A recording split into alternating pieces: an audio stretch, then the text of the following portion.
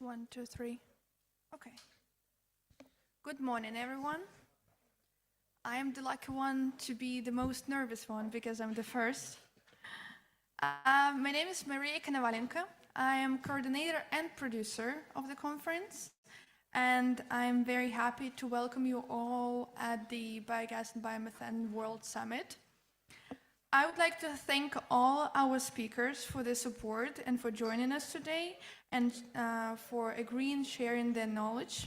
And also our sponsors. For today, they are DMT and Movitech Green Energy. Also, I have to share a few organizational remarks with you. All the networking coffee breaks will be held in the hall right outside. Restrooms are located on the right at the end of the hallway. Lunch will be served in the same room as breakfast, behind the glass door. In the case of emergency, please follow the green exit signs. The structure of the sessions is the following, that we have 20 minutes of the presentations and 40 minutes for the panel discussions. And each of them will be followed with 5-minute Q&A session.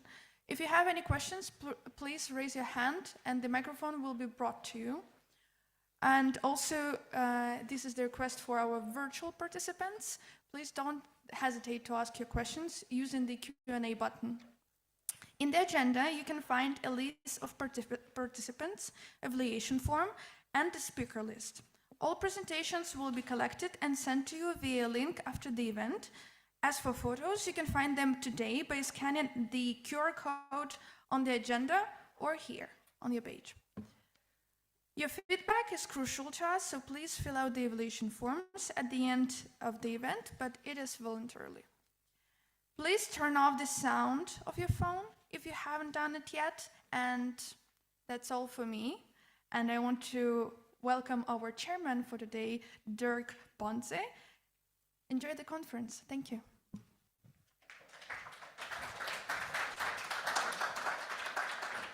Yeah, thank you for being here from, I hope, all over the world. I've seen so far already many that I know, and also from Europe. And I think this also will be then one of our key topics today. As I put it, biomethane is the joker amongst renewables. We can interact and cope with all other renewable energies. We all know that if the wind does not blow, the sun does not shine. And yeah, actually we will have a 360-degree view on biomethane during the next 2 days. Tomorrow there will also be 2 panels, which I have the honor to host. One is in the morning and one is in the evening. And yeah, I think I'll let the panelists speak for themselves. And we would start with a topic, the overarching topic for now, economic viability and market dynamics. And I welcome Ms. Camilla Montemuro. She's policy advisor at Biogas, and this is the Brussels-based trade association. So a sister association of my Fachverband Biogas, the German Biogas Association. And yeah, we will hear, she formulated some provocative questions, which I really like. That's good for the start, to wake up. So are we failing our biomethane ambitions? Where do we stand now? And what are barriers and obstacles in the market? Surely a topic that will accompany us through the next 2 days. Camilla, you have the floor. Thank you very much.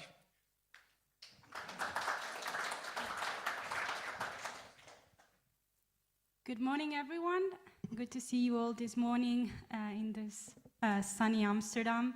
So I have the honor of, let's say, opening this summit today. And so my name is Camilla Montemuro. I'm policy advisor at Biogas. Just a couple of words about Biogas. We are the gaseous energy trade association based in Brussels. We have over 100 members across 28 countries, both EU and outside the EU. And our members are active throughout the value chain in retail markets, wholesale markets, distribution, mobility, and technology providers. So today, as the Biogas name says, I will provide a bit of an overview regarding the EU regulatory framework and how this is impacting the development of the biomethane market. So just a few figures to start this presentation. You see that at present we have over 1,500 production plants of biomethane in Europe. This has been incredibly positive development, and you can see on the right side of the slide how the biomethane production in Europe has increased starting from 2011. I have circled two particular years, 2019 and 2020, where we have seen, let's say, the biggest growth compared to previous years. And this is particularly relevant to highlight because 2019 was the year in which the European Commission adopted the Green Deal, because now we have many of them, which focused on the green transition, so the decarbonization in Europe, and there we see a big increase in the biomethane production. And 2020, we see that the policymakers started to work on the implementation of the Green Deal goal, which was a reduction of 55% GHG emission compared to 1990 levels. So they did it through the Fit for 55 package, and also there we see a bit of increase. And in 2023, we see that biomethane production was 4.9 BCM. And this is a bit of a provocatory slide because we see a positive increase in development of biomethane production, but at the same time, if we compare it to the natural gas consumption in Europe, well, that accounts for like 1.5%, which is not a lot, and that is why we have to work on strengthening the biomethane market even further. So, to set a bit the scene, what happened during the past mandate, as I mentioned, Green Deal, but also in 2022, the European Commission adopted the REPowerEU plan, which had the objective, it was a reaction against the war in Ukraine, and had the objective of ensuring security of supply in Europe, diversification of suppliers, and also the increase in the domestic production of clean energy sources.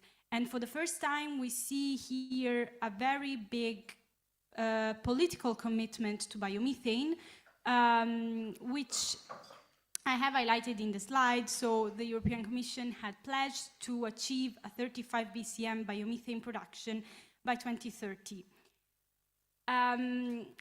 This commitment was also reiterated last year during the Madrid Forum, which gathers member states, the European Commission and the industry to discuss about gas.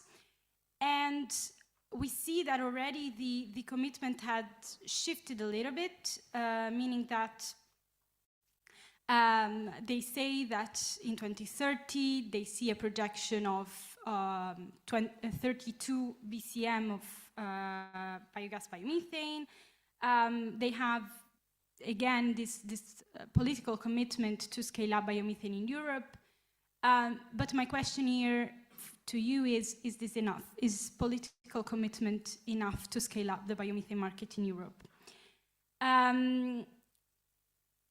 We have to say that in parallel, as I was mentioning before, the policymakers worked on the Fit for 55 package, which had the objective of implementing the Green Deal decarbonization objective. And a cornerstone of this package, for sure, is the Renewable Energy Directive. So the Renewable Energy Directive has the objective of achieving a target of 42.5% of renewable energy in Europe, and biomethane here can contribute to the achievement of this target. At the same time, there are no, I would say, specific measures foreseen for biomethane specifically, but it can be one of the solutions to achieve the decarbonization targets of the sectors that you see in the slide, so transport, buildings, and industry.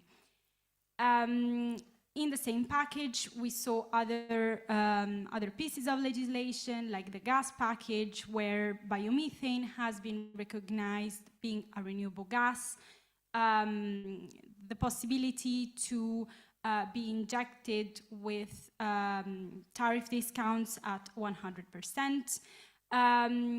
In parallel, the ETS monitoring and reporting regulation considers biomethane as zero rated, so biomethane doesn't have to when you produce biomethane, you don't have to surrender your allowances as if you were emitting fossil CO2. And the third pillar I included is the Fuel EU Maritime, which is a regulation that focuses on the decarbonization of the maritime sector. And here as well, we have a GHG intensity limit in which biomethane can contribute. So shifting a bit the focus to where we are since the beginning of the new mandate in the Parliament and the European Commission, the Commission has adopted the so-called Clean Industrial Deal, which was long awaited, and it has the objective of setting this new trajectory to combine decarbonization and competitiveness in Europe. But here, unfortunately, we see no explicit recognition of the role of biomethane. We see a lot of other technologies included, but no biomethane. So we have perceived it as a negative signal coming from the European Commission.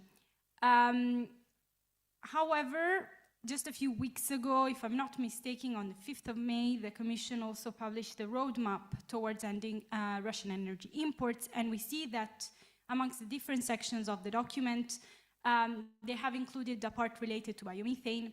So here we see again the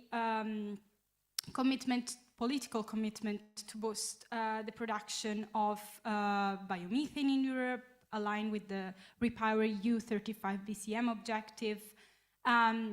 They mention their plan to set up an aggregate EU sort of mechanism. Aggregate EU, for those that are not familiar with it, it's a demand aggregation mechanism that was set up back with the crisis, the energy crisis in 2022, to ensure on the side of the Commission that sufficient security of supply was ensured while diversifying away from energy coming from Russia. In our view, so as Biogas, we are generally skeptical about the necessity to have this kind of mechanism, because market participants can provide the necessary security of supply. And in the specific case of biomethane, we see a market that is very fragmented, and that needs many more incentives, and we're not sure that a platform of this sort can actually be beneficial to the development of the market. And also, final point on this roadmap, the Commission has announced the end of the Biomethane Industrial Partnership, which was a platform that gathered European Commission, member states, and industry representatives. So it was a very important platform of dialogue. So we are not sure what's coming next, but we are very active in getting an answer from the Commission. So we have seen all of these actions that have been taken at a European level. I will be very blunt. This is not enough. We have a lot of market barriers. We have barriers on the production side, on the demand side, but also in the market when it comes to certification and cross-border trade of biomethane. So I've tried to answer a bit how could these individual issues be tackled, and how could we potentially solve them.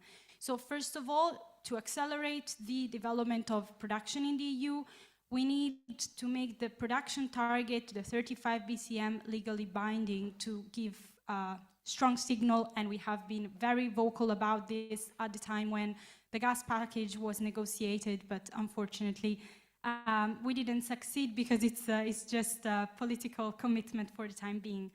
Other suggestions that I'm putting on the slide, so cooperation with agriculture, with rural representatives, so with farmers in order to ensure availability of feedstocks, crucial. We need subsidies. We need subsidies to help the scale up of this biomethane production, but we have to make sure that these subsidies do not distort the market for biomethane. And at the same time, big bottleneck is permitting procedures. So we need to ensure that the policies that are in place, because they have been adopted, are transposed in the member states and implemented. On the demand side, there are a lot of things that can be thought about. So as I was mentioning before, certification has to be harmonized. We see a lot of barriers in the market that I'm going to list in my next slide. Also, we need to incentivize the use of biomethane in the transport sector, for example, in the road transport, but also, for example, in the maritime sector with bio-LNG. We have to incentivize the use of biomethane in heating, so, for example, through the adoption of green contracts at member state level. And also a big barrier that we actively working on is the GHG protocol framework.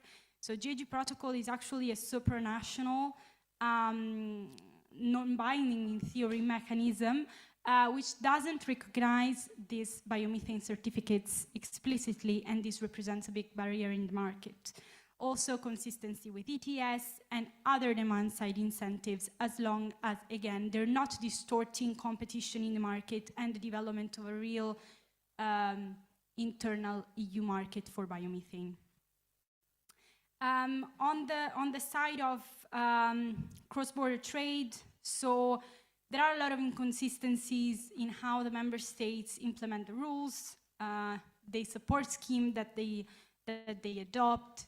So in our view, what could help is, for example, an inventory of national support schemes, the need to be able to see where there are market distortion and address them, and the UDB.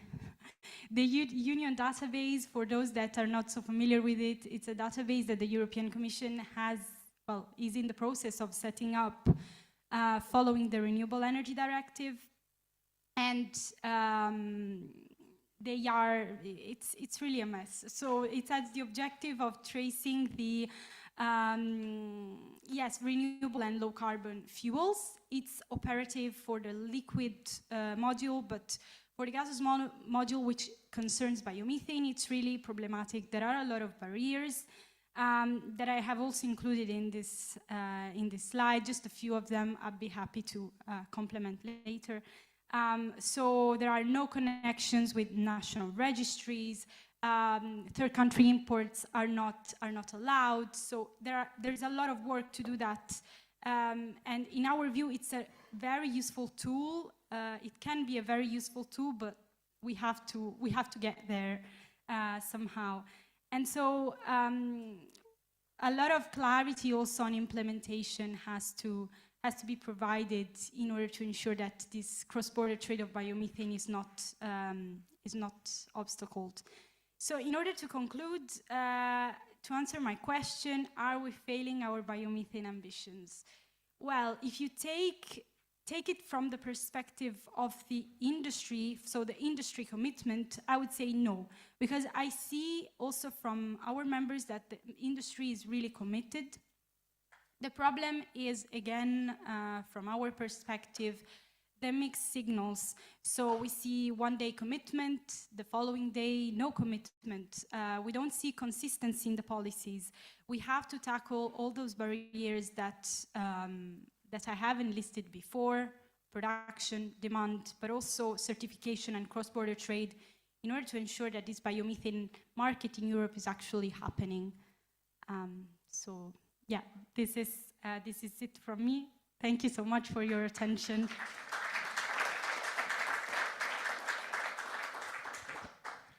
Yeah, thank you very much, Camilla, and thank you also for being in time. I think I first direct maybe the question round to our virtual audience. Do we already have any questions? No, we don't. All right, so everything is clear from the virtual side. So I'm addressing the audience. Are there any specific questions? And please also introduce yourself and the company. Thank you. Good morning. Thank you, Camilla, for your presentation. Very interesting. My name is Paul Hendricks, Eneco, which is a Dutch energy company. A question to you in terms of regulatory incentives. So you may know that in the Netherlands, an obligation is coming up. It's due on the 1st of 2027. What we see is that really kicks off the production or the projects. Do you foresee any other obligations coming up in the EU member states? And where do you foresee them? Thank you. Well, this is hard to predict, also because a lot of member states still have to transpose the RED II, and now we have had just a couple of days ago the deadline for transposition of the RED. So I'm not sure how to answer your question. What I can say is that this type of demand-side incentives are more than welcome.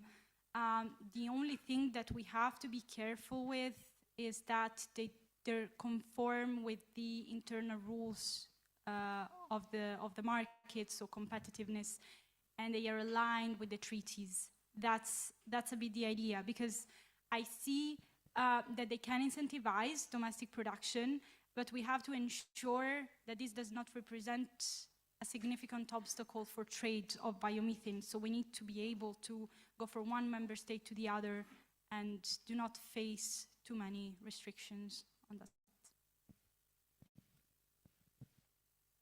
Okay, there's another one. Hello, Ilona Järveläinen, VP for Business Development for Veolia Finland and Nordics. Thanks for the presentation. I have one question regarding UDB. You said that it's total mess, but how do you see realistically, how it's going forward when it's happening really? Because yeah, we have been waiting and everyone is saying that it will come, but how do you see it when it will happen, and will it happen? Yeah, so actually it's a very timely question, because I think it was a couple of weeks ago, we came across a draft timeline for the implementation of the Union database that the European Commission discussed with the comitology meeting of the member states that are responsible for this topic. And we have seen that quite a lot of the problems that I haven't listed in the slide were in this draft timeline. So we had, for example, the connection with national databases. And for the first time, they also discussed a timeline for the integration of third country imports, which supposedly was happening end of 2025. The only thing is that the comitology meeting did not approve the timeline. So it's a bit, I wouldn't know exactly when to say that this is happening. In terms of mandatory use of the Union database, I think that there is a long way to go before getting there.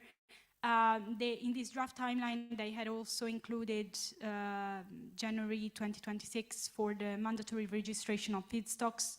But again, it was not approved, but no mention regarding the implementation of the whole Union database framework was included. So we wait and we hope that they solve the issues as soon as possible.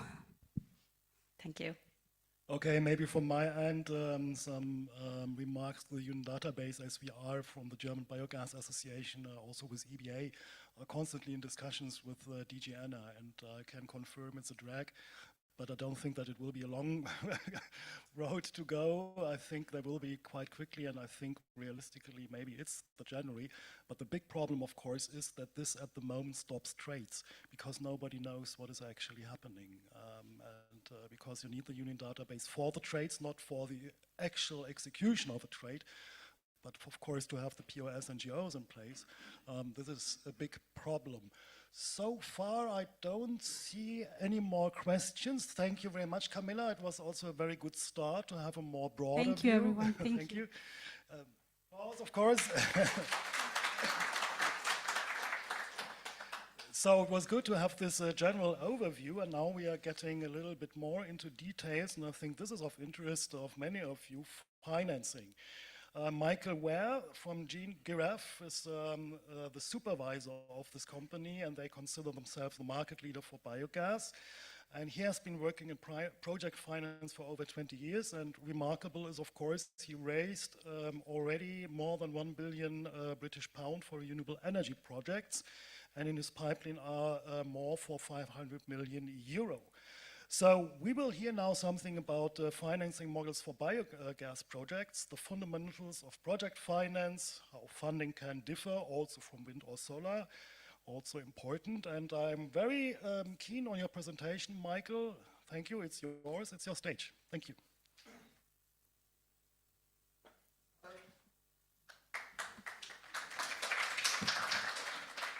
I haven't said anything yet.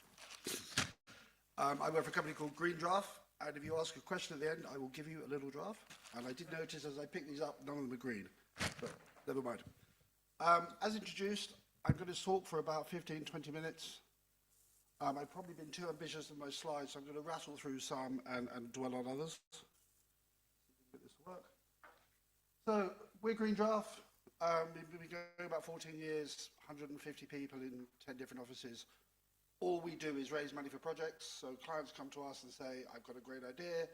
I want to build a wind farm, a solar farm, or in my case, a biogas plant. And we will raise you the money to do that if we think it's a good idea. We've raised over 45 billion in the last 15 years, mainly offshore wind and solar, but increasingly biogas. I'm working on a number of biogas projects. So I'll just pick out a couple of features for each.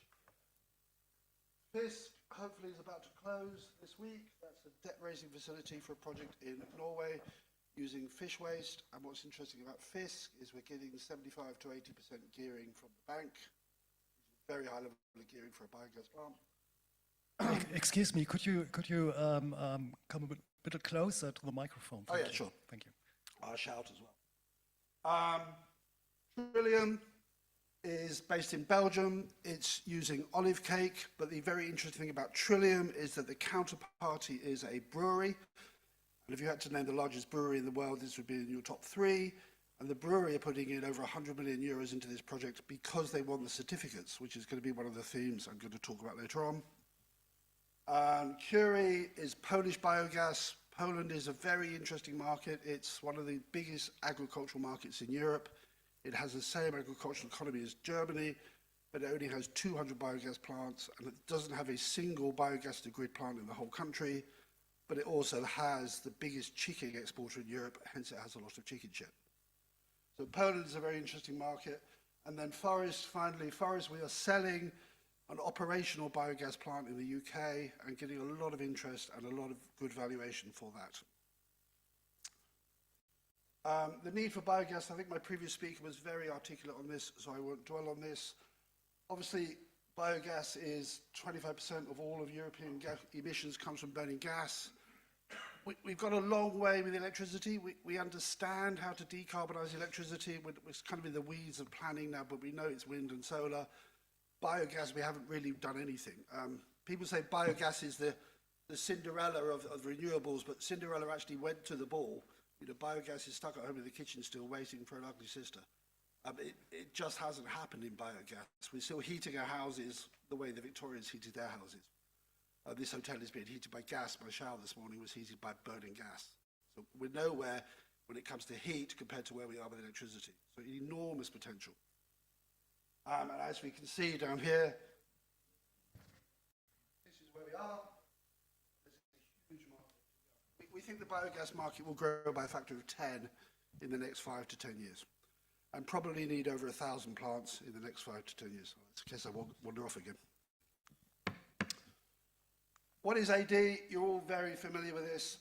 Obviously, we take a feedstock, we put it into a tank, we create a biogas. We either burn the biogas in an engine, or we can separate it to make biomethane. We can upgrade it. One of the things we're doing in Holland at the moment is we're retrofitting upgraders to existing biogas plants. So we're taking biogas plants that were built to CHPs, we're buying them off the farmers, and we're retrofitting upgrading units. It's a lot easier to do that because the plant already exists, the locals are used to it, the feedstock arrangements exist. The construction is much less because you're not building a completely new plant, you're just building the upgrader. So as a business model, upgrading biogas plant, gas to engine plants to gas to grid, I think is a very interesting idea, and it's an awful lot cheaper. You can get a fully operational biogas plant for 2 to 3 million just by basing the upgrade. Then we're seeing interesting things. People are doing interesting things, putting the gas into grid. I'm now seeing people trying to make biogas into SAF, and I'm also seeing people using the digestate to feed to algae to create a form of SAF via the algae as well. So once you've got the gas, there's an awful lot more things you can do with it. Number of plants is growing. I think my previous speaker spoke a lot about this. And again, we see this across Europe, but also in the US. I had a meeting yesterday about a biogas plant in Canada, and again, involving a very large corporate wanting to invest in the biogas plant. Feedstock is often cited as a factor, but you can see from the slide, there's an awful lot of feedstock available in Europe. 150 million tons of food waste is produced in Europe, and arguably 1/3 of all European agriculture is wasted. And also we see the growth in feedstock. We can see potential by country. I think the next slide is better. If we look at the countries in Europe, the amount of biomethane they could potentially make compared to based on their feedstock availability, compared to how much they currently make. And just to reiterate the point, we see Poland as a huge market, Italy as a big market, France and Spain, and a lot of interest from investors in Spanish, Polish and Italian biogas deals because of the availability of feedstock, and maybe because of a perception that planning may be easier in these countries than it is in, say, the Netherlands. Netherlands is very hard to get planning for a new biogas plant. This takes us on to feedstock. Feedstock is a trade-off. Apologies, some of you in the room will be very familiar with this. Feedstock is a trade-off between three things: how available my feedstock is, and what's the price, what's the gas yield from my feedstock, and then critically now, what's the carbon intensity. The carbon intensity scores and negative CI scores drive certificate prices in the voluntary market, and are becoming much more of a factor in people's considerations. So the plants we're looking at in the Netherlands are driven by achieving very low CI scores, and often they will trade gas production against the CI score. So they won't run the plant at the maximum capacity. They'll run it at a lower capacity because they're taking a lower yielding feedstock that gives them a better CI score. And this is unique to biogas. When you're doing wind and solar, you don't worry about CI scores. In biogas, it's becoming a dominant factor, trading off these three factors. And the plant we're doing in Belgium is importing feedstocks from Spain because it can achieve a much lower CI score. So people are making this calculation every single day around the trade-off between how much I pay for the feedstock, what the gas yield is, and what's the carbon intensity. And where we're seeing successful plants is that they're building front-end processes almost to overcome evolution. So things like straw and olive cake have evolved over millions of years not to be eaten by bacteria. And where we're seeing people look successful is they're building the front ends to overcome that pieces by grinding processes, using enzymes, heating the feedstocks, basically to overcome evolution, so you can put in feedstocks that are less amenable to bacteria and still run the plant. And wet straw is a great example of this. Wet straw has a very, very low value, almost has no alternative use, but is almost impervious to bacteria. That's why you have thatched cottages. But if you can overcome evolution, if you can break open that straw so the bacteria can get to the starch, it's a fantastic feedstock. So front-end processing is becoming very interesting. And similarly in food waste, putting deep packages in so you can take food waste that is still in packaging, and suddenly the whole market of food waste opens up to you. And I'm just going to, food waste is not what we traditionally think. It's not the byproduct that you put outside your front door. It's the errors created in food manufacturing. The food processing industry is huge, and they make errors and mistakes every single day. So we had a situation last week where we had lorry loads of lemonade turned up, and they were saying it's perfectly good lemonade, it's still in the bottles, it's packaged, but they spelt carbonated wrong on the packaging, so they couldn't sell it. And the lemonade factory said, can you take basically 10 articulated lorries of lemonade in the next month, because we've got to get rid of this stuff. Which is interesting because it creates a form of pollution that is now being paid for. The food waste plants are paying to take what is effectively pollution, if they had to put this into a landfill otherwise. But it's hard to get the banks comfortable with that because it's an error. So the food manufacturer won't guarantee he's going to make that mistake every day, but we know he will make that mistake all the time, which is why you end up with 150 million tons of food waste in Europe. Subsidies and certificates, as we talked about, effectively we've seen the emergence now of a number of different ways of sourcing revenue. So originally we had governments paying a tariff, an amount on top of, you sell the gas and you get a fixed tariff for every unit of gas in addition. Became less popular, very expensive, though the UK unusually has just introduced a green gas support scheme, which is a good old-fashioned tariff subsidy, despite what everybody else has been doing. Then we came to certificates, and we'll talk more about those.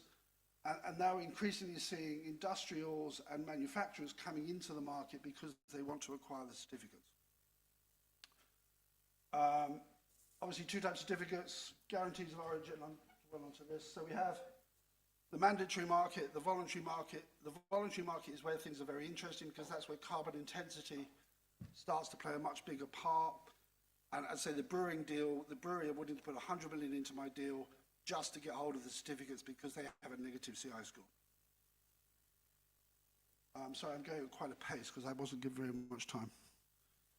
Project finance, let's dwell on this. So to get funding for your project, you have to try and make it look like this little diagram.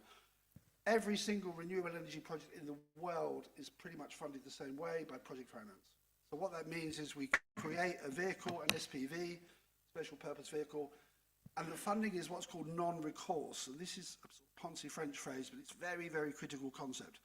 They lend the money to the project, and they rely on the cash flows generated by the project to repay the debt or the equity.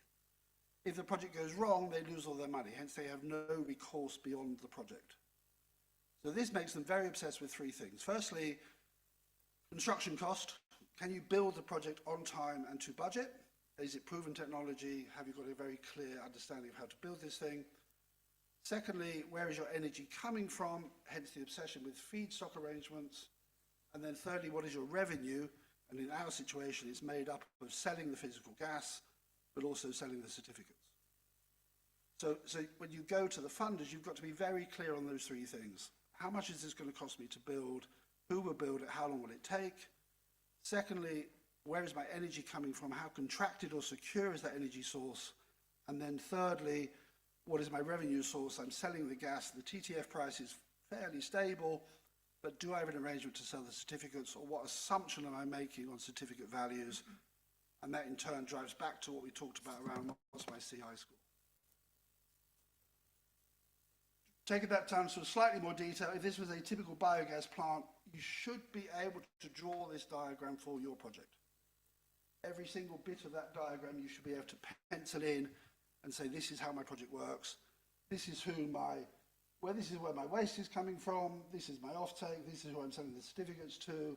This is who's building the tanks, the engines, the foundations. You can read the slide.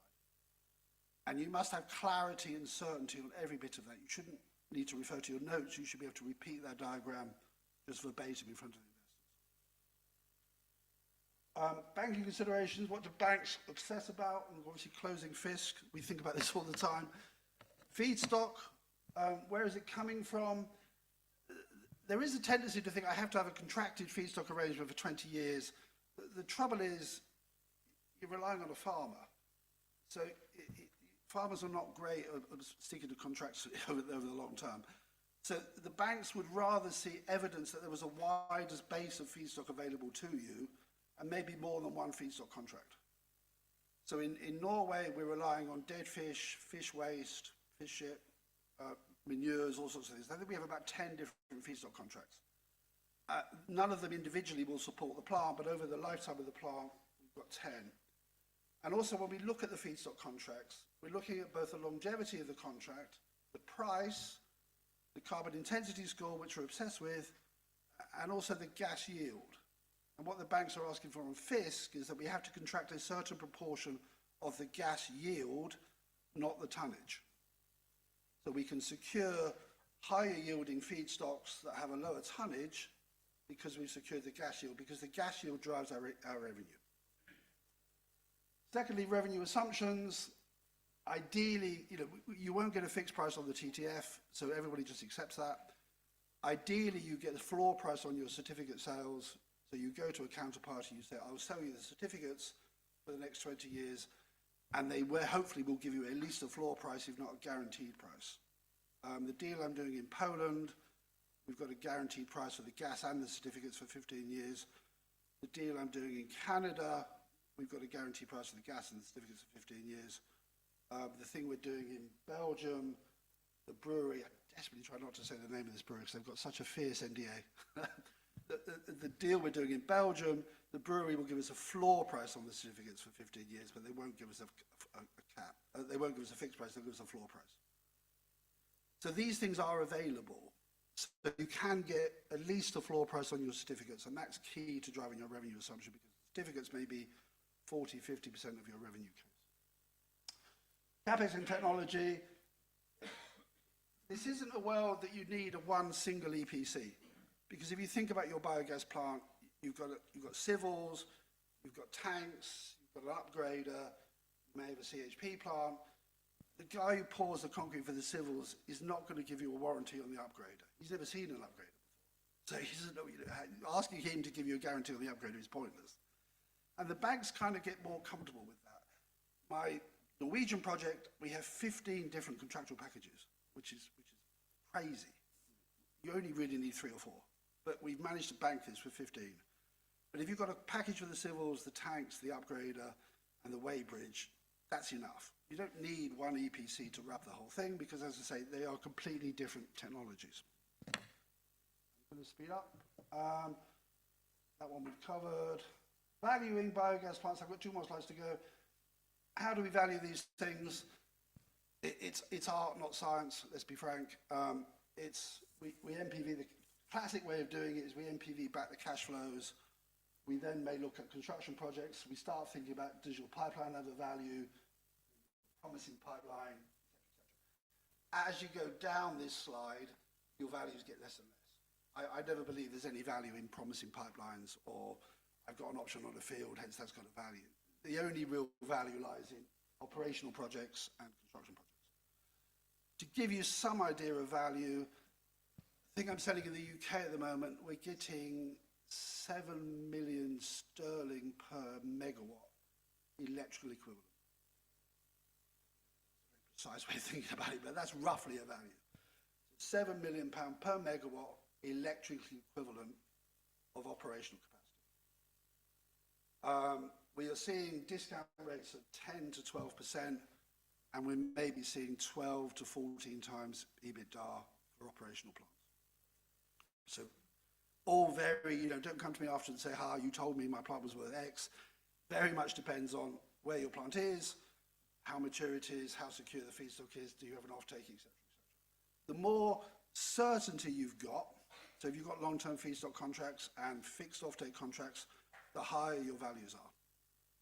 The less certain you are, the lower your values are. And there isn't really much value, coming to someone and saying, I've got one little operational plant, but I've got a 10 gigawatt pipeline. Pipelines aren't worth anything. People come to me all the time with pipelines. But yeah, 7 million a megawatt is a very crude rule of thumb. It's sterling, and 10 to 12% discount rate, and maybe 12 to 14 times EBITDA. They're all pretty good metrics for how much your plant is worth. I'm trying to leave some time for questions. I don't want to take these drafts home. So we see this as a huge market. We see, the previous speaker was very articulate about the need for biogas. Biogas is not the Cinderella. She's still at home in the kitchen. We've done nothing with gas. We're buying off the Russians and the Qatars. We need to change that. We see at least 30 billion investment in the next 10 years in Europe. This is coming from emissions trading, certificates, and all of those markets we've talked about. But to hammer home the point, we're seeing corporates are now coming into this market and saying we will build our own biogas plants because we don't want to rely on certificate markets anymore.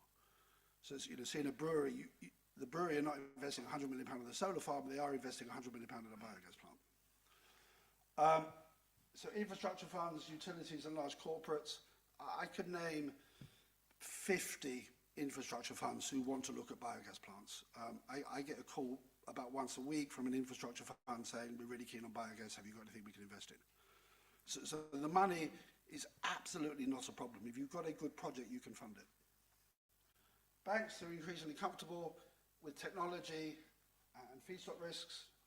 They're also getting comfortable with the idea that you don't need a single EPC. You can have a multi-contracting package. And we think 1,000 plus plants in the next 10 years will be required and will be funded. We're one little firm. We're working on over £1 billion worth of biogas deals. There's lots of things happening in this market. Great. Thanks for your time.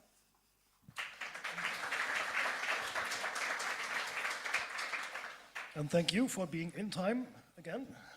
Very disciplined panelists these days. Okay, I think there are no questions online, and we start directly with the panelists. Thank you. And please don't forget to introduce yourself. Thank you. Thank you. Chris Mann from Benneman Limited. We've been working with liquid methane offtake from farms, and once it's in liquid form, then you can basically put it into the grid wherever you've got a connection. Do you see an upcoming market for dispatching? Yeah. I can't throw it. Can you throw it? I said don't throw the drafts because you can't throw it. Okay. No, you can't throw it. I can do better than that. Yeah. I train that. I have a whole day. Okay. Yeah, I mean, grid availability is not uniform. Some countries are much better than others. In Norway, there's virtually no grid. It's a real dichotomy. They're one of the biggest gas producers in the world. They don't have virtually any domestic grid. So we're shipping the bio-LNG in Norway, and that market is very established. It comes back to the impact on your CI score. You've got to take account of the emissions created by the trucks and how far you're shipping it. And as long as your CI score can cope with that, then I don't see there's a problem. And actually, it's preferable to people. But yeah, so Norway is a good example. We're trucking the LNG there. And we tried to do a deal with SEMA, the shipping company, who want to put bio-LNG into their shipping fleet. And we're also talking to a holiday company at the moment, again, who want to put bio-LNG into their shipping fleet. So I think shipping needs bio-LNG. And as long as your CI score can cope with it, then that's fine. Oh, see, people at the back are deliberately asking questions. Is there another one? I can't. I'm not going to throw it that far. No, don't worry. This lady will give it to you. There's a lot of people I could hit with the draft. Thanks for the very interesting talk. Peter Znieski from the IEA. I just wondered, with your experience on all these projects, where do you see the biggest scope for cost reductions? We hear that the markets are very mature and the technologies are mature, but you're also talking about pre-processing feedstocks and so on. I mean, what is the scope for really getting into sort of much lower capex levels over time as the sector scales up? Can the whole Danish model be replicated, at scale? Could we get a lot of large-scale digesters? Is that where cost reductions can come into play? Appreciate your insights. Yeah, I'm just trying to go back. Yeah, there is. Yeah, I think it's a really good question. I think feedstock markets are still quite immature. And I think increasingly, as we talked about in my presentation, we're starting to look at more challenging feedstocks, which are currently not being treated at all, and can they be brought in to reduce feedstock prices? So wet straw is a great example. Secondly, maybe this market, it's still in flux in terms of the food waste manufacturers. As I said in my speech, they're creating a pollution, and in theory they should pay for that to go to landfill, but they're getting paid for it to go to a biogas plant. So I think that market will evolve. I think the technology, it will just come down through economies of scale, but it's fairly proven now.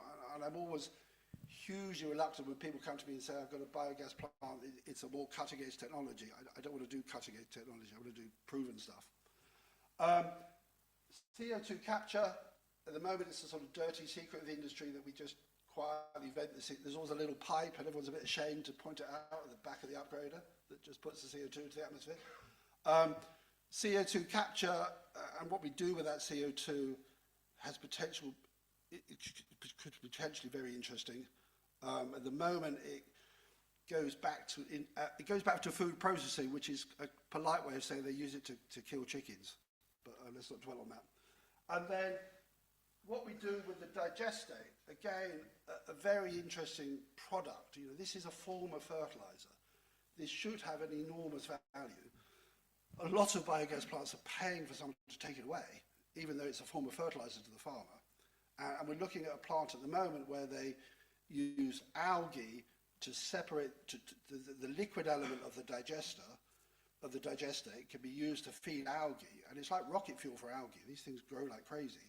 And then suddenly you've got algae, which is a form of protein, which you can then feed back into the process. So we end up in a situation where, you know, I'm going to be frank and crude, we're taking pig shit and we're turning it into biogas and we're turning it into digestate and we're turning it into algae and then we're feeding it back to the pigs.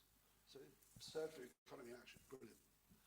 So yeah, to summarise, feedstock arrangements, more challenging feedstocks coming in and doing things with the CO2, maybe turning it into SAF and e-fuels and then doing things with the digestate.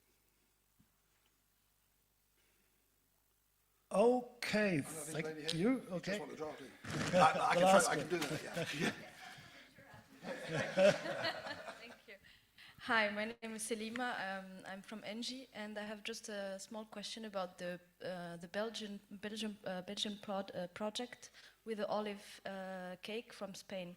Why isn't it done actually the project in Spain, where you can reduce the cost of production as well as the CI in transport and distribution? Yeah, good question. I always think olive cake sounds like a girl I was at school with, but it's not. It's a real thing. It's the byproduct of olive manufacturing. It's really challenging feedstock. This comes back to this point about overcoming evolution.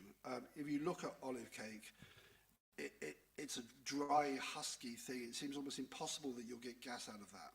And then what they're doing in Belgium is they're grinding it, they're heating it, and they're using enzymes. So they're putting it through a three-stage process, basically to overcome evolution. I don't think anyone in Spain has got that capability, but because they invested in that capability, they can take in feedstocks that other people can't treat. And then even though there's a CI consequence of shipping it from Spain, it's overcome by the fact that it has a very high gas yield and a very low value. I was at a plant last week and they were taking maize meal from Germany, shipping it all the way to the Netherlands, which isn't that far, but it's still a trek. But they were saying the gas yield is 450 cubes a ton. It's amazing stuff. You know, so people are taking in feedstocks that are hard to treat, even though there's a consequence for their CI score because other people can't treat them. Okay, thanks very much. Maybe also as a completion to that, the thing is that the red, the CI scores for transport are incredibly low. So you have at the moment the opportunities to carry feedstock around, which is maybe also a topic to discuss. Many thanks. Maybe one very, very last question from my end.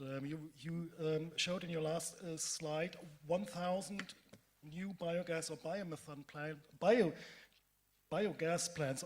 Do you include biogas and biomethane plants in this forecast? Yeah, I think. Okay. I think we see the market is going to go 2 or 3 ways. I think it's going to be evolving markets like Poland, Spain, France. No, that's fine. I'm sorry to interrupt you, but this was my question. Does it entail also biogas and biomethane plants? I think it's going to be greenfield developments in emerging markets and also upgrading markets of taking that existing infrastructure and upgrading it. Okay, thanks a lot. Thank you. Cheers. Thank you very much.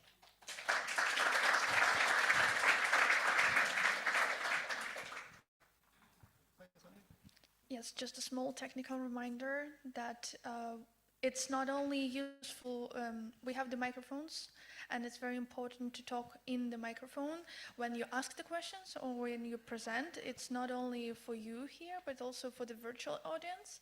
For you, it's not that visible, but virtual audience will not hear anything if you don't talk to the microphone. Thank you very much. Thank you as well. And now I have the pleasure to welcome Line Lundby.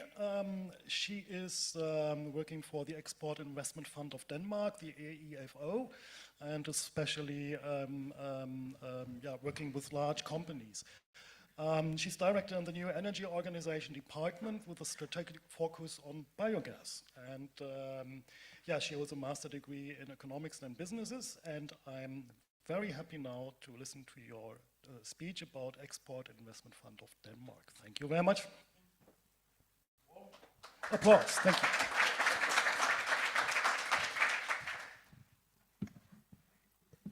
Thank you very much, and good morning, everybody. Yes, my name is Line, and I'm a director in the Export and Investment Fund of Denmark. And I will share my perspectives on different kind of financing structures when financing biogas projects. What are the key criteria evaluating these projects, and what needs to be in place. So, and I will also try to talk a little bit about how institutions like IFO can support green global financing. And I apologize in advance if I repeat some of your great points, Michael. It was a very interesting presentation you did. Yes, so I'm representing the debt financing side. I've been working with debt financing for my entire career, and for the last 10 years I have financed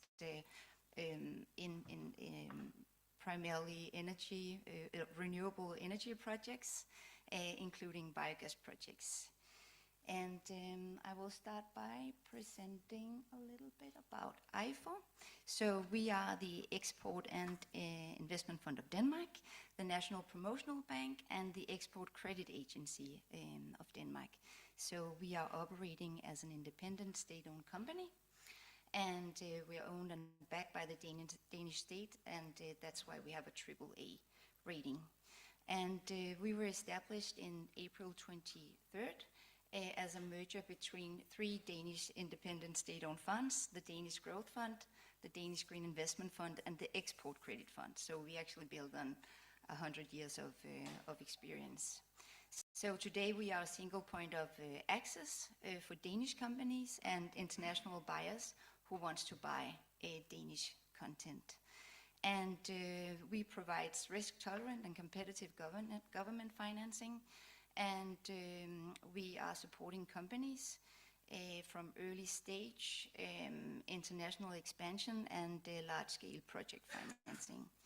And we have these 4 focus areas.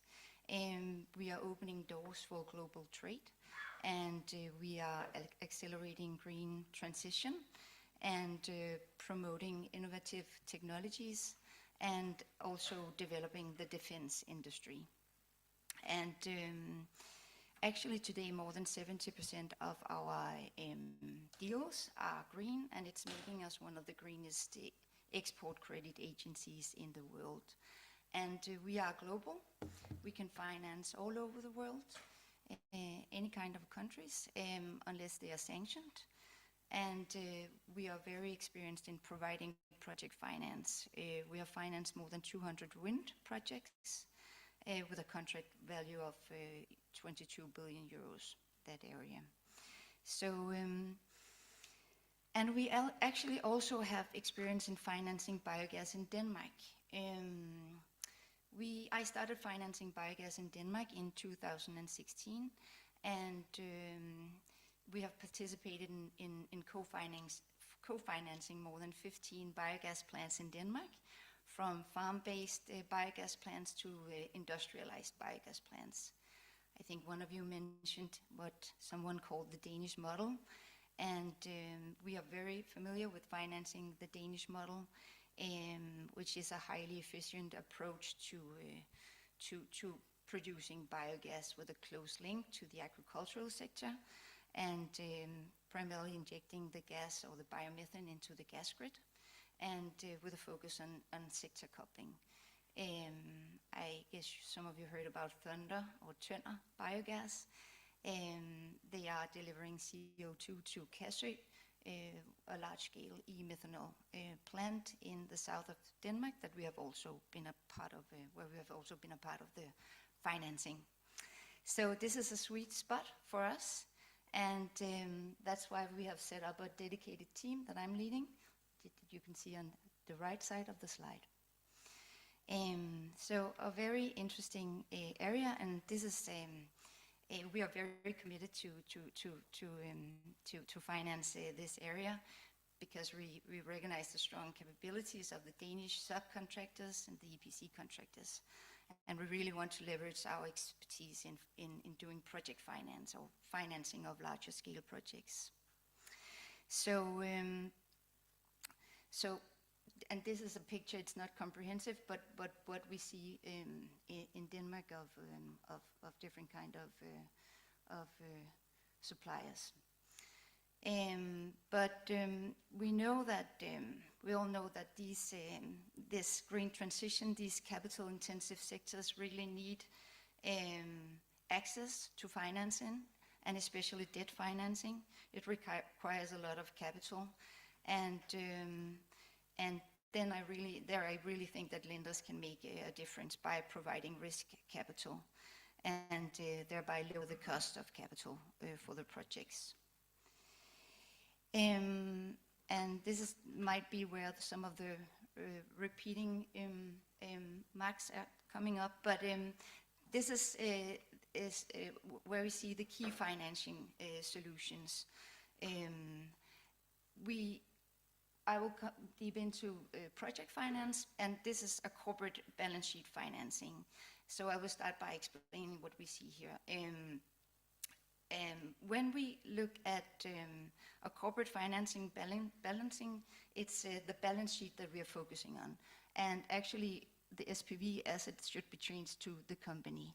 So the credit risk will be based on a portfolio of assets, and the cash flow will come from the portfolio of assets.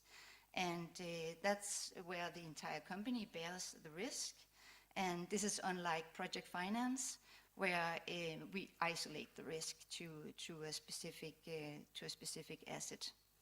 So the risk assessment that we do will be based on the balance sheet of the company that we finance, and more than one asset will provide the cash flow for the debt service. As an example, I can mention a utility company investing into, let's say, a biogas plant or biogas production. Depending on their financing strategies, there is a likelihood that they will do the financing out of their own balance sheet. And for them, and again, depending on the company's situation, the risk appetite, and the strategy, the advantages will be lower transaction costs, a reduced need for due diligence, and also a faster and more flexible execution, especially if they have existing credit lines at their banks and a strong relationship to the bank. It will also make them maintain full control over the assets, because they still have the direct ownership and the operational control. So a corporate finance or a balance sheet financing will be most attractive when you have strong credit, strong balance sheet, and the asset is well integrated with the company's operation, and the capital need might be quite moderate and just doesn't justify the complexity of a project finance. Another financing solution, and you mentioned it as well, Michael, that's the project finance, and it's the most common way of financing these larger scale energy projects. That's where you structure via an SPV, a single purpose vehicle, and the credit risk will be on a single asset. And debt and liabilities will also be in the SPV. So this is a way to maximize the leverage of the project. So the project risk is isolated from the parent company, And if there is a failure or a default, then the sponsor's exposure is limited to the equity that they have injected into the SPV. And it protects the sponsors' core business from the project risk. And the lenders, they have limited or non-recourse to the parent company. And it makes the lenders very focused on the debt serviceability of the project, of the specific project, and they focus on the predictability and stability of the cash flow. So for the lenders, it is important that the risk is allocated to the parties best able to handle the risk. And as an example, I can mention construction risk to an EPC, supply risk to the supplier, revenue risk to the off-taker. And it's a way of de-risking and improving the bankability of a project. So it's a way of developing these more robust bankable projects and reduce it could also be a way of reducing cost overrun. And when problems happen, and they will probably do that, it is the ability of the project to handle and solve the problem that matters. That's a very important part of it. So a little bit about bankability in project finance. So when we look at bankability in project finance, the overall project fundamentals are a robust project structure and a clear contractual framework, and the experience of sponsors and technical partners is important as well, and then a well-defined construction and well-defined operational plans. And the cash flow certainty is very important. And here we look at the offtake agreement, the counterparty of the offtake agreement, the financial stability of the counterparty, the price risk, is it fixed, is it variable, are there any subsidy elements, the duration of the agreement, and also the production risk. Are there a required production level? Any renegotiation or penalties, stuff like that. The risk allocation is also important, as I mentioned earlier. We need the one best able to take the risk. So we look at the EPC and O&M contracts. Are there any performance guarantees? And the permits and licensing, are they in place? What about political and regulatory risk? And the alignment with the ESG and sustainability requirements. And again, experience management. And then the due diligence part will typically be done on as a project by project, on the technical part of it, the legal, the financial, and also the environmental. So it's quite, it can be quite expensive, and the costs are allocated to the project, but it makes sense, and there can be an acceptable trade-off against lower overall cost of capital when you do this kind of financing.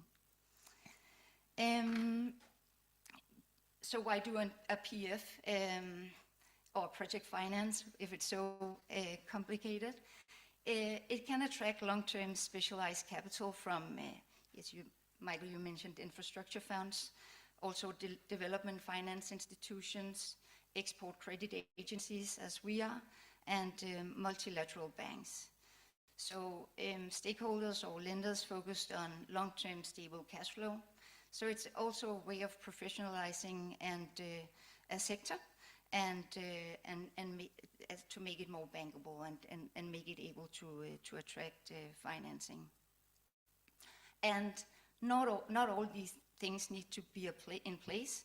As I mentioned at the beginning, we can also look at a corporate finance or balance sheet financing, and we can also look at hybrid solutions. Let's say a limited guarantee in the construction period. We can also look at lower the loan-to-value amount. So there are different ways to use to finance these kind of projects. So I would say the most important part is to talk to your debt advisor or your bank or your export credit agency as early as possible. So how can institutions as IFO, as an export credit agency, support green global financing? ECAs, export credit agencies, we normally co-finance or provide guarantees toward commercial lenders. And so we work closely together with them. And in large project finance transactions, we see ECAs providing confidence and risk mitigation to commercial lenders. And all ECAs are governed by OECD arrangement. It's binding rules for ECAs, and it's a way of ensuring fair and transparent competition, and also encourage sound lending practice. So in IFO, we always need to do the E+S, environmental and social due diligence. It's very important. The OECD arrangement, the rules are, of course, important as well. So there always need to be imported goods into the projects. That's what we can finance. Actually, we can finance 125% of the imported goods, roughly speaking.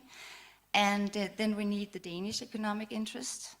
There has to be some Danish content. We can normally leverage the Danish economic interest with 5. So let's say we have a project at 100 million euros with a debt financing of, let's say, 60 million euros.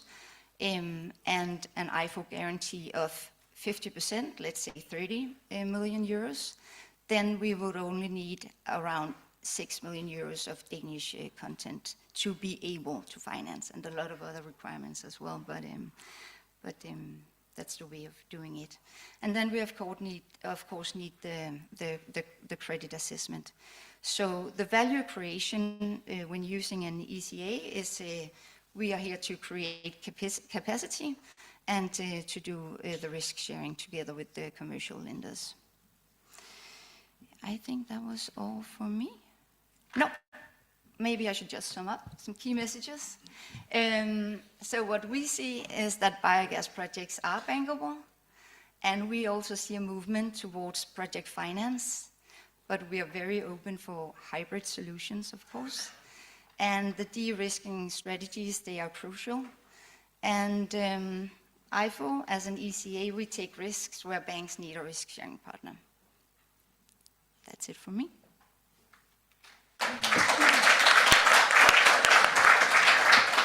Yeah, thank you very much, especially that the two presentations interact well with each other, so this was very good.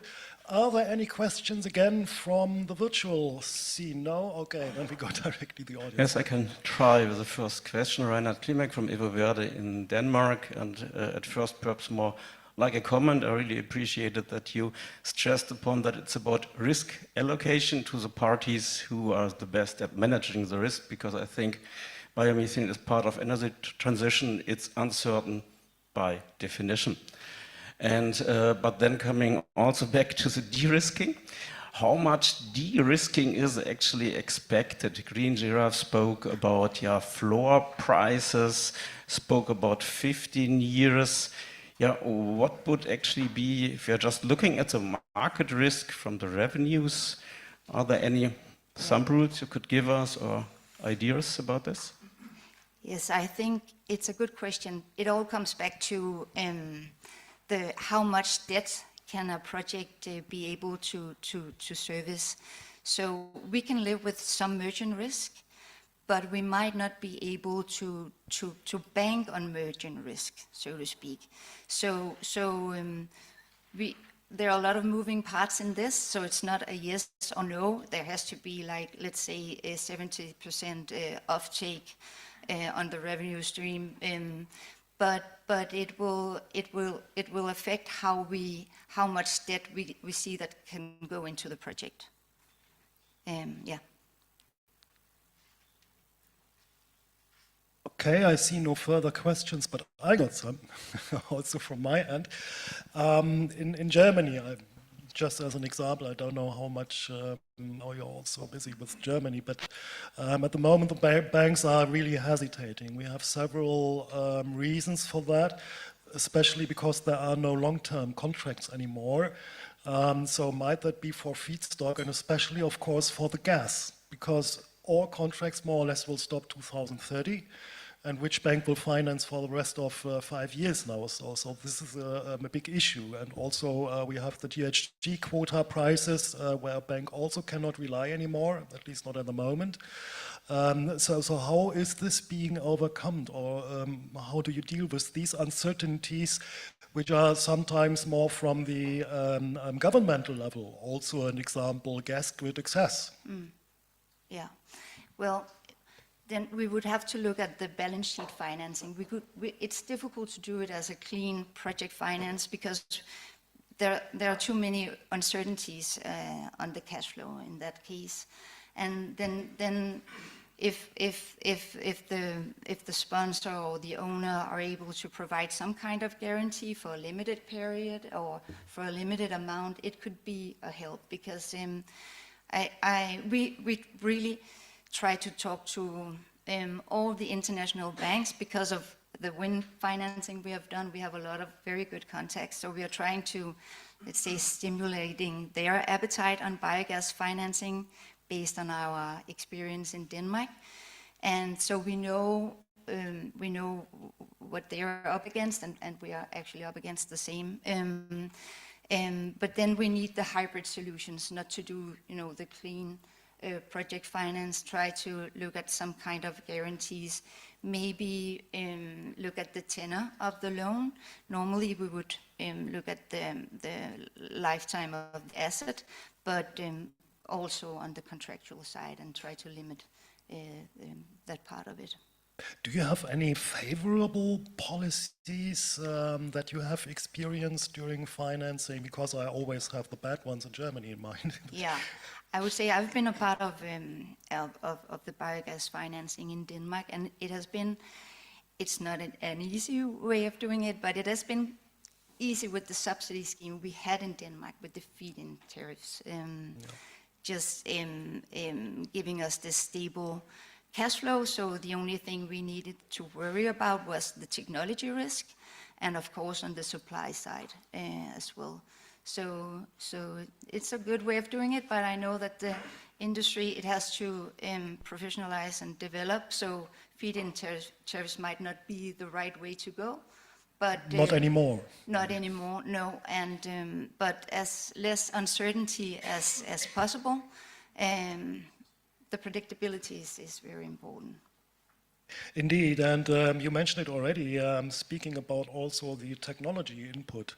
I mean, the bigger the better, the more can be mitigated, especially, for example, as we now have in Germany, the ideas of connecting biogas plants for a central biomethane station. So how crucial do you see the scalability of projects also in the long term for financing vision, let's say? Yeah. Scalability is very important because it's also a way of lowering the costs. So, and I wouldn't say the larger the better, but it makes it easier to do a clean project finance, and also it's a way that the project can absorb the transaction cost that there will be, and yeah. Okay. The complexity. Thank you very much, and another warm applause. Thank you. So now we are coming to Jena Kreuzbergs.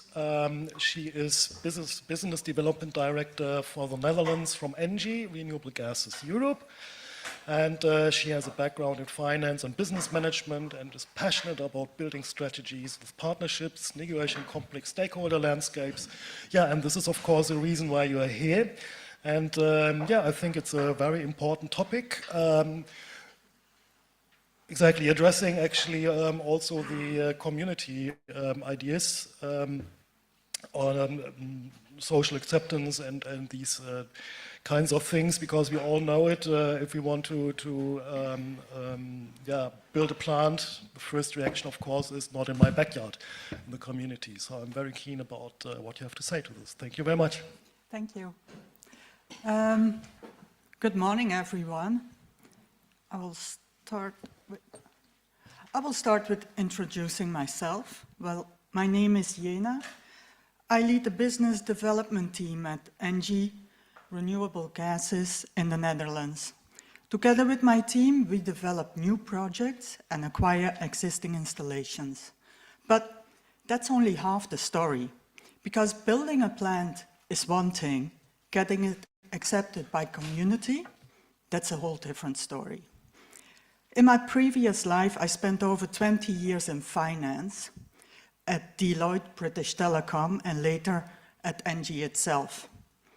Back then, I believed that when the business case made sense and the numbers, the business case was solid, the project naturally would fly. Well, I think you guess how that worked out. Well, even the best project can fail due to opposition. And that's when I learned that stakeholder management is not just something you do on the side. It's not a department or a communication tool. It is a strategy. Today, I want to share how we approach this at ENGIE and why it often makes a difference between a plan on paper and a project that actually gets built. For those who don't know us well, ENGIE is a global leader in sustainable energy. We believe the future of energy is local, circular, and renewable. Biomethane is an important part of that future. Biomethane will not replace fossil gas at full scale, but it is one of the few renewable molecules that can decarbonize industry and transport today, using infrastructure that's already there. Let's take a quick look at this video. Could you start the video, please? Energy challenges are multiple. In the face of the climate emergency, the world has taken a decisive step to move away from fossil fuels. At ENGIE, we're more than 97,000 transition makers, joining efforts to build a decarbonized world of tomorrow. Operating in 31 countries, we're a global energy player. We have made the energy transition central to our purpose. And we are convinced that it is within our reach and a source of opportunities for all. Our ambition? To be the champion of zero-carbon energies, for ourselves, for our customers, and for future generations, with our commitment to being net zero carbon across all three scopes by 2045. Our vision for achieving this? We believe in the alliance of the molecule and the electron. It is this alliance that enables us to provide our customers with the right energy at the right time. We believe in a balanced energy mix, in which all decarbonized energies have their place.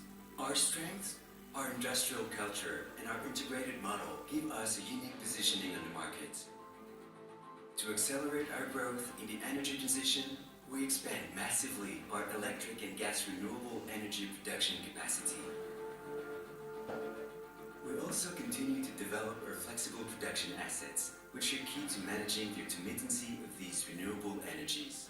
We're investing in electric infrastructures and adapting our gas infrastructures to a decarbonized mix. And thanks to our low-carbon offers and solutions, we help all our customers to decarbonize their energy consumption.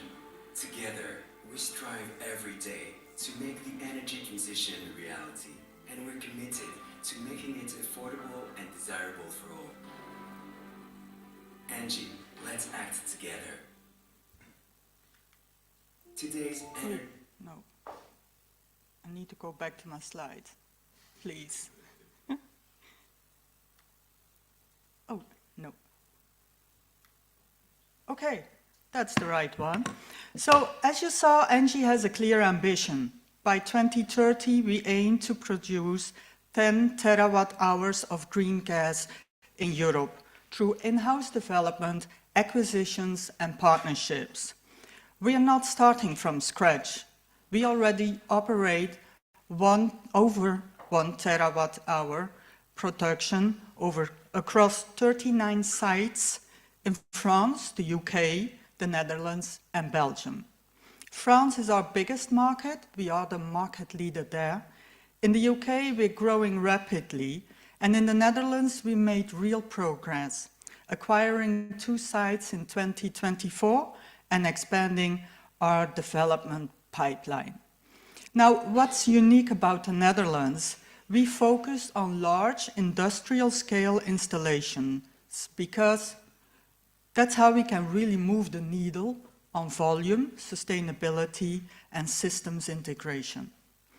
Being active across Europe helps us move faster. For instance, we take what works in France, adapt it in the Netherlands, and the other way around. But each country is different. There is no one-size-fits-all approach. That what makes perfect sense in the south of France could fall flat in the north of the Netherlands. You need to understand the local context and then co-create a path forward. At ENGIE, stakeholder engagement is not a nice to have. It's an essential strategic part of how we develop and validate our projects. Why?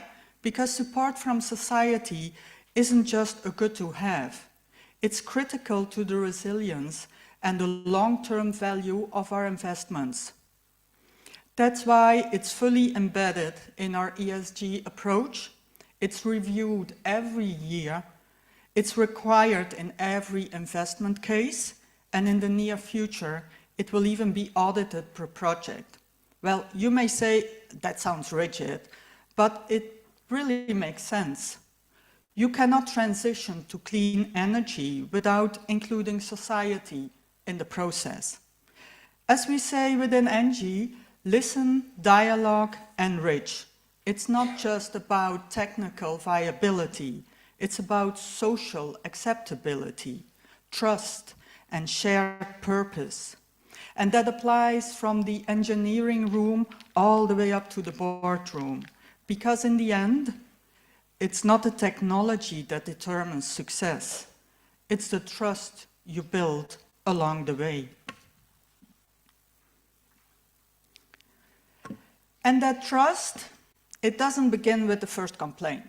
It begins much earlier, on day one. As one of our legal colleagues once joked, in the Netherlands we have more stakeholder managers than we do lawyers. Well, I know it's a bit stretched, but you get the point. Rules might get you to a permit, but only support gets you to execution. That's why we always begin with a structured stakeholder scan. We ask who decides, who influences, who might oppose, and who's likely to be forgotten. And only then we ask, how can we engage each one of them meaningfully? Because there is no one-size-fits-all approach, especially not when you cross borders. Let's zoom on the Dutch landscape. It's ambitious on climate, it's tight on space, and it's home to a very vocal, well-informed public. People aren't against renewable energy, quite the opposite, but they want to know what is coming, why, and how it affects them. They ask questions about odor, about transport, about what's inside the digester. Some say biomethane is just a stepping stone. Others ask, is it really that sustainable? And those are fair questions, those are valid questions, and they do not come from hostility. They come from values and care. Now, the Dutch climate agreement includes a 50% local ownership guideline for renewable projects, which is, if you may know, a very Dutch thing. It works well for wind and solar, but for biomethane, it's not that straightforward. Margins are tighter, the project setup is more complex, so we keep coming back to the same question. What does participation really mean in this context? Sometimes it's about financial ownership. Sometimes it's about creating local jobs or offering circular benefits, education, or even partnerships. But whatever the shape, it always starts with one thing: understanding what the community values. Because no spreadsheet or CI score can replace a real conversation. And just when you think you've mapped the whole field, well, look again. Yes, there are former players, municipalities, provinces, agencies, NGOs. But just as important are the informal voices, the local newspaper, the village council, the critical post on LinkedIn or Facebook, the neighbor who used to practice local politics, and yes, activist groups. And one wrong headline in a regional press, well, that can derail months of good work. So what do? We show up early. We don't wait until the design is finalized. We engage while the idea is still evolving. We don't just ask, what do you think? We ask, what matters to you? What would work well in your community? What concerns you? And that changes the tone of the conversation, from resistance to shared responsibility.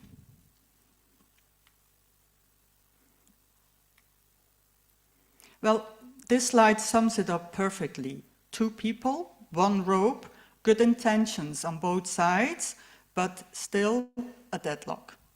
Because when we lead with logic, with CI tables and technical brilliance, we often miss what is driving the conversation: emotion, identity, meaning. Dr. Kahneman reminds us that 95% of decisions are made subconscious. People protect what matters to them: their home, their values, their worldview. If your message threatens that, it gets blocked. Not because it's wrong, but because it doesn't feel right. So what works? Not pulling harder, but asking better questions, opening the conversation, shifting from "why are you against this?" to "what matters to you?" And that's when things shift. You start hearing about children, about clean air, jobs, self-reliance, pride in the region. And suddenly, it's not about opposing sides anymore. It's about walking together forward.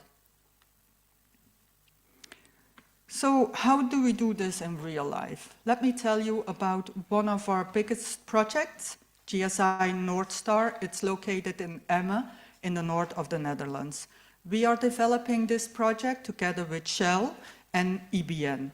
The plan: to convert 650,000 tons of regional feedstock into 390 gigawatt hours of green gas per year. The location is ideal from an infrastructural point of view, but socially it's sensitive. It's surrounded by 3 villages. So there are a lot of eyes on us. We knew from the start this will not work with just a permit. It needs relationships. So we began by mapping the field. We had our project partners, municipality, the province, the regional water authority, grid connectors, and most importantly, the residents. Each had their lens: jobs, odor, environmental risks, nitrogen emissions. Plus, for many, biomethane was still unfamiliar. They imagined a farm-scale digester, not an industrial, regulated site with 24/7 monitoring. So instead of defending the project, we listened. We hosted info sessions We joined community fairs, offered site visits. We shared reports before they were even published. We sat down with local councils and key stakeholders to have real conversations. Because we are not here for a quick approval. We want to be a good neighbor for the next 30 years and more. And you know what? People still had questions, but they also had trust.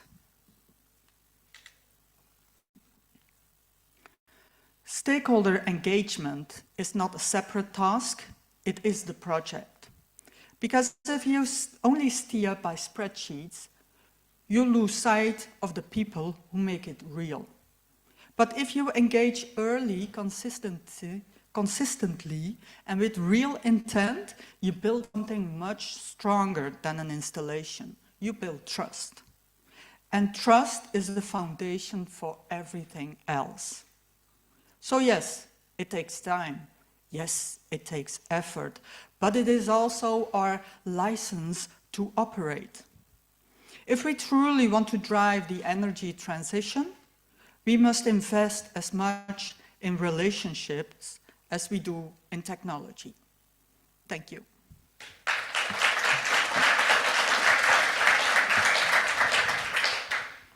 Yeah, thank you very much. I think a very important topic, because especially if you want to invest or have a plan, you have, of course, get along with the neighbors. Do we have any questions? Not, please, Reinhard, go ahead. Yeah, Reinhard from Everwörde. I think already today it was spoken about this Danish scale of large plants. I think there's this biggest one now, and in numbers it will produce 8% of all methane or all gas used in Denmark, so causing, I think, 1 million tons of transport around.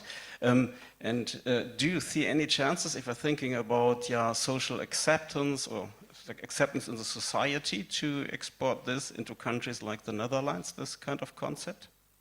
You mean a very big installation in the Netherlands, how that would work? Yeah. We believe that it would work with the right involvement of the community. Okay. If you explain to people why this is important for their future and you listen to the needs that they have, it can work. Yeah. Okay, thank you. We have no doubt about that. Good. Well, welcome to Germany, and I prove you other. Yeah. Because maybe I'll make it. Because one of your partners, for example, unfortunately failed recently, but maybe later. Yeah, please go ahead. Yeah. Hello, Markus Schwers from TerraVis in Germany. First of all, your approach I love it. Yeah, very, very good. However, did you already consider to include end-user companies like potential customers for the biomethane? For example, I come from the construction equipment business, and companies like Heidelberg Materials or Lafarge-Holcim who operate a lot of construction machinery, off-highway machinery, which can be easily technically changed to CNG or something like that. Did you also consider including these kind of companies to ensure the predictability of revenue? We are always open for partnerships, and we are always open for new ideas. But what we do now is produce green gas to put on the grid in our existing infrastructure. But we're open for anything, yeah?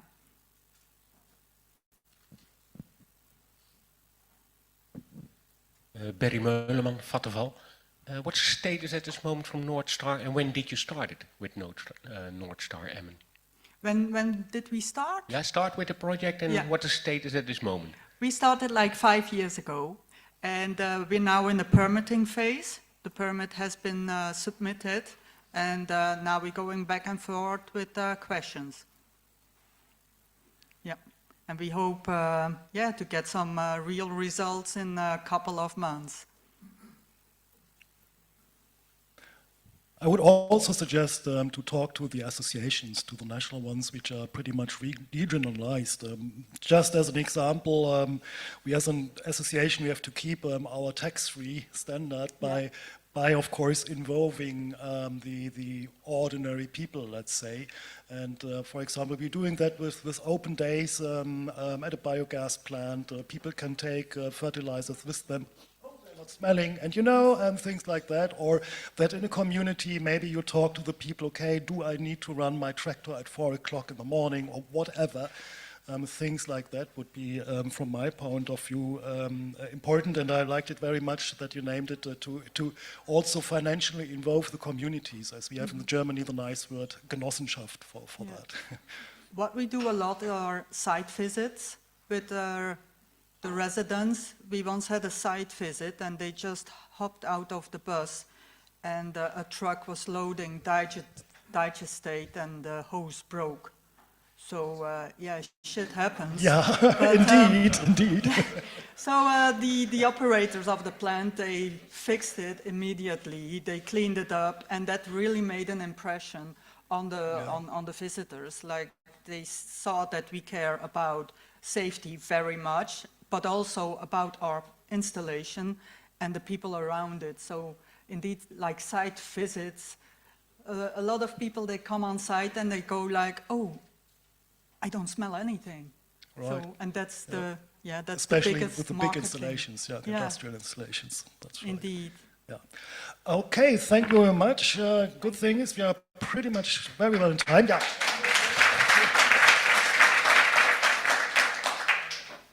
So we're now coming to Ilona Järveläinen. Oops, sorry. She's Vice President for Business Development at Veolia Finland. There you are. And she's responsible for leading the business development around ecological transformation. And she will inform us now about biogas and biomethane, the Nordic market, and its growth potential and keys for profitable business. So we are also in the economics again.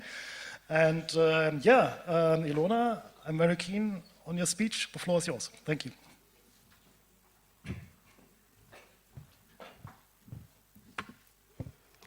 Yeah, great to be here and really inspiring presentations during this morning. But yeah, I'm Ilona Järveläinen. I'm heading the business development for Veolia in Finland and also growth initiatives for other Nordic countries. I will now tell about biogas and biomethane Nordic market growth potential, but also keys from my perspective for the profitable business and growth from that sense. But actually, a couple of words about Veolia as a company, and it's actually best illustrated and explained by our purpose. Our purpose as a company really lies on ecological transformation, and that's actually driving everything what we do. And what does ecological transformation actually means? It really means acting to reconcile human progress and environmental protection. So actually making and enabling industries to grow, companies to grow and expand their business, municipalities to grow, and economic to grow, while ensuring that that's done in environmental friendly way. And that's what we do every day. As a company, we are established in France 170 years ago, still listed in France, having operations worldwide, almost everywhere, and having 45 billion euros annual revenues. And we really much focus on continuous development, research and development in the different areas and innovations. Our key businesses are actually divided across three elements. We have water, waste, and energy. And water is actually where Veolia's businesses has been started 170 years ago.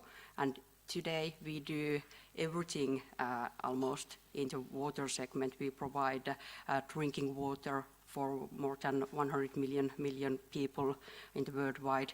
We manage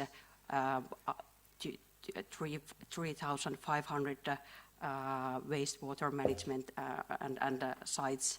On the waste side, we collect 46 million people's wastes from different sides of the world and create on an annual basis 61 million metric tons of waste.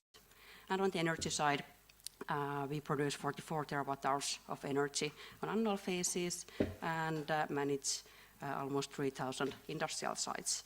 So we are really doing various operations in all of the three segments we operate. And where we see, and what's actually our commitment to go more and towards the ecological transformation of these key operations is our Green Up strategy, which we established last year and really defined our commitment for the next years. On the energy side, we focus and target on decarbonization through different elements. We have established target to reach 18 million tons of erased CO2 by 27. On the water side, we focus on the water regeneration, so targeting 1.5 billion cubic meters of fresh water saved.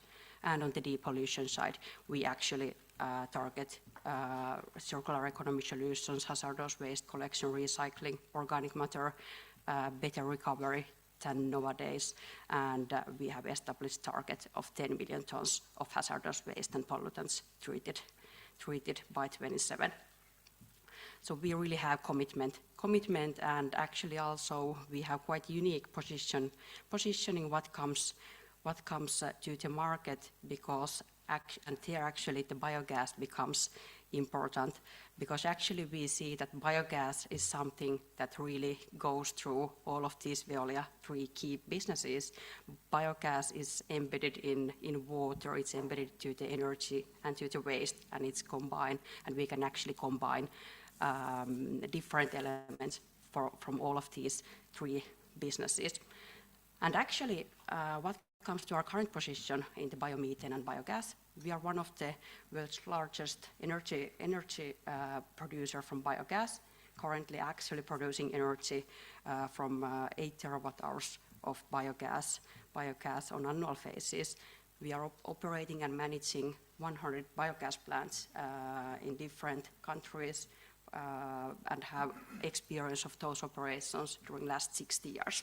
And our aim is to really maximize the biogas recovery in terms of biomethane, and really going more towards and developing more circular economy approaches where we actually generate more value to the actually waste, to the biogas, through the biomethane, but also everything else from that value chain, digestate biogenic CO2.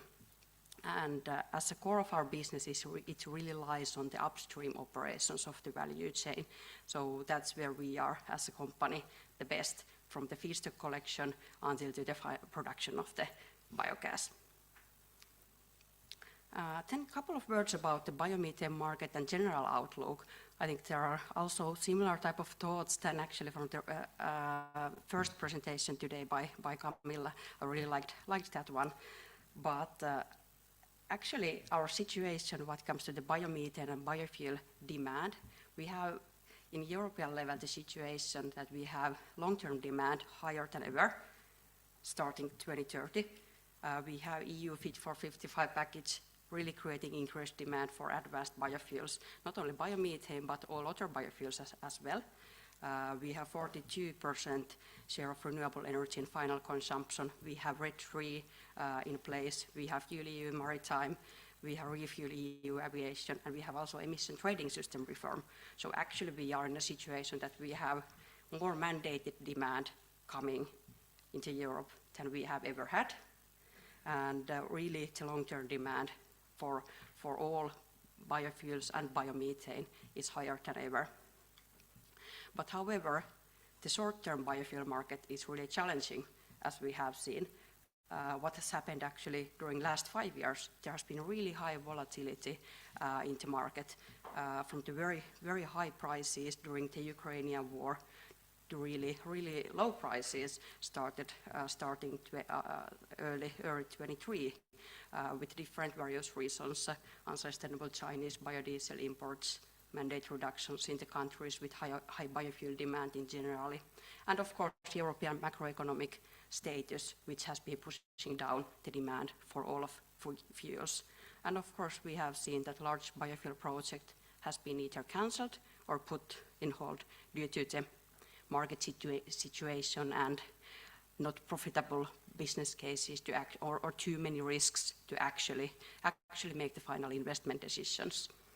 And really the key for the question and key question here is how do we actually ensure the European supply development in a way that we are able as a continent to fulfill and respond to those mandates which we see that will be kicking in 2030, because we don't see any large investments at the moment happening because not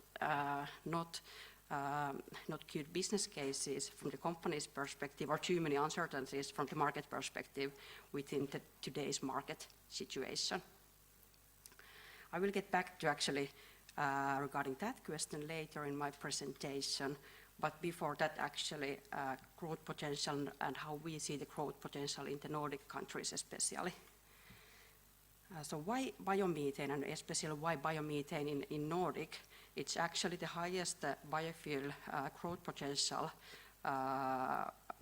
in the Nordic. It's actually on the biomethane. That's the biofuel where we actually see that there is feedstock available, and massive amounts of the feedstock still available if we compare for any other type of fuels. And it actually also from the European perspective, it really provides at the same time real circular economy solution and route to the decarbonization while increasing the European energy security at the same time. And I think that's very familiar for all of you. It's one of the highest GHG reduction compared to the alternative biofuels in generally, and also making really possible to utilization of locally produced waste streams, and from that sense, fully circular economy solution compared for different solutions we see in the market. What comes then to the growth potential in numbers in the Nordic region? The current production is 10 terawatt hours on annual basis roughly. We see, and different research study shows that there is potential to increase the production up to even 39 terawatt hours on annual basis. And highest potential really lies on manure and straw utilization as a feedstock. And Denmark and Sweden are the highest what comes to the volume potential, followed by Finland and Norway. And of course also significant growth potential lies on developing the business through biogenic carbon dioxide utilization, either e-fuels or industrial decarbonization applications, and then fertilizer utilization, replacement of typical fertilizers, but also through biochar route.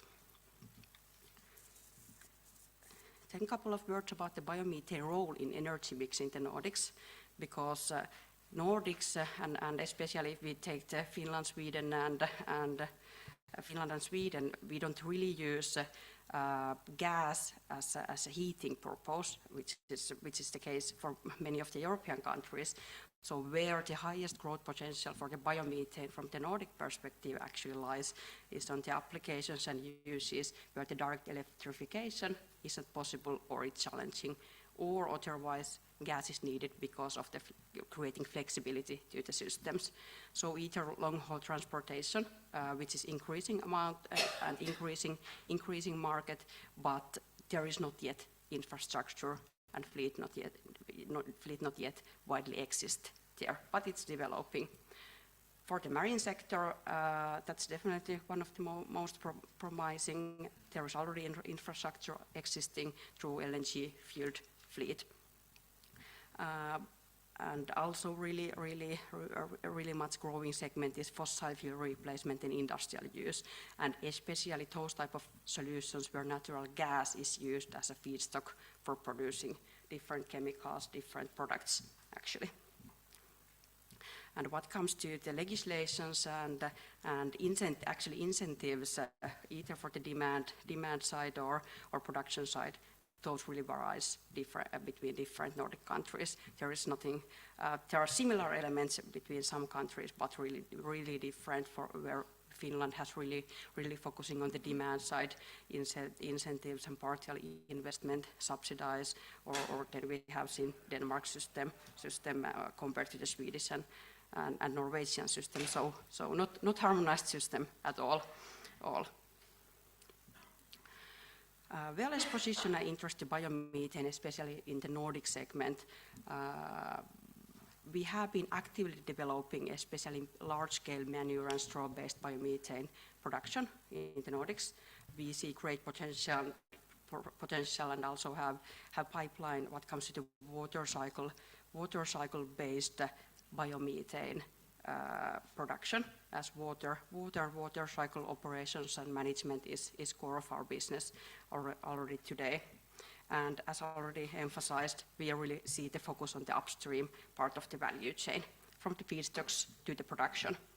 And actually, in the Nordic countries, our main focus is on providing large industrial clients energy and water cycle services. So we really see that key of our solutions is actually to develop and provide decarbonization solutions to industrial large energy clients in the Nordics.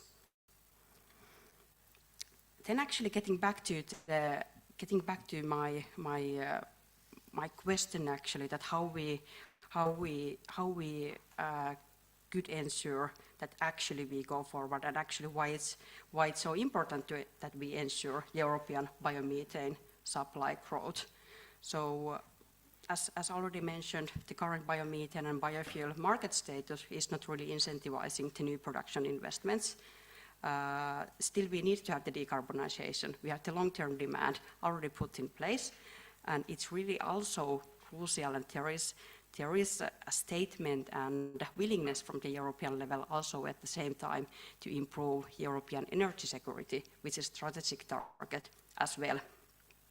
And so actually, when we are speaking about making these biomethane investments happening and going forward and increasing the amount of biomethane produced in Europe, we are actually at the same time, in the best case, solving two problems. At the same time, increasing the share of the energy produced in Europe by renewable energy, and ensuring that actually those mandates will be fulfilled by the European origin and European produced biomethane.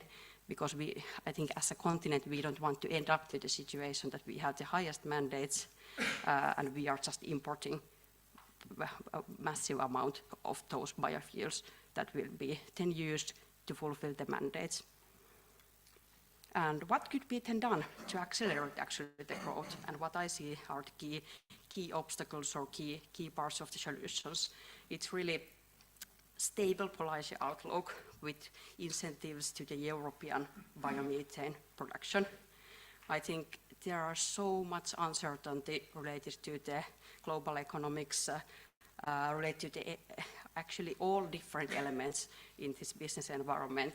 So what we need to have, we have to have the basic building blocks there, which are stable. And one of those, and one of most important one, is the stable policy outlook. I think the large companies are really, because that has been now seen that changes can happen international level, in the European level, quite fast actually, in what comes to the changing the legislation or so I think what needs to be emphasized is to really focusing on the creating stable policy outlook and legislation to really make those investments happen. Also ensuring efficient cross-border trade to really match supply and demand, but also ensuring biomethane long-term value development, but also I see that in ideally this could also reduce the risk what's related to the biomethane value development, because there wouldn't be, and it would most likely reduce the high price differences between different markets, what we have been seeing, especially during the past. Reducing the permitting time for the biomethane investments, one of the key elements, but last but not least, I see is the industrial partnershiping across the value chain. I see that's actually the key of making these type of very large investments happening. finding the right partners with the same vision, but with the complementing value chain activities. It actually provides the best and ideal way to risk sharing the risk, sharing the risk, because we live at the moment in really uncertain environment, and it will continue.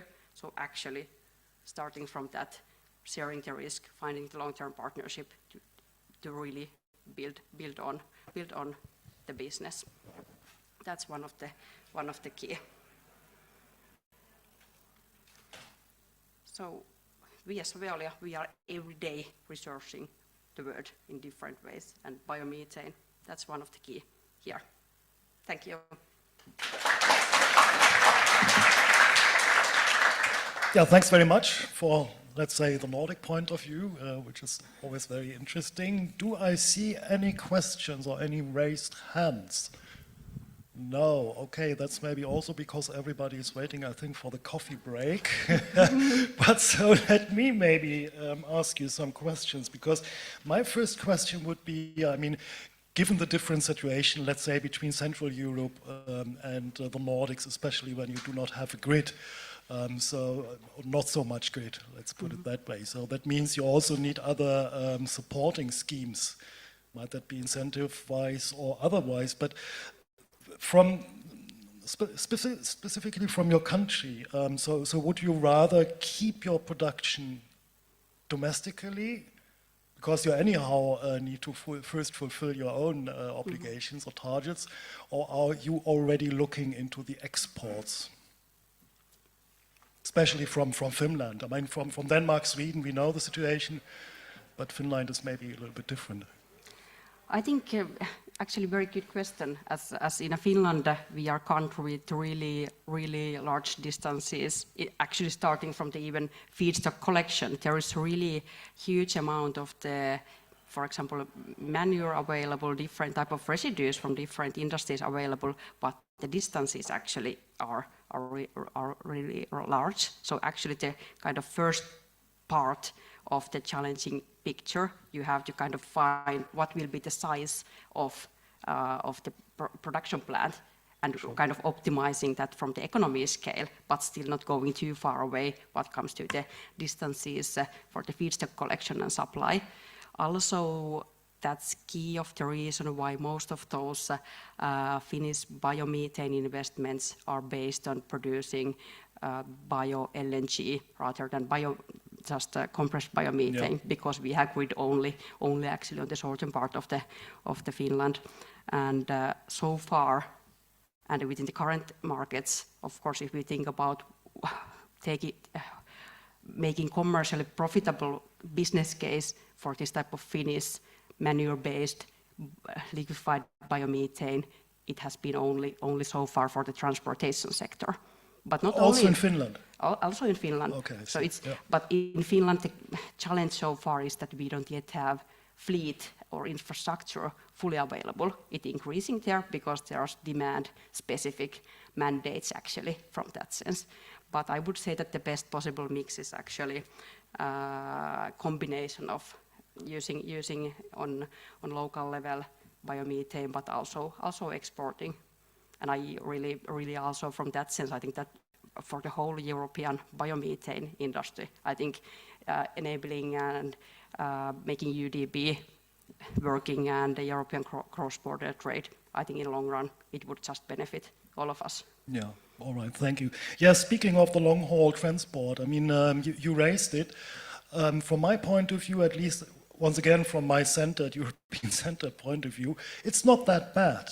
So basically, the CNG grid is available more or less also towards the neighboring countries, not all, of course, once again, looking at Germany, but also the LNG fueling stations, for example, especially bio, are practically raising every month or every week even, I could say.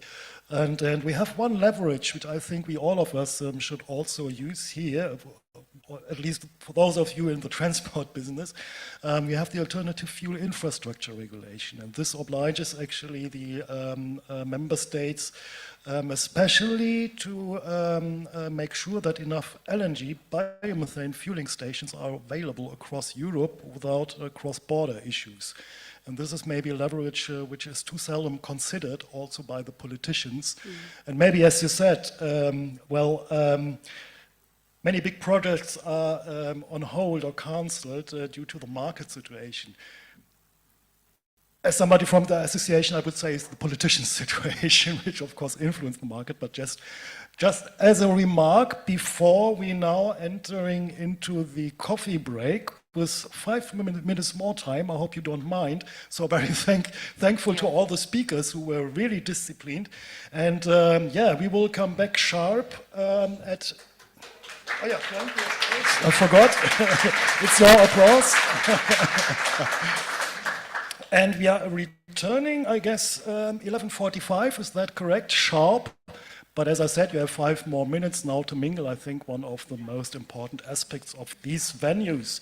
And then we will, by the way, have a look more into specific regional member state situations. Thank you very much.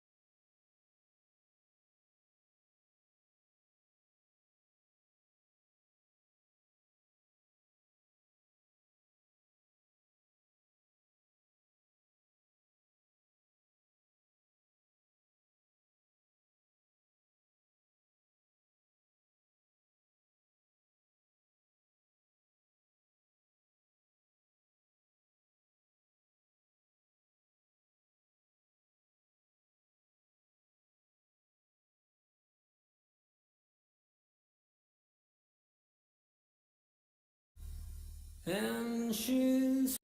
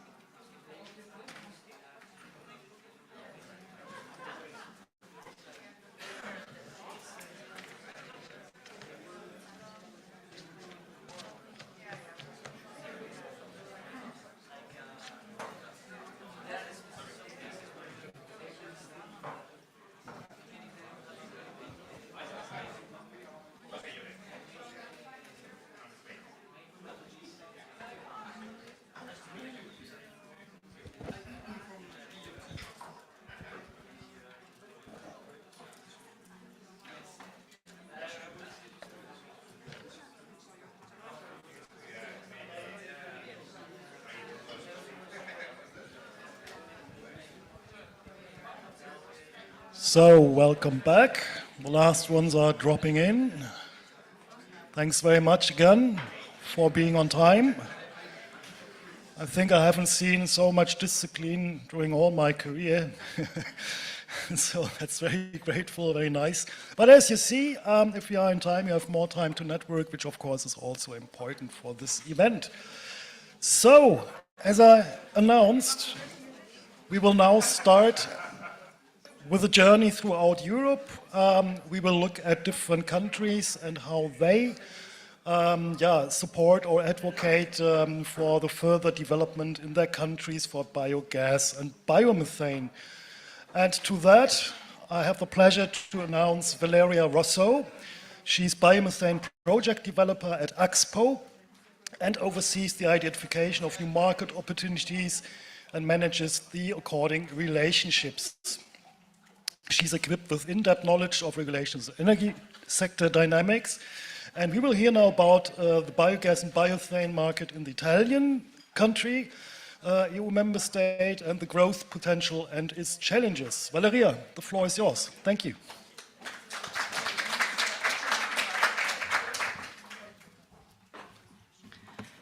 Thank you everyone for being here. From Finland to Italy, it's quite a long stretch, also in terms of climate. But you see, it's kind of different, the market in Italy. We have spoken this morning of not having a grid available. Italy is one of the largest grids for gas in Europe. Permitting issues, we have a simplified permitting procedure, so we have incentives, so we will see how we have become one of the fastest growing markets for biomethane in Europe in the recent years. First, just a few numbers about Axpo. We were born in Switzerland 110 years ago. We have 99 terawatt hours of PPA portfolio managed by the company, and we have over 100 renewable plants in Europe. Historically, our production is based in Switzerland, and now with biomethane, actually, we are moving across Europe, first in Spain, now in Italy and in Poland. We are more than 7,000 employees worldwide. We have a branch in the US, a branch in Singapore. And so we bring all our knowledge from all over the world.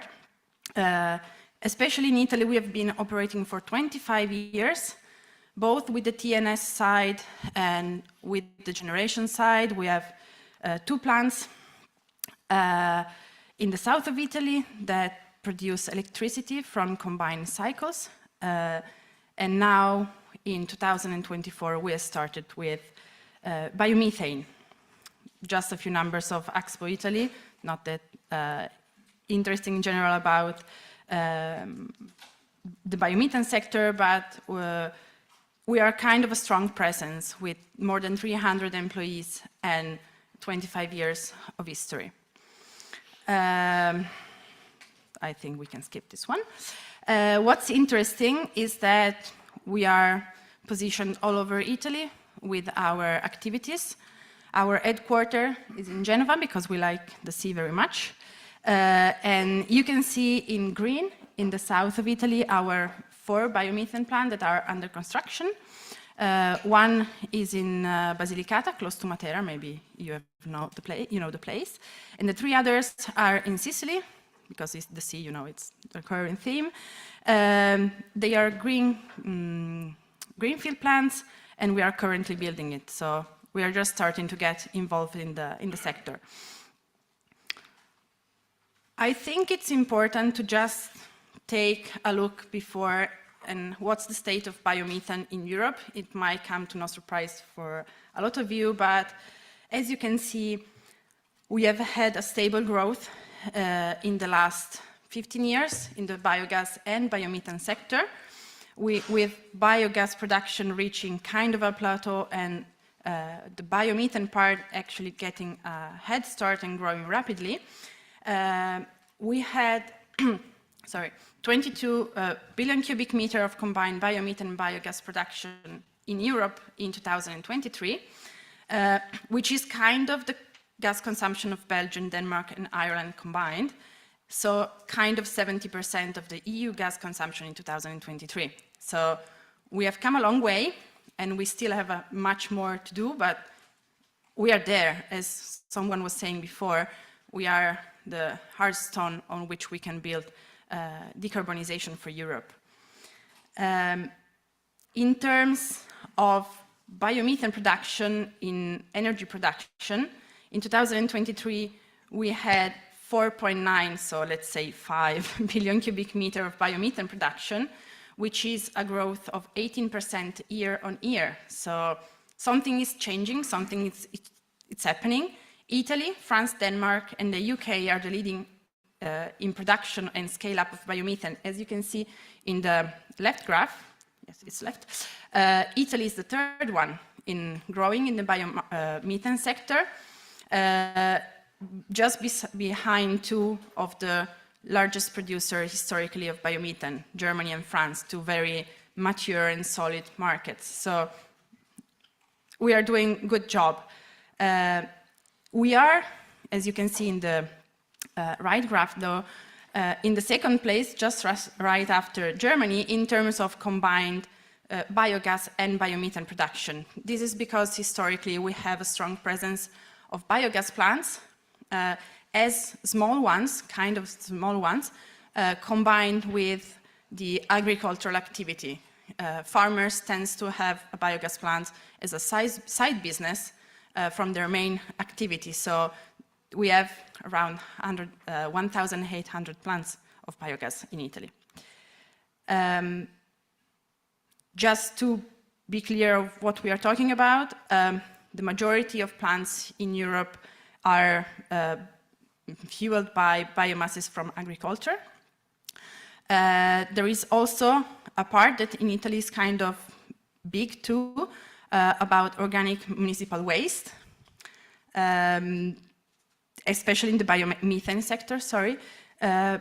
This though comes with kind of a different business model and more hassles and issues and problems to deal with while managing the plant. So as for Expo, we decided to stay out of the organic solid waste sector because kind of more complex. So what about Italy? In 2023, biogas production reached 25 terawatt-hour. So impressive numbers. And this, we can say that represents the past because biogas is the pillar for Italy. The present, we have rapid evolution of biomethane. In 2018, we had 1 biomethane plant. 2023, 96 plants in operation, roughly 7.8 terawatt hours. But we have a really strong goal for 2030. The National Energy and Climate Plan says 5.7 billion cubic meters, so roughly 9% of the gas that we import now. Can we get there? We will see. As you can see, Italy has an average size of biomethane plants that are larger than compared to the rest of Europe. The average size is 700 roughly cubic meter per hour, so kind of larger plants. And we have, as we were saying, a really strong goal for 2030 in terms of production. We have been one of the fastest growing as we marketed. We have seen we went up 78% year on year growth rate. The average size is larger than the rest of the Europe. Why was that? Mainly because we had 2 incentive schemes in place from 2018 going forward. One in 2018 that was more targeted towards waste plants, and one of 2022 that is actually more favorable for agricultural biomasses plants.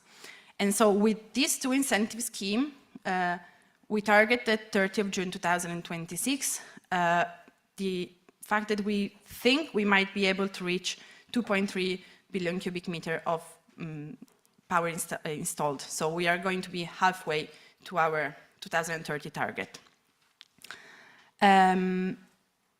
We have kind of grown in the biomethane sector, which is the dark green one, since 2018. Why? Because in 2018 we had the first incentive scheme that really kickstart everything. And as you can see, from 2018 to 2021 and 2022, the majority of the plants were organic waste plants, both in terms of production and of number of plants installed, because the tariff was more favorable for plants that were getting revenues also from the biomasses and not paying for the biomasses. From 2022 going forward, the scheme was really targeted towards the possibility of converting the existing biogas plants. And so, as you can see, the green bar, that is the one related to the agricultural plants, is really increasing, and is going to increase in the next few years.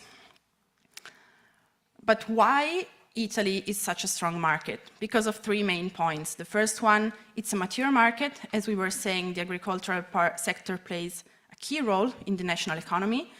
We have over 1,800 biogas plants in operation that has been operating for more than 10 years, so solid and proven technology.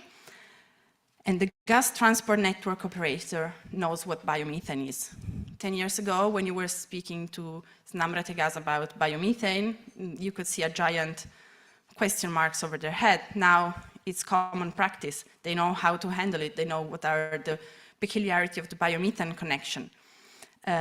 We have a solid legislation, so if your plant is up to 500 standard cubic meter of biomethane production, you have a simplified procedure for your permits. So it would mean that in 30-60 days, your plant is permitted.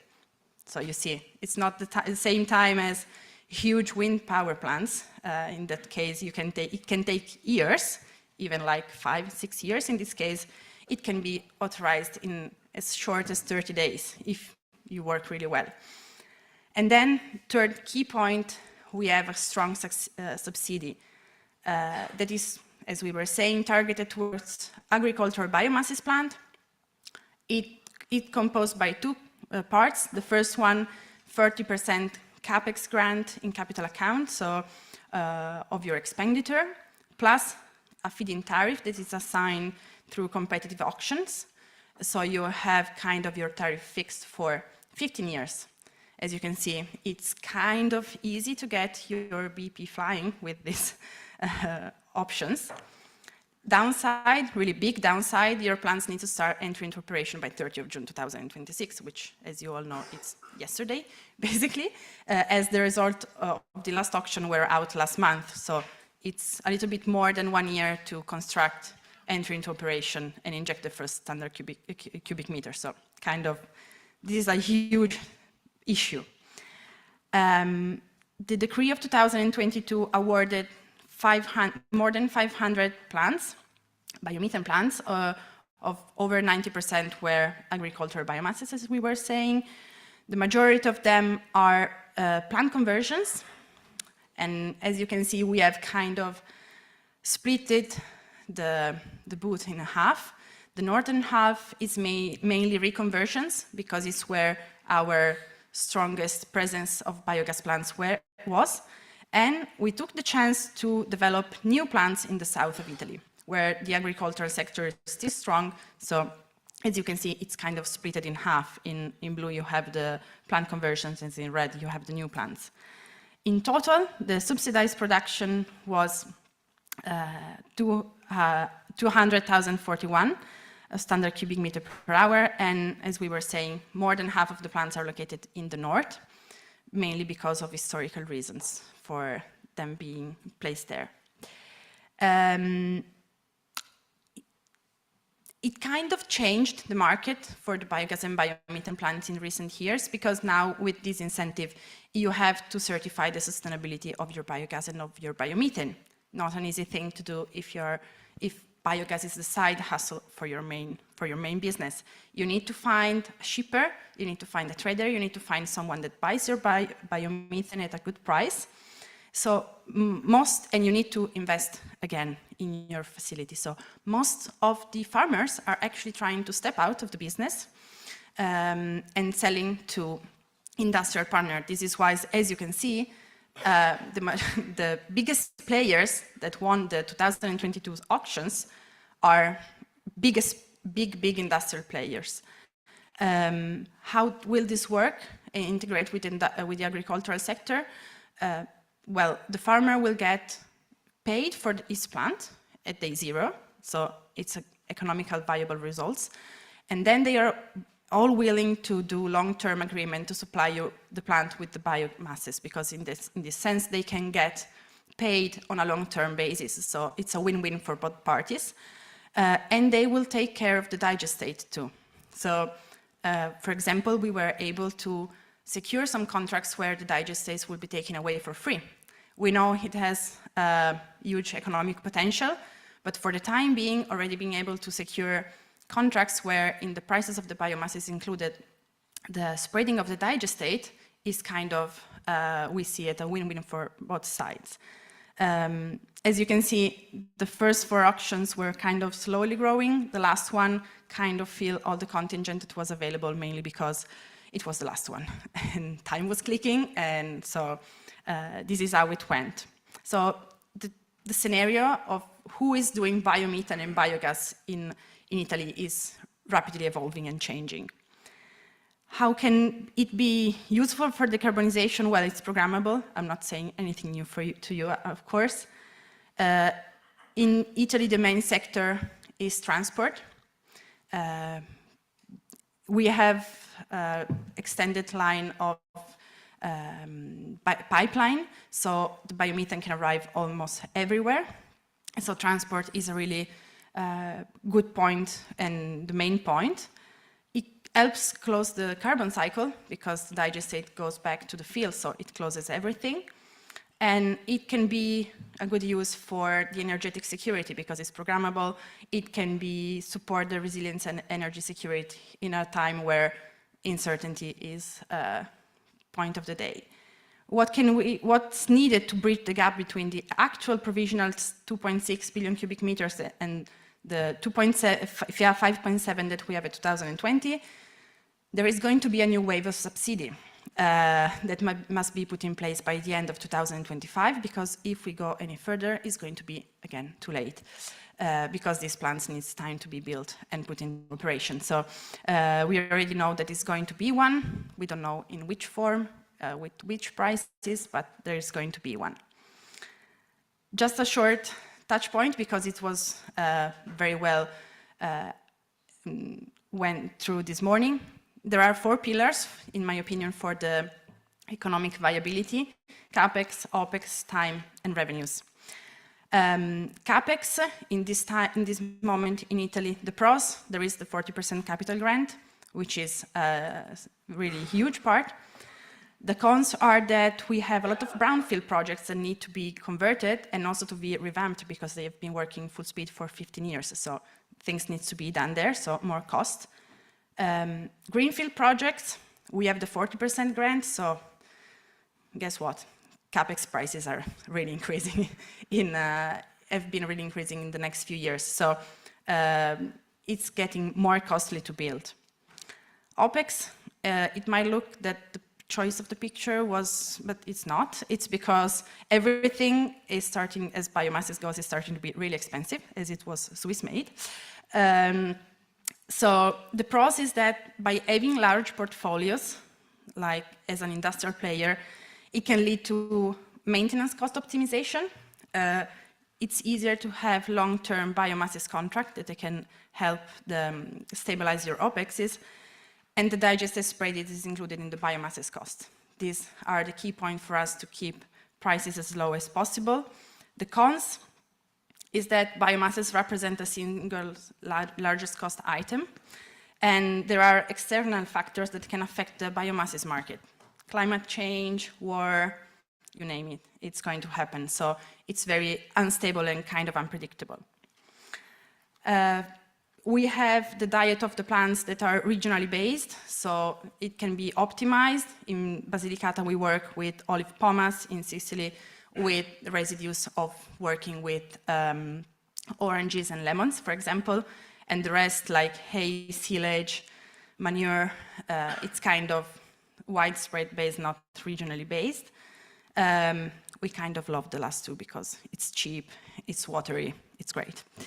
Time, pros, we don't see any pros. Cons, 30 of June 2026. It's like the world is going to end like 30 December of 1999, kind of the same vibe going on.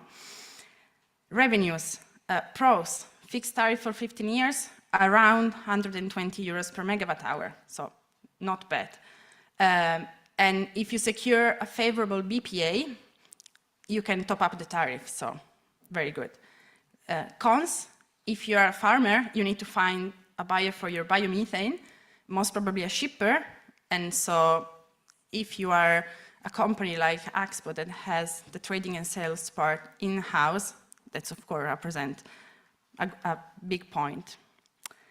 So after all, we think that biomethane can be the bridge between sustainable agriculture that is going to develop and the decarbonization of Europe's energy system. Let's see how we will arrive in 2030. We are really hopeful, and we think that we can do a really difference in the Italian market. And I think that's it. Yeah, thank you. Thank you very much. Thank you very much. Very enlightening, especially for a German one. So we are actually a little bit jealous about what is happening in Italy, because Italy and France is outpacing Germany by far in the new installations. Of course, we still have the highest volumes, but this will change, unfortunately, until we do not change. So thank you for that. Some questions from the audience? I see one, of course. My friend Reinhard, please. Thanks for already introducing me, then I can save some time with a question. Thank you very much for the very clear presentation. At the last slide, you spoke about topping up the tariff. What are the limitations around this? Clear question, would it be possible, for example, to target also a European compliance market, a red market, or what are the limitations on this? We have one main limitation. If the biomethane is subsidized, it needs to stay in Italy. All of its components, both the molecule and the GOs. So you need to find a BPA inside the Italian market. There is no way out of it. We tried. There is no way out of it. The point there is that the tariff is a tariff for difference. So you win a tariff with your auction, let's say 120, and then that tariff is going to be taken out, to be really rough, the medium price of the gas the month before and the medium price of the GOs the month before. So if you're really good and you manage to score a BPA where you get paid more than the average of the month before, all of that top up is for you. And for your shipper, of course. But I mean, basically, the GEC, which is the body that gives back the incentives, is not going to check your contracts. It's not going to check the prices that you have in your contracts. So everything that is on top of that is up to you. So if you manage to have a biomethane that has really good performing in terms of carbon intensity, you can really be able to score better prices. And that's where, since this market has really strict revenues and margin of operation, that's where we think we can really make the difference in terms of business cases. Thanks very much. I would leave it at the moment for that with the questions. Thank you very much. Thank you. This is mine. Applause, of course. So, from Italy, we are going now to Poland, and we'll welcome Paweł Wojciechowicz. He is, amongst others, Director of the Investment Projects Finance Office at the Polish Development Bank, but he also acts as Head of Manufacturing Office in DNB Norway Group, for example. Also, he's the Head of Structured Finance in the Rabobank Group, so a lot of busy schedule. You used to be, okay. Here you are still, but no problem. So we will now learn about the main challenges and opportunities on the biogas and biomethane market in Poland, and we also will learn a bit about the support systems and the main risks, of course, for projects in Poland. Thanks very much.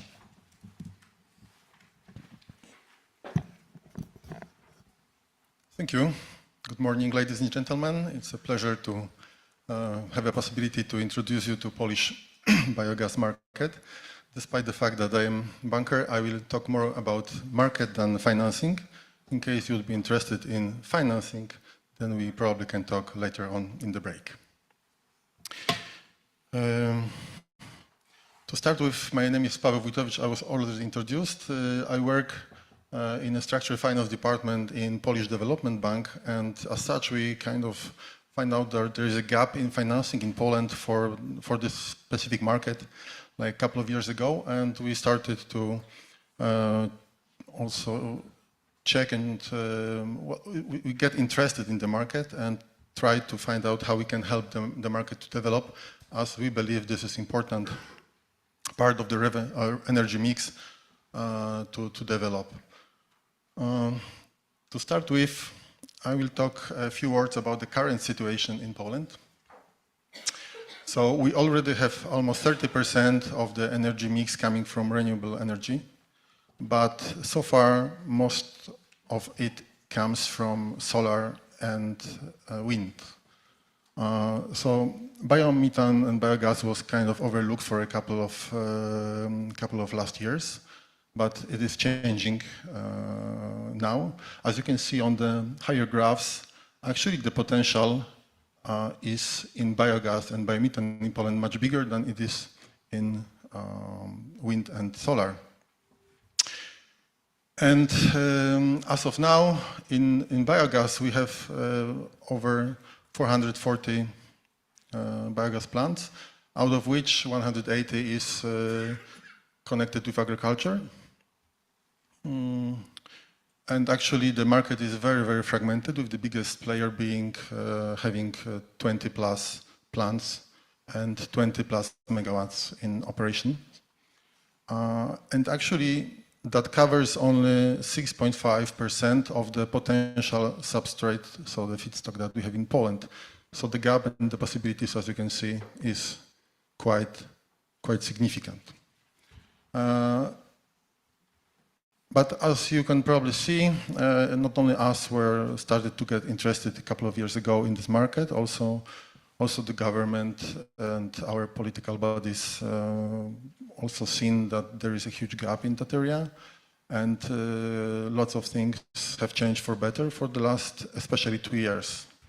According to regulations, there was introduced new support system for biomethane, and there were changes to biogas support system.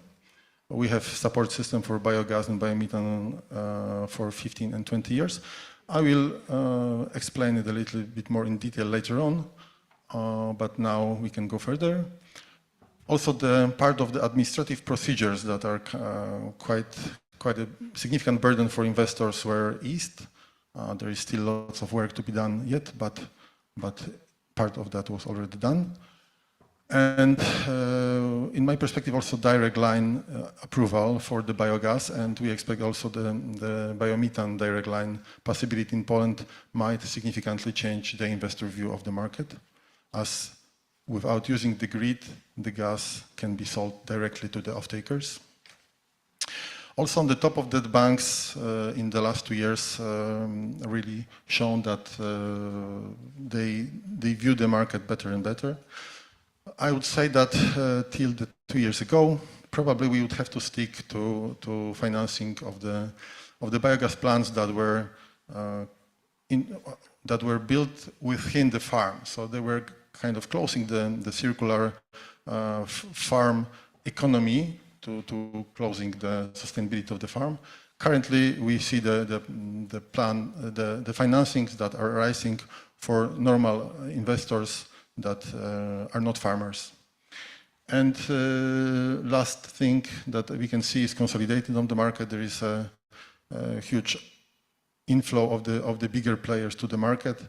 Actually, my colleague from Expo were talking about Italy, but Expo is also present currently, and I know that is interested in developing, for instance, the biomethane segment in Poland. And also, I present you the example of the transactions that take place in May this year. It actually was presented to public information, I think 2 weeks ago. That Total Energy is one of the biggest player in energy in the world, sold 50% of its Polish biogas operations to the High-Tech Vision, its Scandinavian fund, for 190 million euro for 50%. This amount probably would be more than enough to fund a capex for the plants that this company have. So it shows that 50% was funded with the amount bigger than the capex itself, necessarily to fund such infrastructure. It shows the value of the market and the growth perspective, I believe. So because this price came from somewhere. And just to show you also the growth perspective, the PBG, so the company that 50% was sold, is expected to grow by 500% around by 2030, so within 5 years. So I believe that the growth potential is there. Now I will talk a little bit more about the biogas and biomethane in parts. Well, I believe that despite the fact that the larger investors focus currently on biomethane in Poland, there is still a room for biogas plants, as in specific areas the grid connection is not available for the plants, and it seems that the production of biomethane for grid is the most preferable solution for the investors. Anyway, in the places that there is no such possibilities, the biogas plants might be still built, and also the smaller biogas plants that will be built by the farmers, they will be certainly just done as a biogas plants because they lack the scale to switch them into the biomethane production facilities. And probably what is also most important in biogas, how looks the support scheme. And in this situation, I would divide the support scheme for 3 different areas. So the first area would be small projects, then the medium projects, and the large-scale projects. Currently, the small projects are up to 400 kilowatts, but it will change since next year. It will be up to 200 kilowatts, so they will be kind of decreased, the number of projects that will be covered with that. And this is a typical feed-in tariff structure. So this is floor price, so there is no limitations to go up, but just the company can utilize the support scheme, or if the prices are higher than the support scheme, can just have higher revenues. And there is, in Poland, there is something called reference price, and this reference price, there are very many reference prices for very many projects. I mean, depending on the scale, depending on the feedstock, depending on the output, there are just the reference prices. And for instance, the highest reference price have the small projects in agricultural biogas that are used in high efficiency cogeneration. Yeah? And that's 125 Polish złotych per megawatt hour. This support scheme is for 15 years. Then when we go to the mid-sized project, then there is feed-in premium, and then we have 90% of the reference price. And when we go to the larger scale projects over 1 megawatt, there is auction. Auction doesn't work like a floor price. It works that it's a fixed price. So you kind of, in the auction, you bid for the certain price, and that we will receive in the longer run.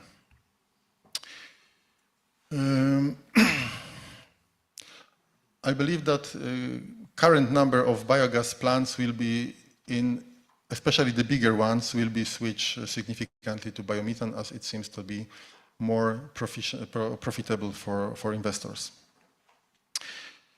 When you go to biomethane, actually we have only one biomethane plant, and it started this year in February, so I would say that our experience with biomethane in Poland are very limited.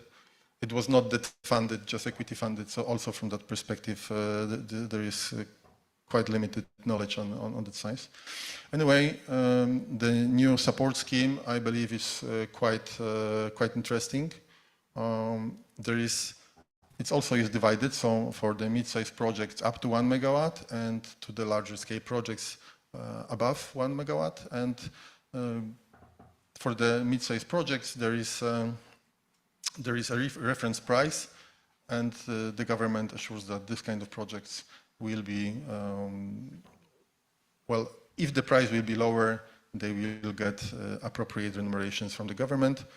And in case of the larger projects, there will be the support in form of the auction, just the exact amount that we have discussed before. And the auctions are already we know that there will be auctions for biomethane in 2026, and actually for biogas, the first auction for the bigger projects will be in July this year. What is important to say that the support scheme is valid till mid-2027, so of course the projects have to enter the support scheme within the given time frame. I'm sure it will be prolonged somehow in the future, but so far we don't know what will be the benchmarks that the government will offer to the investors. What is important that Poland's agricultural landscape is quite fragmented, and from that perspective it's quite difficult to make larger scale projects in Poland. So for instance, investors are saying that probably the best volume of the productions from the biomethane in Poland would be 2.5 megawatt, but actually majority of what we expect will be probably between 1 and 2, yes? Because of this feedstock problems that the market is, agricultural market is fragmented, so assuring the supply is, might have problems.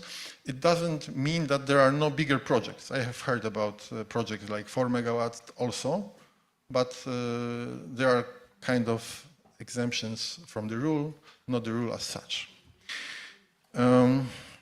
Actually, as far as the Polish Biomethane Organization reports, there are already 30 biogas plants at the end of the administrative procedure, so kind of ready to be built in Poland. It also shows that this market shall transfer into more biomethane like within the next few years. Also, what I wanted to say is that there are, for the investors, also one of the areas of interest is whether they can sell somewhere the product, and to show that there is a need. First, very many of projects that are currently on the market have already secured the connection to the grid. The grid is another problem. I will explain maybe a little bit later on the next slide why that is a problem. But for the biggest Polish fuel company, Orlen, has already announced its plans for how much biogas they want to build and produce themselves, but also to buy from the offtake from the other investors. And it's 0.15 billion cubic meters in 2030, and it shall grow to 0.24 in 2035. So it shows that there is already room for discussions, and there are companies that are interested in Poland. And on the top of that, there is quite a few German companies active on the Polish market, especially regarding the bio-LNG, yes? Because to the grid, we just, it will be, the technicality of connecting to the grid are different, but you can also liquidate the gas and sell it as such on the market. And probably that's the slide that is most comprehensive summary of the Polish market. It's my view on that, so there might be maybe people in Poland that will disagree with that. But the key takeaways from that, I will start maybe with cons, as I believe they are more important. So first thing and the most important issue is stable feedstock supply and feedstock prices. Yeah, due to the fragmentations and due to the way the market operates, like the farmers don't want to sign the contracts for 10 or 15 years because they want to have the ability to change the crops and utilize differently the fields or just sell them, whatever. And also, as was already mentioned in one of the previous speeches, the suppliers from the food industry, they do everything to don't have, you know, this feedstock that's coming as a waste from them. They want to limit, so they will not sign anything, you know. But in general, as was also said before, there will be a flow, and this flow is actually growing every year, and it's quite huge. So there is a room for new plants. Oh. Sorry. Second one are long administrative procedures. In Poland currently, you know, to have the building permit, you probably need 2 to 3 years. So it's quite a lot. But also there is a lot of going on, you know, next to ministry, and there are lots of discussions between the industry and the ministry, and there is a lot of effort put now to change that.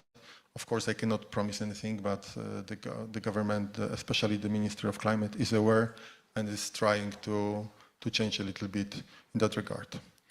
And the last one is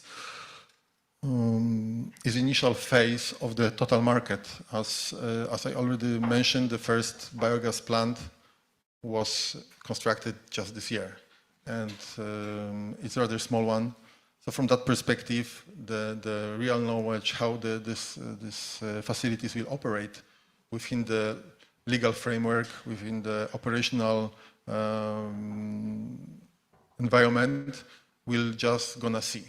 So there is a lot of risks coming out of that. Yes, probably within 1 or 2 years, when there will be 1 or 2 or probably 30 operational plants, it will be completely different story. But today is the moment that probably it's easier to invest than it will be in 2 years' time. But there are significant pros also, and that I would like to underline. And the first one is that the total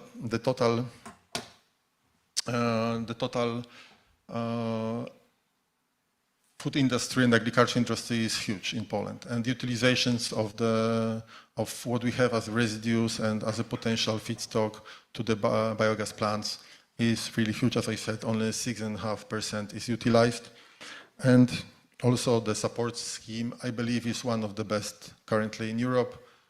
So the revenue side is I believe, quite well secured for the investors.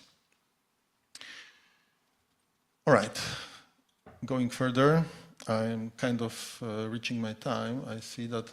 So I wanted to show you how more or less looks the projects in Poland. And please remember that all projects, the business models of the projects can differ. So for one project, the substrate, the feedstock can be, you know, revenue as a gate fee, and for others, it will be the cost, yes.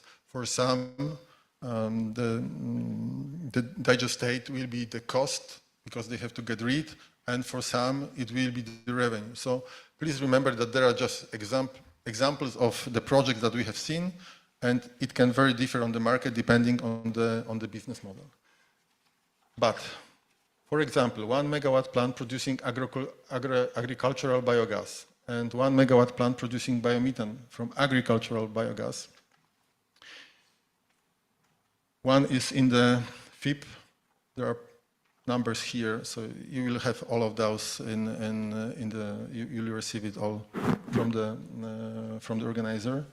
So just going to the outcome with the CPI, so inflation of 3% in the first project for 15 years of the support scheme, you will be able to receive like 120 million Polish zlotys.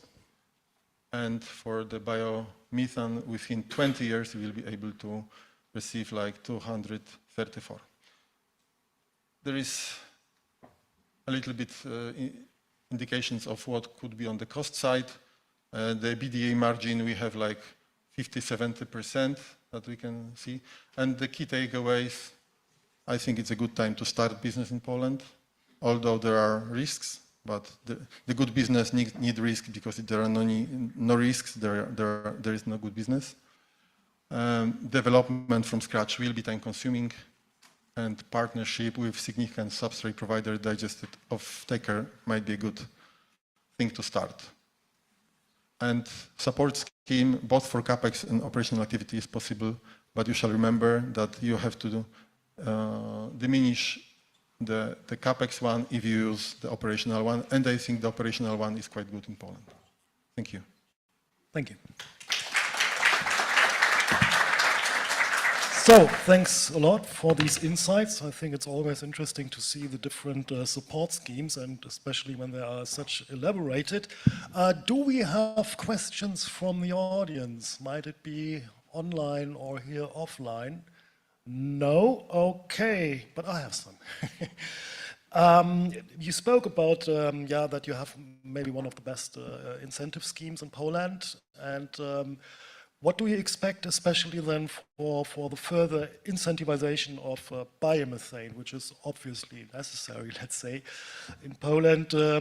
What would you expect, especially in light of the new EU legislations, RED II? I think it's still not done in Poland, if I'm right. And now RED III should be implemented, and how will this go down or break down into Poland? Do you have an idea? Maybe just an estimation? Or guesstimation? No, I think that we are currently on the track that is kind of Poland-based mostly, I can say that there is, well, as probably most of the countries, there are two parties in Poland that have different views on very many things. But what is good, that they have only one view on the biomethane and biogas. So they want to develop the sector industry, and actually the latest regulations were taken anonymously through the whole legislation procedure. So that's probably the good thing. But anyway, I think that the way forward is kind of already there, but still many things are not in place yet. One of those is, for instance, that last year there was introduced the direct line for biogas, but not for biomethane. But currently this biomethane part is already, being under, let's say, development, legal development, and we hope that also within next few months it shall be introduced. So okay. Of course the legal scheme, support scheme must be prolonged after 2027, but it's still, enough time probably to the projects that are currently developed, to be constructed. So. I believe that the way forward is there. I believe that the government is also utilizing the knowledge of the industry. There is a special council next to the Ministry of Climate, which consists of the representative of the industry, and there is huge discussions about how the market shall proceed further on. Okay. And I believe with the good outcome for all of us. Okay, thank you very much. I leave it like that, but of course we have breaks where you can interact with each other, because I have also some questions to you later on. So now we are leaving a bit the national ideas, let's say. Oh yeah, I'm sorry. I forgot it always. Your applause. Thank you very much. And thank you in front here for reminding me. You can do that the whole day, please. Okay, we are now welcoming Selina Saya. She is business developer at ENGIE Energy Management Solutions GmbH, which is important, so it's German division, because we already had somebody from ENGIE.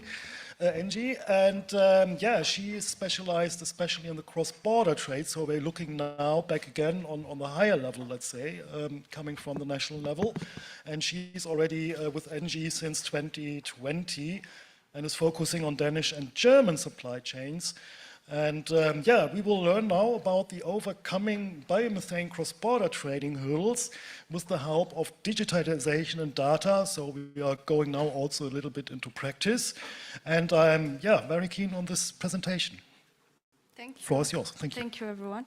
Yes, hello, everyone. So my name is Selima, and I am at ENGIE as a biomethane originator and a business developer in the trading department.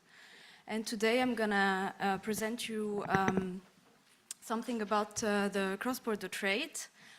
circling back on the presentation this morning and the hurdles and the challenges we encounter about this cross-border trade and also the solutions that we implemented at NG. So I'm going to skip the overview to stay on time, but just a small teaser. The end would be to present you a tool that we developed at NG called Metapos. But before that, I'll talk shortly about the NG strategic view on the biomethane. So NG has a strong gas DNA, and because we all have to reach our targets, net zero targets by 2045, we need obviously to ally the molecules and the electrons. So because we have a very long and bright energy gas value chain, a lot of gas infrastructure, and we need to safeguard them. So I think I'm gonna, hello, yes. Because we need to safeguard our gas infrastructure. NG is a gas transporter, a gas storer, a gas distributor, and a supplier. We need to rely on biomethane. We need to rely on green molecules and what we can do before hydrogen comes into place. We need to focus on biomethane that is present right now. So NG is a leading biomethane producer and supplier in Europe.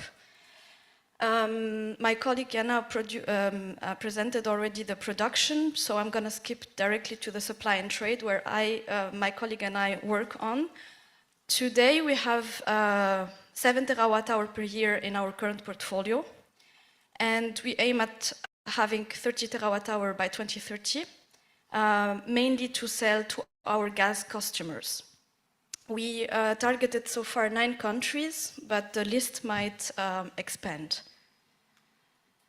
So let's have a look at my overview of the current biomethane cross-border trade. First, I brought to you these two pieces of graphs that you might know. The left one is the DENA Branchenbarometer International Biomethane Transfer in 2023. We can see from that there is a lot of cross-border trade, cross-border exchange everywhere in Europe. And the right one is the export of Danish biogas in 2023. And we can see that because of these two graphs, we can see that there is a point to remember that, first of all, the interest in cross-border is increasing. And second, that we have countries that produce biomethane or might produce any resource more than what they actually need to consume. And so we need to facilitate the cross-border of their resources. So this is my view on the certified biomethane value chain. And at some point, the cross-border transfer of the biomethane. So we start with a producer in a country in Europe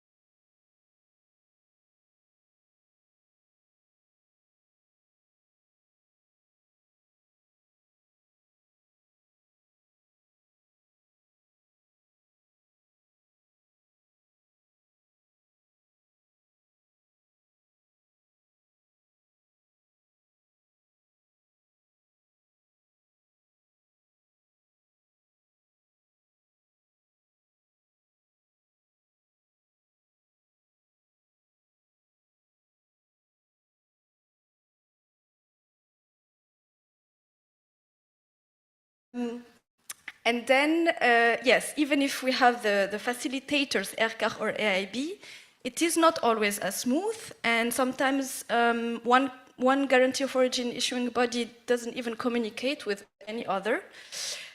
So it is not always easy when you have to do many cross-border across Europe. And then we have something in the certification scheme that is a bit of a challenge, so we have all these certification schemes, voluntary schemes, that are supposed to be compatible with each other in theory, but in practice, actually not always.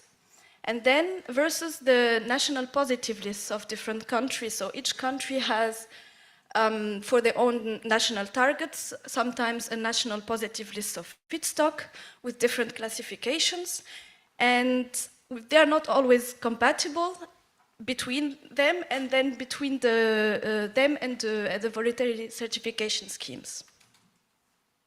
We also encounter different feedstock acceptance per sector. So it is not the same as to be, for instance, an end consumer in the German mobility GHG quota, as an industrial in a chemical industrial, for instance, who uses biomethane as a feedstock, or an industrial who uses biomethane, for instance, in a CHP to produce electricity or heat. The feedstocks are various, the carbon intensity needs are various, so yes, it is a challenge sometimes. Then we have also different delivery systems for the POS that are not harmonized.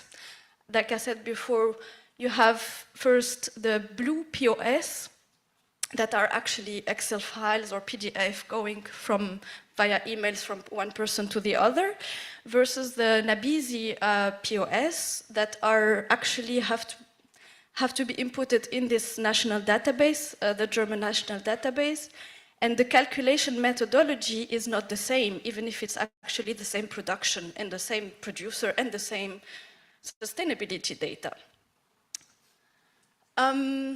We have also, yes, the different feedstock names from one language to the other, from one official list to the other.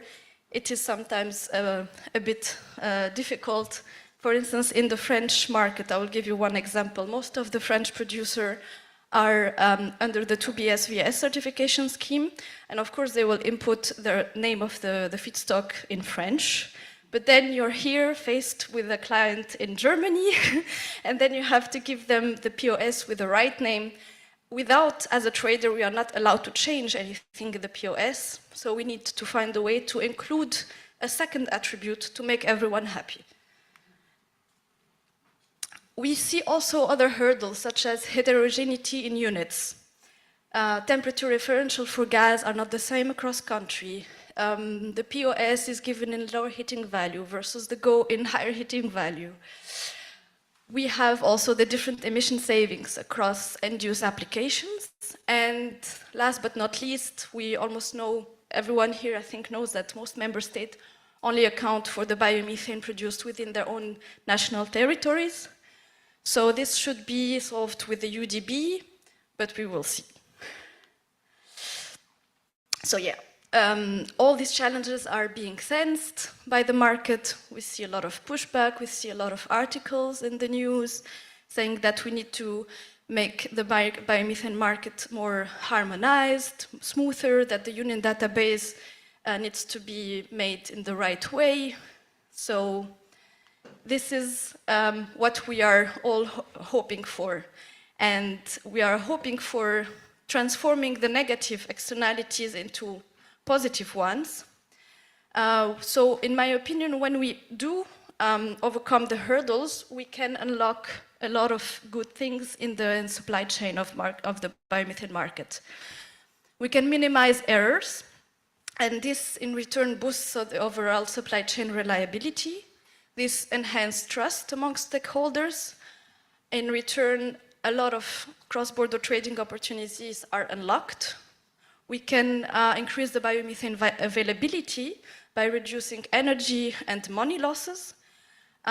So this is what we can achieve, in my opinion, as a trader, or the whole market will profit from it for sure, and the supply chain will be more efficient. And a lot of these hurdles can be solved through data and digitalization. So what we did at ENGIE, we saw a problem and we tried to solve it, because we cannot wait forever until the new database comes. And even that, we will see later how our tool will probably have to stay even when the UDB is fully operational. So the problem was the fact that we have more than 400 contracts per year. And each contract is 1 POS per month. 1 POS in the production, on the production side, and then of course you have one when you supply them. So 1 POS per month, 12 months in a year, more than 400 contracts, it's up more than like around 5,000 POS per year to manage. Sometimes you have more than 10 feedstocks per contract. So you have almost 50,000 rows to manage every year. And this, from the whole, like from the beginning, where we signed the contract with the producer, we have expected volumes and feedstocks. Then the production starts, we have suddenly realized volumes and feedstocks that are not always the same, most of the time not the same. And then at the end, when we have a client in the downstream allocation, we need to be careful to allocate the data properly. So, yeah, we talked about data and how we can harness the power of data. We have a very strong data expertise in-house. We improved our feedstock and sustainability intelligence.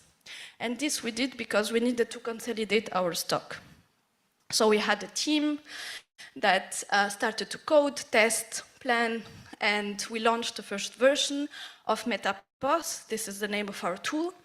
We are constantly monitoring, and now we are fully operational.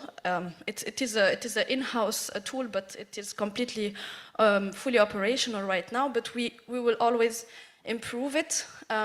We are working currently on the version 2 and version 3. So MetaPOS, the functions of MetaPOS solve many problems at once. First, we digitalize all of our POS. No Excel headaches anymore. Then we have harmonized all the feedstock by one click.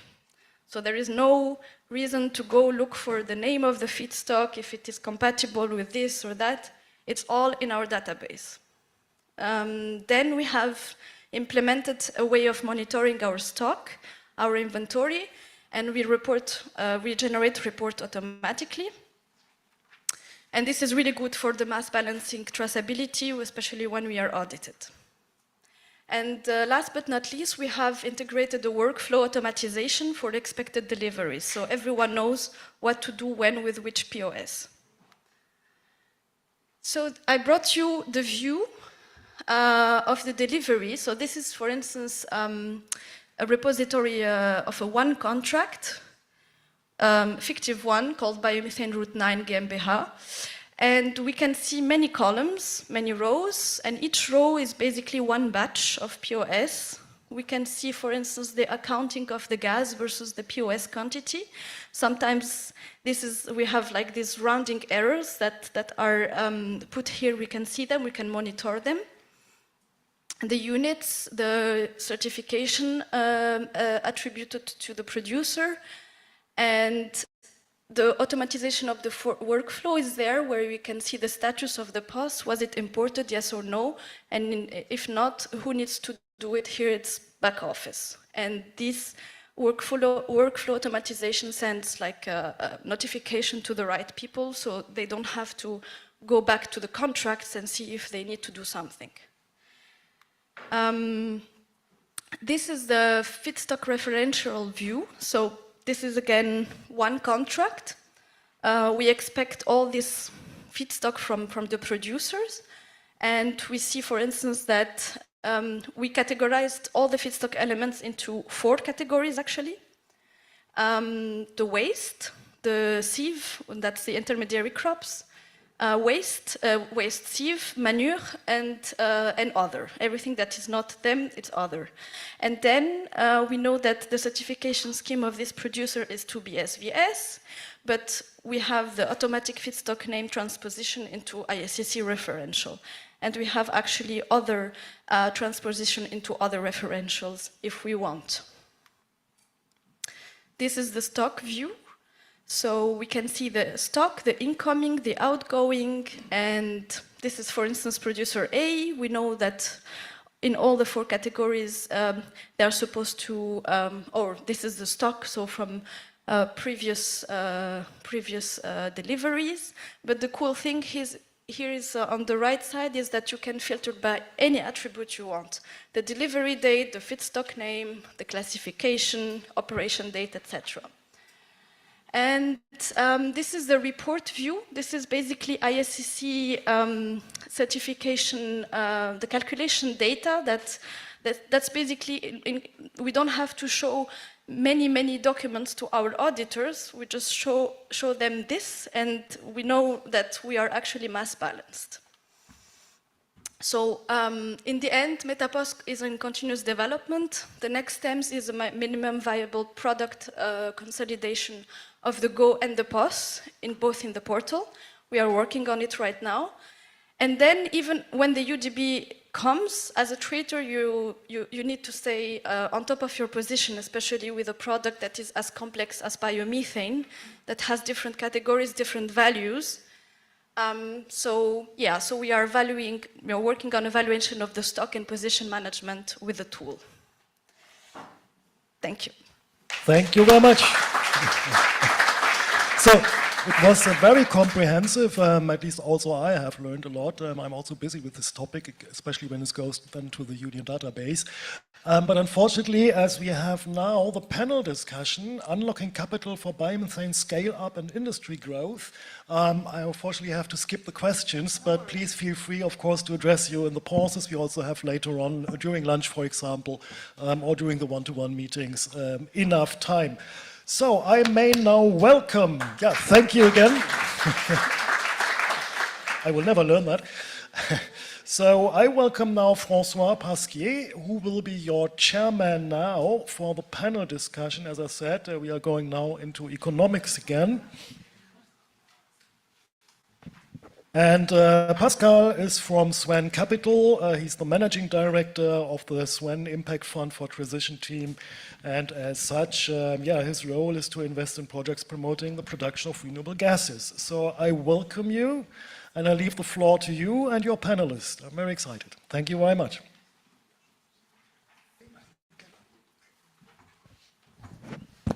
Hi everyone, very pleased to be here today with you. Maybe I'll start welcoming the panelists and to join on the floor. I'm sure they will recognize themselves. Reinhard, Marcus, Chris, and Peter are welcome to join.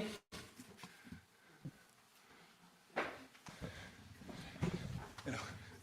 Good to see you. Hello guys. Welcome. Welcome and good luck. I think Peter is missing.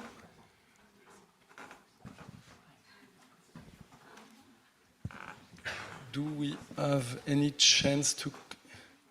Here he is. Peter, is this you? Right on time. Perfect. Welcome. Thank you so much. Well, it's a pleasure for me. So thanks for the quick introduction. Just a few words on ourselves. Since 2019, at Swan Capital Partners, we launched an investment strategy in the field of biomethane, having invested roughly 600 million until now into project, platforms, developer. So very, very active investor in the field. We are not here to talk about me, clearly not. We are here today to address a key topic for the biomethane sector, which is money.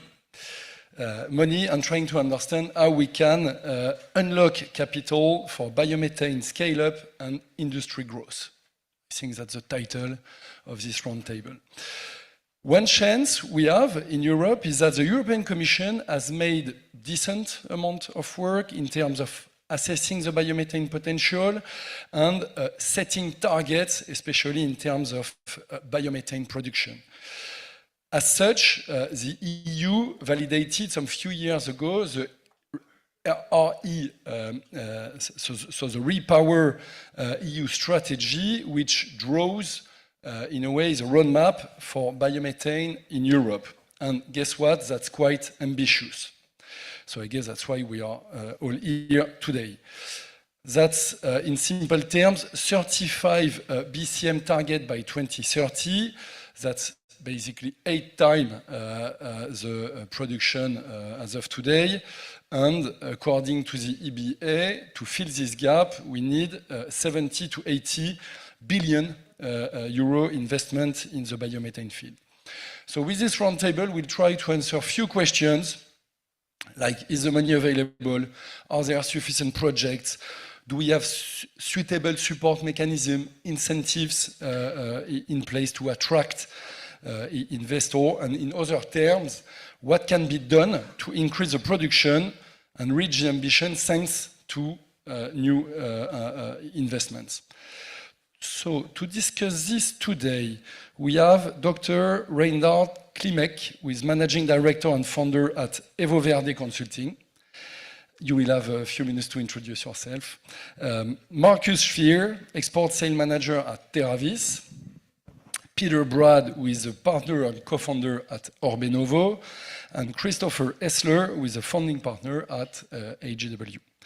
So quite a panel, I must say. I'm very honored to try to entertain this conversation, and maybe I can leave you 1 or 2 minutes to introduce yourself and your company.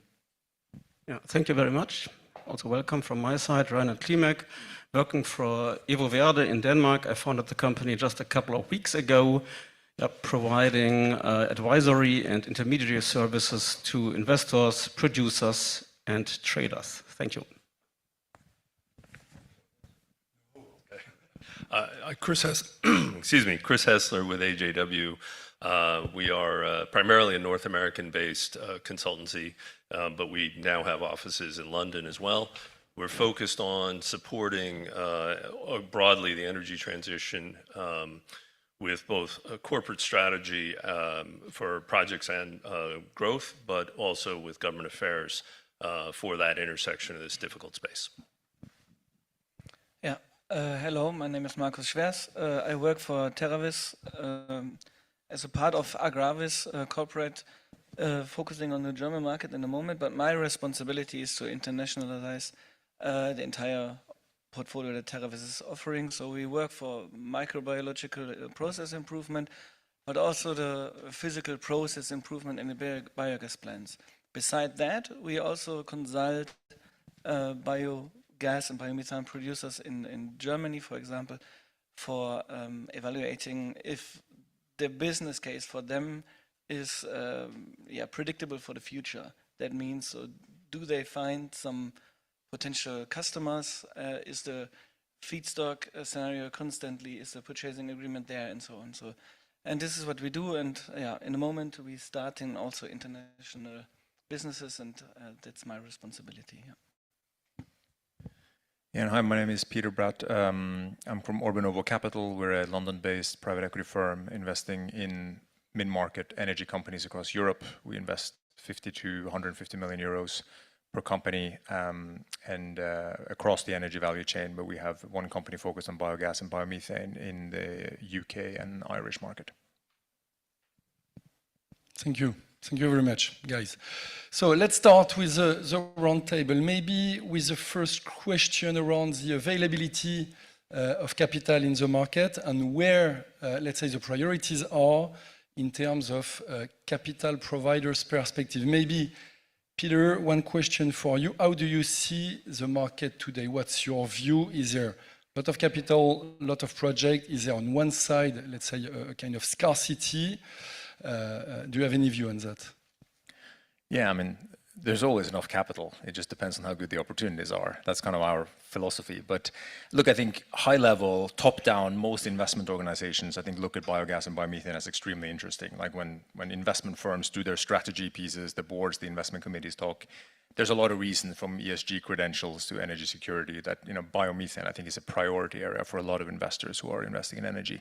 I think the problem is when that meets reality, right? Because if investors can find a large platform with a proven management team that invests in subsidized projects with long-term feedstock contracts, and they have a pipeline of projects with lots of capex going out the door in the next 12 months, there are many, many, many investors who are willing to do that. But most investment opportunities in this space don't look like that.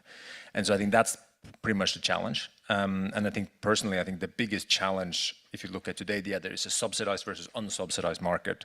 Clearly, the unsubsidized market is sort of special interest market. There are some very savvy investors, including François here, who know this space and who have a point of view and they're willing to take those kind of bets. A lot of investors are not, so they're focused very much on the subsidized market. So I think that's kind of the one constraint. And then I think the big kind of change I think we've seen over time is that investors are less and less interested in just giving money to a project. Right? The real scarcity here is actually people.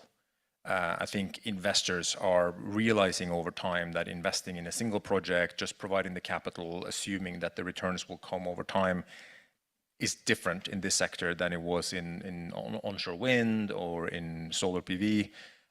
It's more of a people business, and therefore the constraining factor is where the management teams that are going to put together these projects. They're going to design the projects right, they're going to manage the stakeholders right, they're going to, you know, obviously build them right and then run them right, and ideally do it over and over again so that you're building a platform that has some scale. And so I think that's the biggest scarcity. I think at the moment, you know, everyone's looking at Italy because Italy is super interesting because there's an interesting regime, etc. And then, you know, tomorrow everyone will look at Poland because Poland looks really interesting as well. But ultimately, the checks get signed when there's an investment opportunity. And I think the scarcity right now is the people who are going to deliver that opportunity. Scarcity being the people, so having investors being very selective in the project or opportunities in the fields they are looking at. What are the main challenges, I would say? How can we address those challenges to give more confidence to the investors in their investment decision, let's say? Yeah, giving more confidence to the investors is, of course, there needs to be some prediction potential. That means stakeholder management, as we see today, a very good example of ENGIE, but also Veolia highlighted that. So you need to have partners with a strategic alignment, strategic vision that is going into the right direction that you personally have. On one hand side, we have, I think, a political situation where we, to a certain extent, force companies to reduce CO2 emissions, and also, yeah, we have an issue with this ball that every one of us is sitting on. So, to a certain extent, it's also moralic ambition that what we work on. Many people see it like that, and then we talk about, okay, then we have substitution potential for other products, which are way cheaper than biomethane or biogas, and the electricity produced by biogas and biomethane. And on the other hand side, and this is the experience that we had in the German market, sometimes we work with biogas plants that have an uncertain situation for the upcoming future because the EEG is running out. And then we create a scenario for them, 1, 2, 3, and then we see there is a potential customer for them. For example, a very big retailer with, let's say, more than 1,000 stores over Germany. So they would like to have green energy for themselves, which is then also a good occasion for biogas plants, which actually have not a positive business case, but we can help them creating a positive business case. What in sum does it mean is stakeholder management, or name it value co-creation. So as long as you have insurance in the strategic alignment with all the stakeholders alongside the value chain, starting at the farmer, ending at the end customer, and in between all the different entities, if you really go in touch with them, and if you can reduce the complexity that we just saw in a recent presentation here, I think then biomethane can create some value for the future. At the moment, we have the challenges of complex situation with the certification, not really an alignment with all the cross-border sellings, and also the different entities who needs to have a trustful environment in order to be motivated, creating something good for the future. Yeah. Yeah, trustful environment with no doubt, and I think for those who are investing, that's addressing a subsidized market. Of course, this business is still a lot about subsidies and incentives or support mechanism, let's say. Reinhard, Chris, can you share a bit your view on what is existing, what can investor expect in the future, I mean, to ensure the growth of the market and attract massive capital in the market? Sure. So this morning's conversation has already covered a lot of the clear focus of what we need from a policy structure, and it's about how do you get to bankability for any project, and demand drivers being sort of the biggest one, but there are all these friction points like sorting out the UDB and so on. But given the tremendous optionality, both in terms of the sources for feedstocks for this energy and the uses of the molecules, the question has to be asked, why are we having so much difficulty with the policymakers getting to clear outcomes? They've done it for solar, they've done it for wind, they've done it for EVs. Why are they having so much trouble here? And it's probably no great analysis to say it's the sort of the hostility to dealing with electrons, honestly, molecules rather, honestly and seriously, and biomass resources, honestly and seriously, as huge and necessary opportunities for global decarbonization. There are a lot of reasons we can point fingers as to why we're having those problems, but unless we solve those problems, it'll be government officials trying to get to the right outcome, and there are loads of them, will continue to run into resistance. And so we have to solve for that overarching global problem, and it's not just for biomethane and biogas, it's really molecules writ large. I'm happy to say that's not just identifying a problem without a solution. There's actually a growing dialogue, a multinational dialogue, the next meeting of which is in Brussels in 2 weeks. So if anybody's interested in participating, you can ask me about it, and I'll be happy to point you to the people organizing it. But the goal here is to have a statement coming out of COP30 in Brazil that much more clearly articulates that molecules are part of the solution, and biomass is an essential element of that, and we don't get to net zero without inviting in those clean molecule solutions. So that's got to happen, and that unlocks a lot more running room at the national level for the parts of government that want to get to the right outcomes on all these policy issues. It is indeed funny, let's say, to see how in the energy debate and the energy transition debate, it's a lot around electricity and how we will electrify everything in every field. But there are some hard-to-abate sectors that cannot be electrified, and clearly biomethane, maybe renewable molecules in general will have a role to play in this energy transition for sure. Perhaps to add to this, I think we have to admit somehow that biomethane or biogas is obviously more complicated than electricity, and I think some simple hints are, well, if you have biomethane, for example, you have emissions in a country of production, you have emissions at consumption, so there are a lot of reasons why this is complicated, and I think from an investor point of view, I would see 2 things to tackle. I think we have learned in Europe that the European market was very successful for energy commodities, for gas and electricity, and I think it's important to do the same for biomethane as well.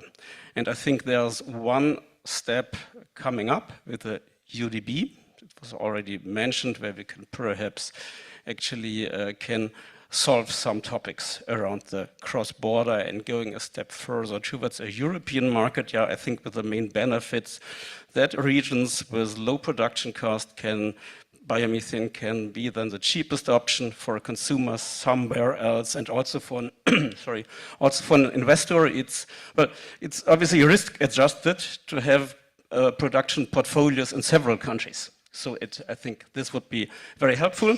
And the second point, I think, what is quite often addressed is a question about clarity, and I would just like to quote the previous speaker, introducing cross-border by saying this is my view on cross-border. I think this was very much summarizing it, because if there are several views, this is not clarity, and investors need clarity. And this where then comes to get complex again, because this is a lot about implementation of regulation in Europe. And we already saw a list from Biogas, and they're then getting on very detailed levels. There is, for example, the implementation regulation 996, which is on voluntary schemes, which is also on mass balancing. This needs to be done this year. Or just examples, Annex 6, if you're doing co-digestion, then it's very important how you can calculate the LCAs in dependency which markets you want to target. So a lot of things which are also perhaps quite hard to market here at a conference, but it's all about, I think, regulation and implementation. Why is that the case? We have to develop the market that it always has to compete with the fossils. So we need this regulatory instrument to show the additional benefit. Perhaps something more entertaining at this point of view, if you are looking at other markets globally, we are on a World Summit here, perhaps worthwhile to do this. There are markets with other reasons why biomethane makes sense, for example, because there is not much fertilizer available. Then you have additional revenue which contributes to it, or markets which are depending, if you are depending very much on imports, there's a currency risk. So biomethane is potentially a good solution to get more independent from this. And I think this is really happening across the board. Thank you, very clear. Sorry, that's maybe a trap. It was not in the blueprint, but do you have a view? You mentioned the union database. Do you have a view on how the UK will be integrated into this or not? Maybe, yourself, you've got an answer to that? Well, I mean, we heard this morning, that the implementation timeline it is in place, but not for the gaseous biofuels. So, and then what you hear from the Commission is that there is the goal to add further markets, and the general sentence is, well, everything which fulfills the European requirements, why should it be blocked? But we know the world is not that easy. I think there's a lot of focus on Ukraine, for example. UK is a focus. But I think there are to my knowledge, there are no clear timelines. Thank you very much. Maybe there are a few bankers or advisory firm in the room. One key question, I guess, is the bankability of biomethane project. Of course, this enables to attract more capital in the market, but also to equity providers to make some higher profitability, so that will make the field obviously more attractive. Peter, can you share your view on the bankability of AD projects, maybe focusing a bit on the UK, or if you've got anything to share around Europe, of course, and what needs to be assembled in order to make a bankable biomethane project? Yeah, sure. I mean, definitely my view is UK focus, because that's where I spend most of my time in this sector. But I think it comes back to this conversation we just had and about the European aspect. The certificates is a problem, but I don't think it's the problem, right? I think if you're going to finance a biomethane project in the UK today, the challenge is you are engaging in 4 markets. The investors, whether it's the equity investor or the lender, you're taking risks in 4 markets, right? Because you're exposed to the gas wholesale market, the certificates, the food waste market, and the agri waste market, because most projects are a combination. And that's 4 markets that move not in symmetry, right? That is a very complicated thing for investors to get their head around, right? That is one of the massive differences, and one of the great things that the PV industry did is that it not only managed to get rid of any input market, because they just buy the kit from China, but they also managed to get rid of the output risk because they signed long-term PPAs.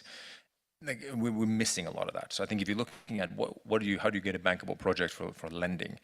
Well, first of all, the lending market, certainly in the UK, is shrinking. And that's natural because this industry started with a bunch of entrepreneurs who were visionary, who went out and built individual projects.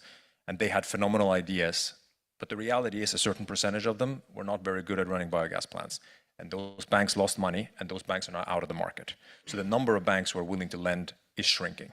And that's going to continue to shrink as the banks realize the losses from sort of wave one of biogas development. Some will remain, and then a few are trickling back into the market, so that will come over time. I think in what we see from the behavior of them is very similar to the behavior of us equity investors. They want platforms. They don't want projects. So they want diversified, larger entities they can lend to where the risk gets spread over multiple things.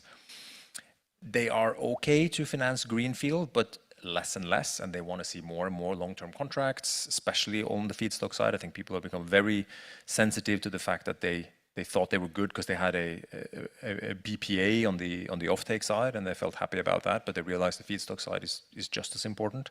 And we think also, even for a greenfield project, it's a lot easier if it's a greenfield project coming off a platform that have some other assets than a standalone project.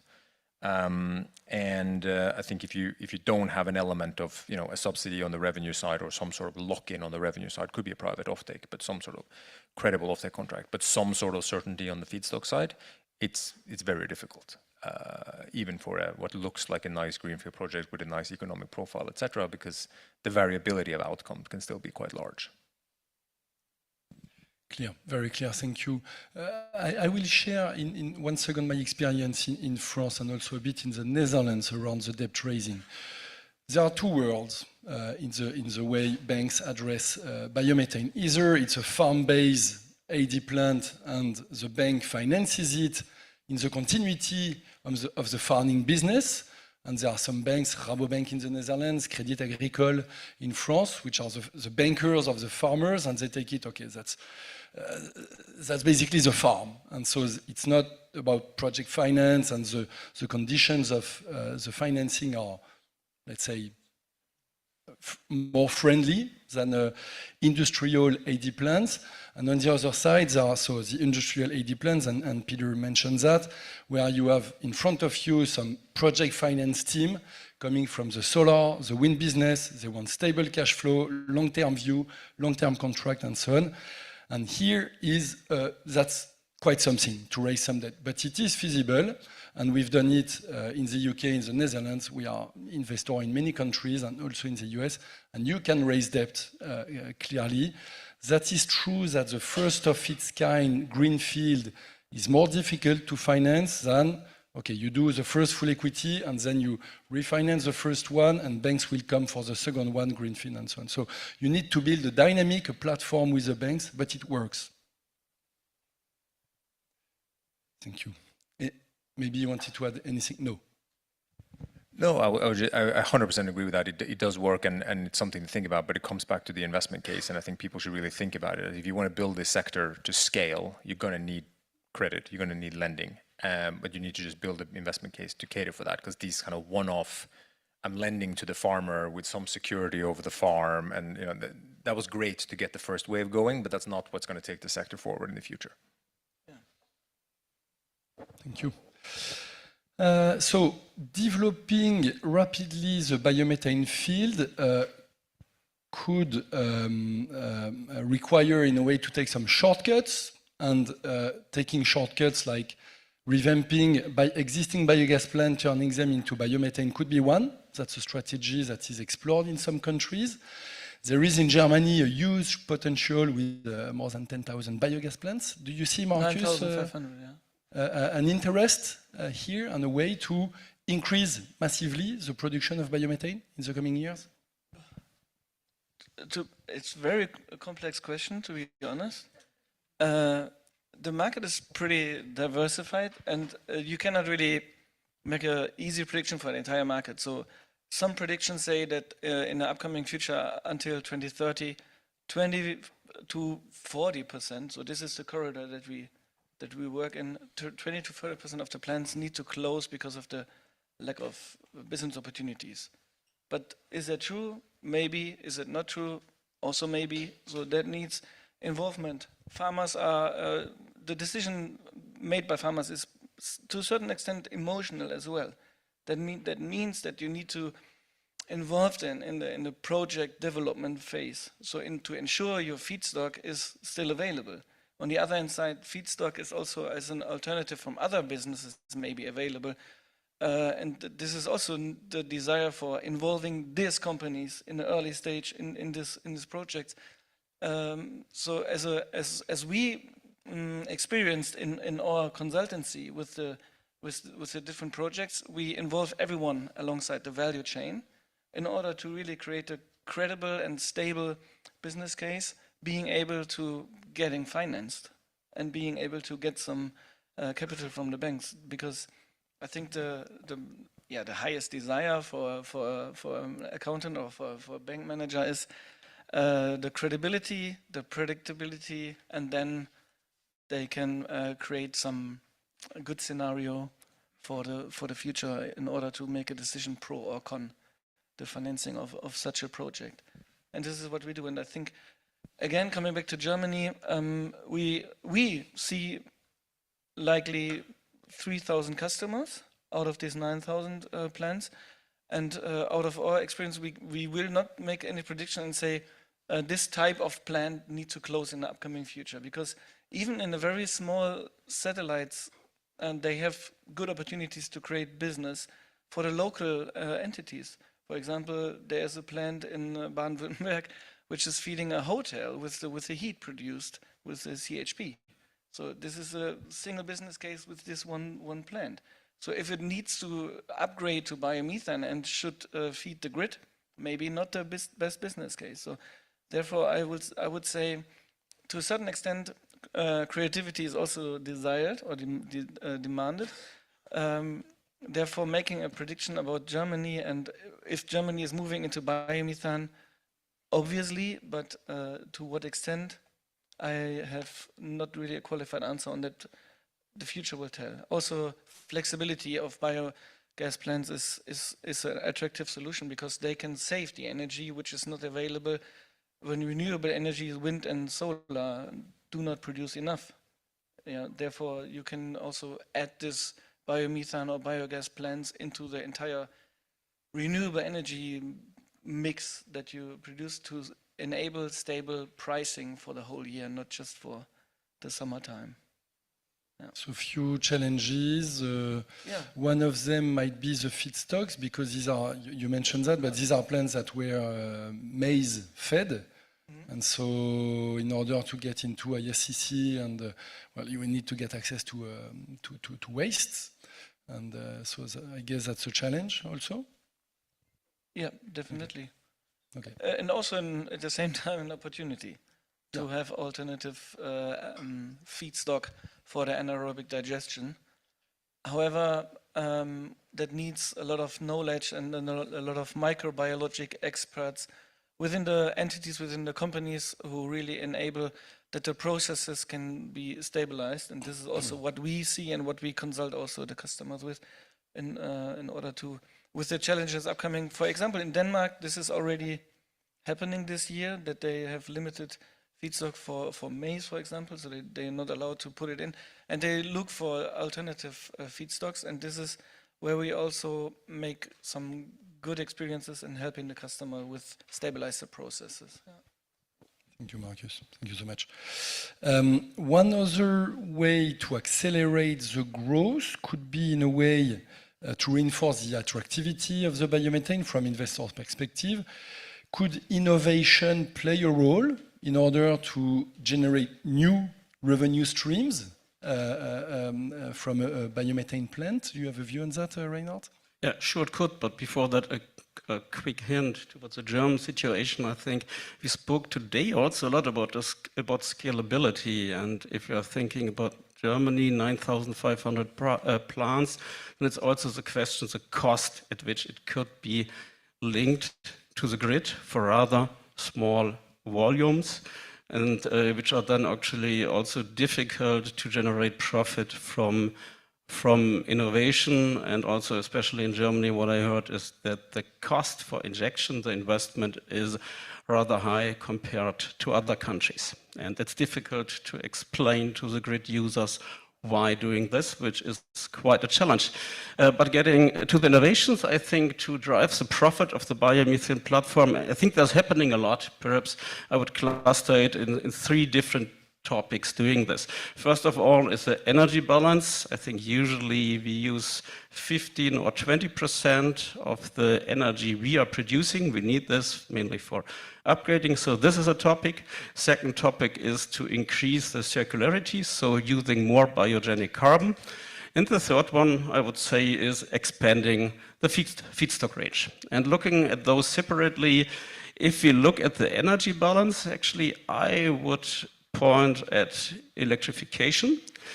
Although speaking about heat in a lot of cases, we see developing heat pump systems which are, I think, getting close to be able to install it there.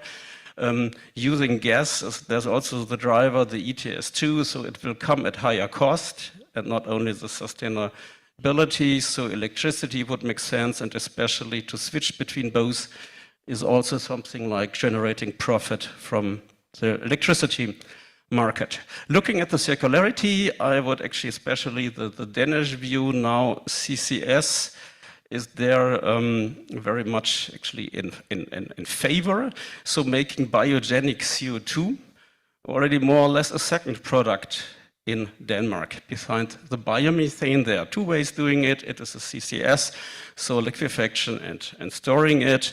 The other way is the CCU, what you also see like e-fuel production from the biogenic CO2 on-site. Challenge there is more around the incentives. There we are in the RFNBO market with having targets mainly below 2030. In some national implementation, it looks differently. Coming to the third point, feedstock, I think that has usually 2 sides. It has to look at the pre-processing. If you look at lignocellulosics, for example, there are developments around straw, etc. That's happening really a lot, but also I think you have to look at the post-processing, because you cannot just take a certain feedstock because it's commercially attractive if you can't get rid of the digestate.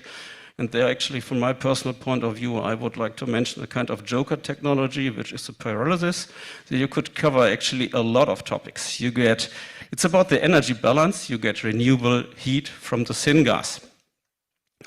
It's also, you have additional revenue from biochar, and you also get rid of the fibers, which is carbon the farmer actually doesn't want to have, and this could also limit the use of feedstock in some areas. So, but what is needed there? Well, it's hard to say if there is already something ready for being prepared, technology-wise, on a biomethane side of a suitable size, because here it's again about scale.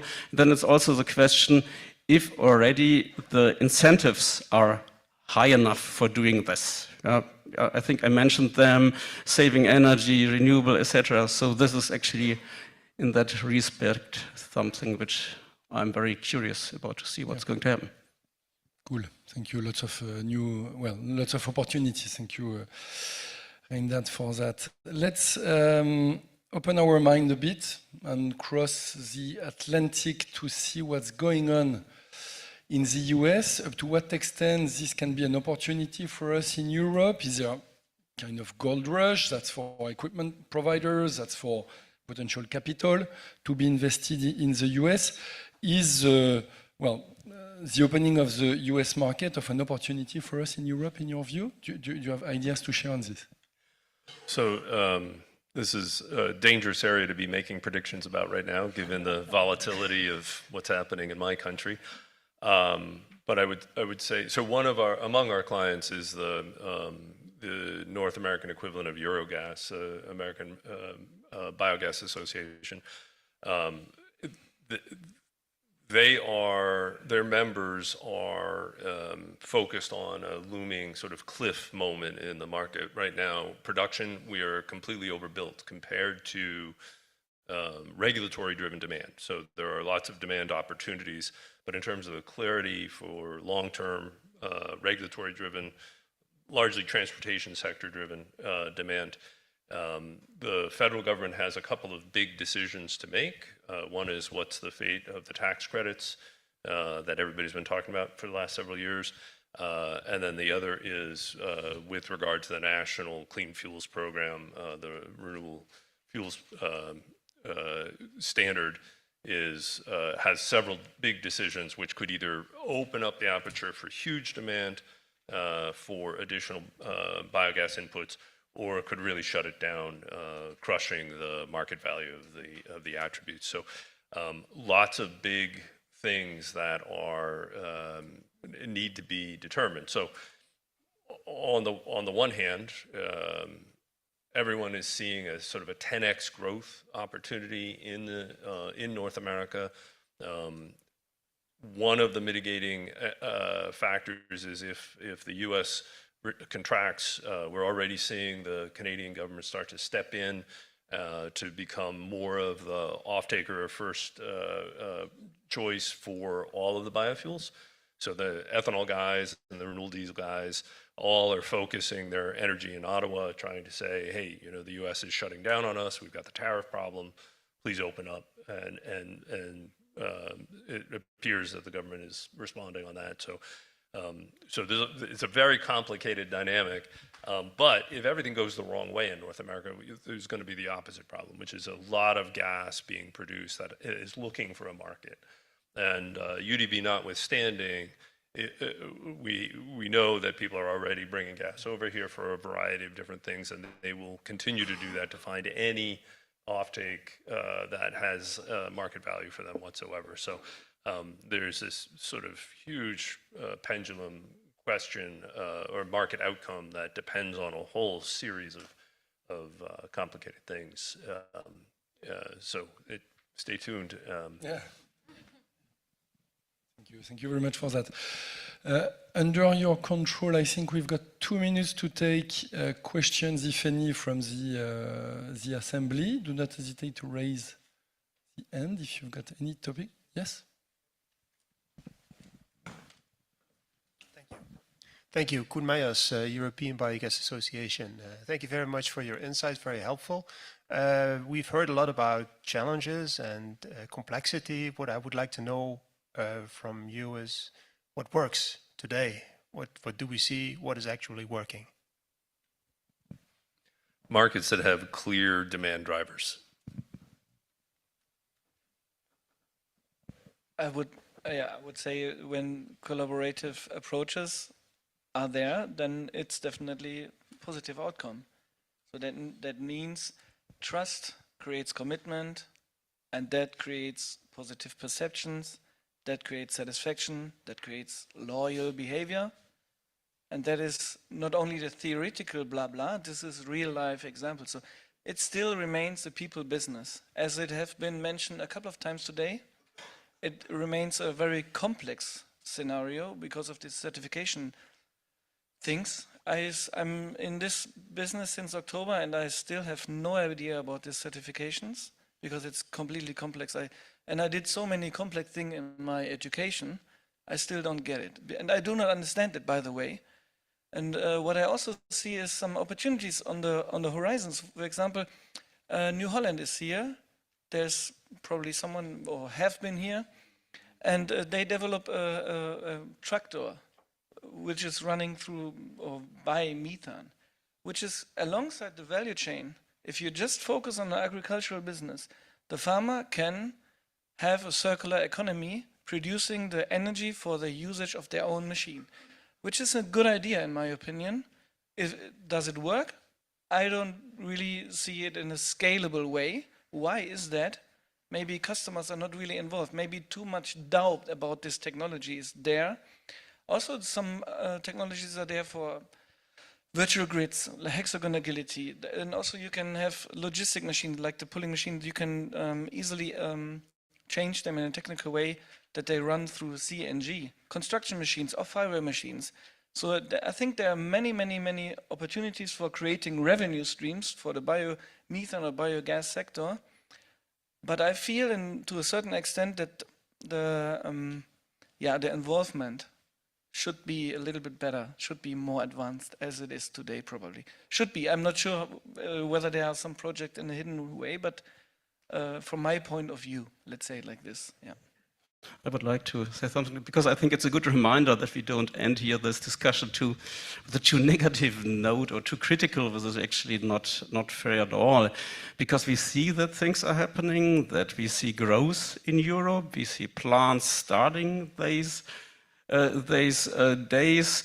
What we also see, I think, and we have to react to it, it's about affordability, what is getting into the scope of European politics, but actually I don't think that this is negative for biomethane, because it's somehow the most, I think it is definitely the most cost-efficient solution for low-carbon molecules, and it is scalable. So actually it's, there are things working, and there's more which could work in the future, I guess.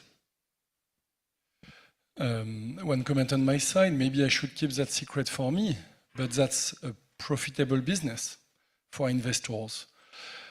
There are some challenges with emphasis, some of them in the biomethane sector, operating plants and so on. But considering the scarcity of the developers of the project, at the end of the day, when you own some and you sell them, it's a worthy business because there is a scarcity. Yeah, I mean, I would agree with that. I think if there's one thing that works is management teams who know what they're doing and who are realistic about what the opportunity set is. Because the reality is, if you do this business well and you have quality people involved, whether you get 9 euros or 18 euros for your geos is going to matter, but it's not going to make or break your business. And all these other auxiliary revenue stream, etc., they're all helpful. But the reality is the base business works if you know what you're doing. And we've seen very clearly now, after 10, 15 years, it really does not work if you don't know what you're doing. And I think that's the difference going forward. Gentlemen, thank you very much. We are in the red zone, so we need to end this discussion. Thank you so much, and hope you enjoyed.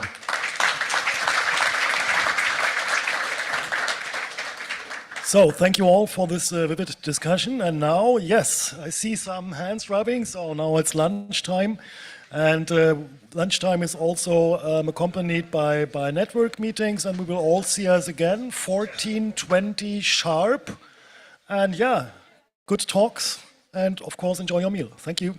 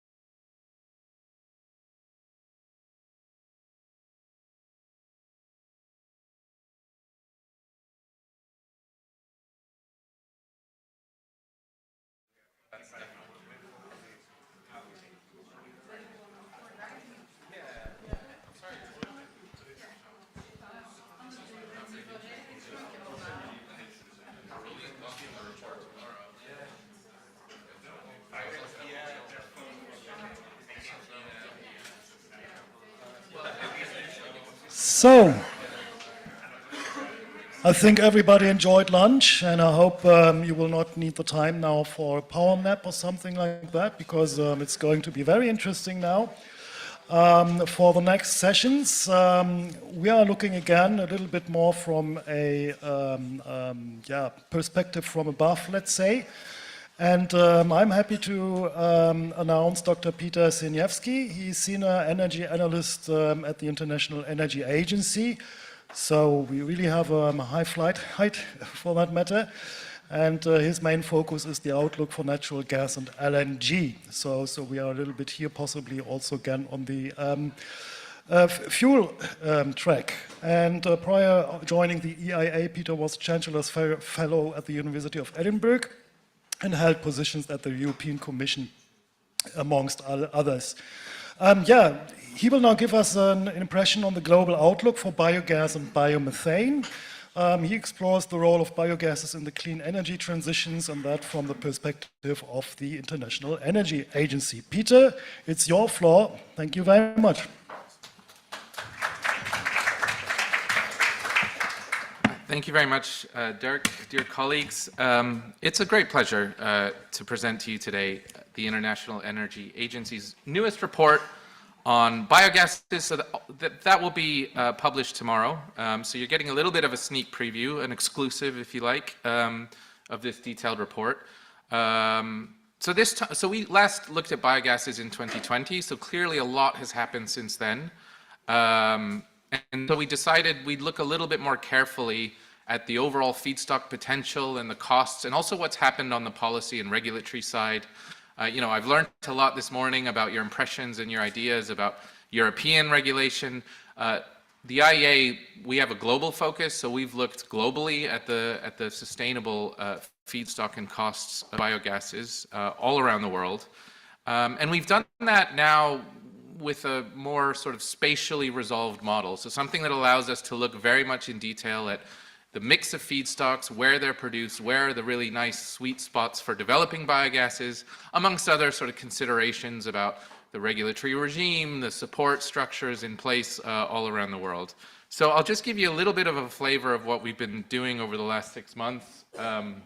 So I don't need to tell the audience here how biogases are produced, but always nice to see an infographic here. I think maybe this is a good place just to emphasize what we already heard this morning, that biogases really connect a very complex ecosystem of agricultural land and waste management, energy production and transport infrastructure, and these factors that make biogases attractive. So, integrating energy, environment, agricultural and waste management goals.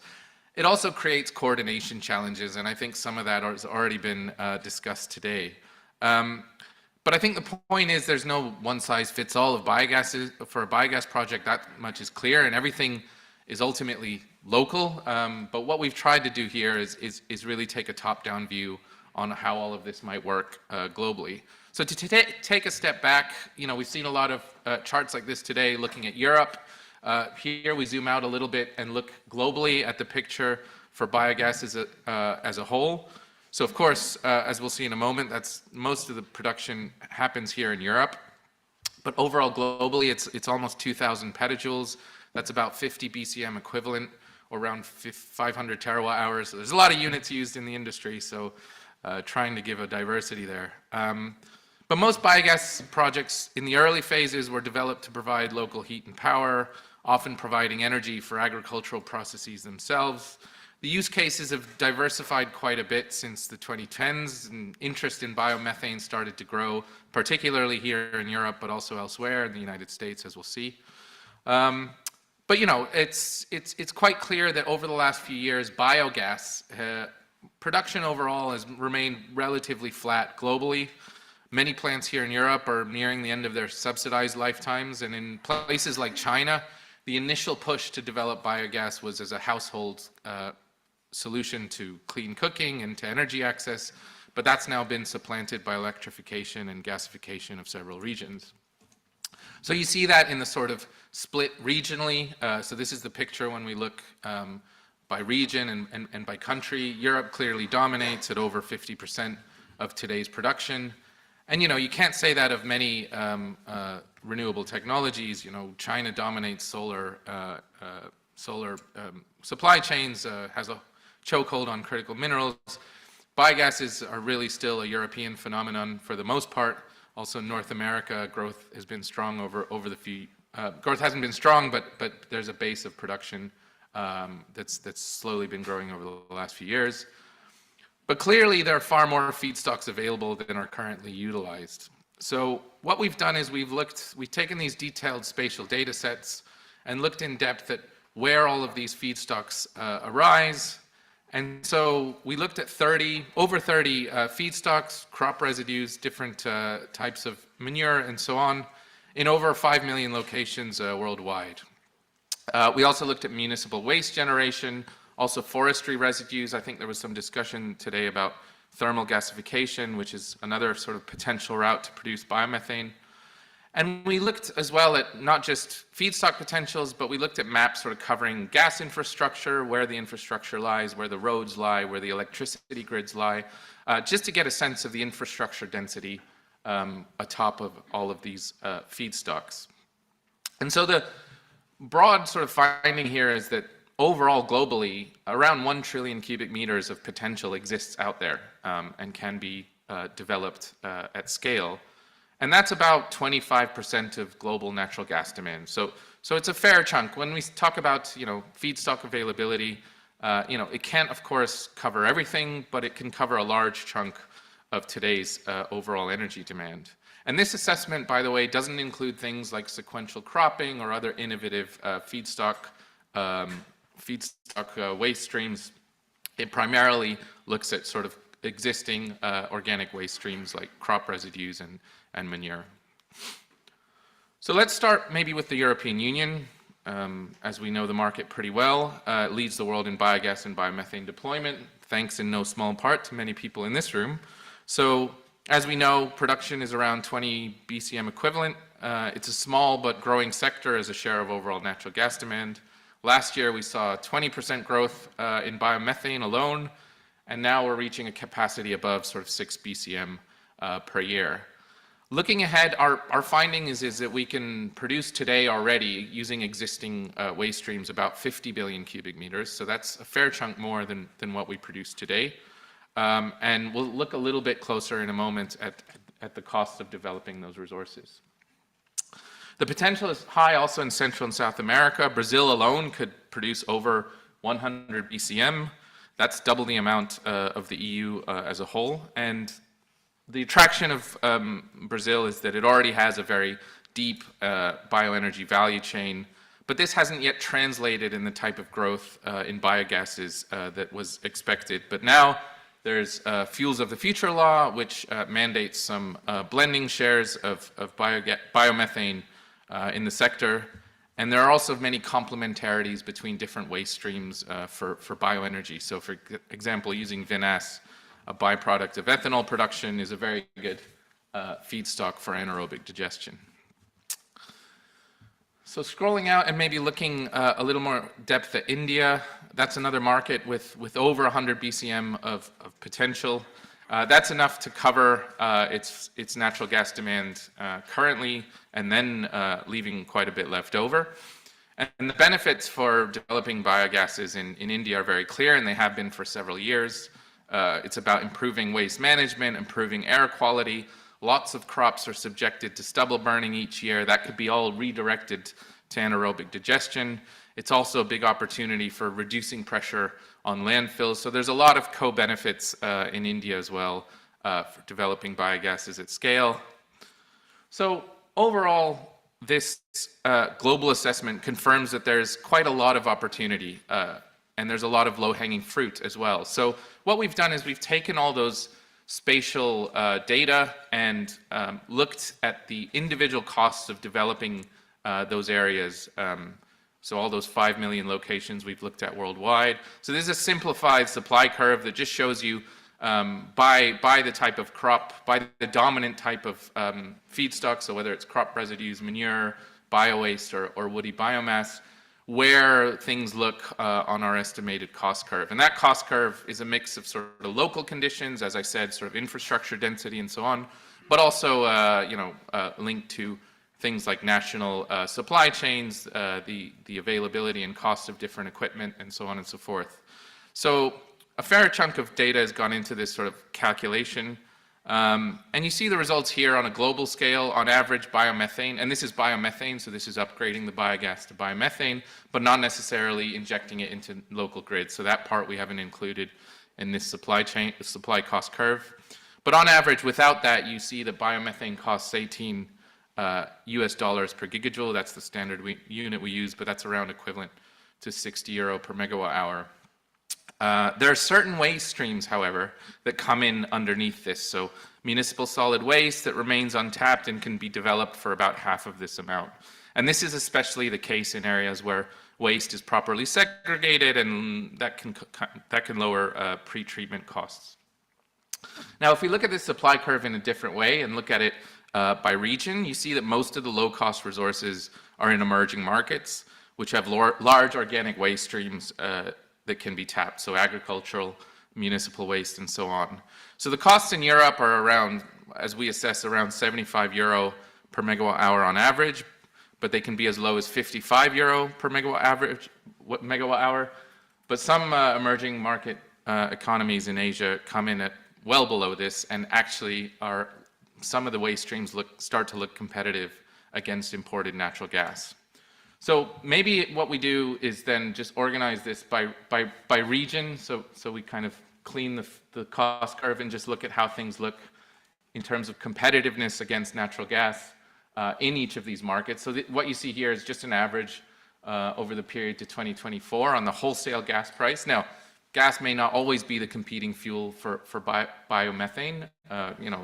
It also competes with LPG in clean cooking, or even in oil and transport in the case of India, for example. But just as a kind of reference, we see that these bands are mostly below what it costs to produce biomethane. But in some cases, like you see in China or in other markets in Asia Pacific, a tiny little sliver there in India, you can produce it for below the cost of natural gas when you import it as LNG, for example. Now that presents quite a big opportunity. That's about 50 BCM that we identify as being lower than gas. And that's about sort of 5 times what globally we already produce in terms of biomethane. So some cost competitive options out there.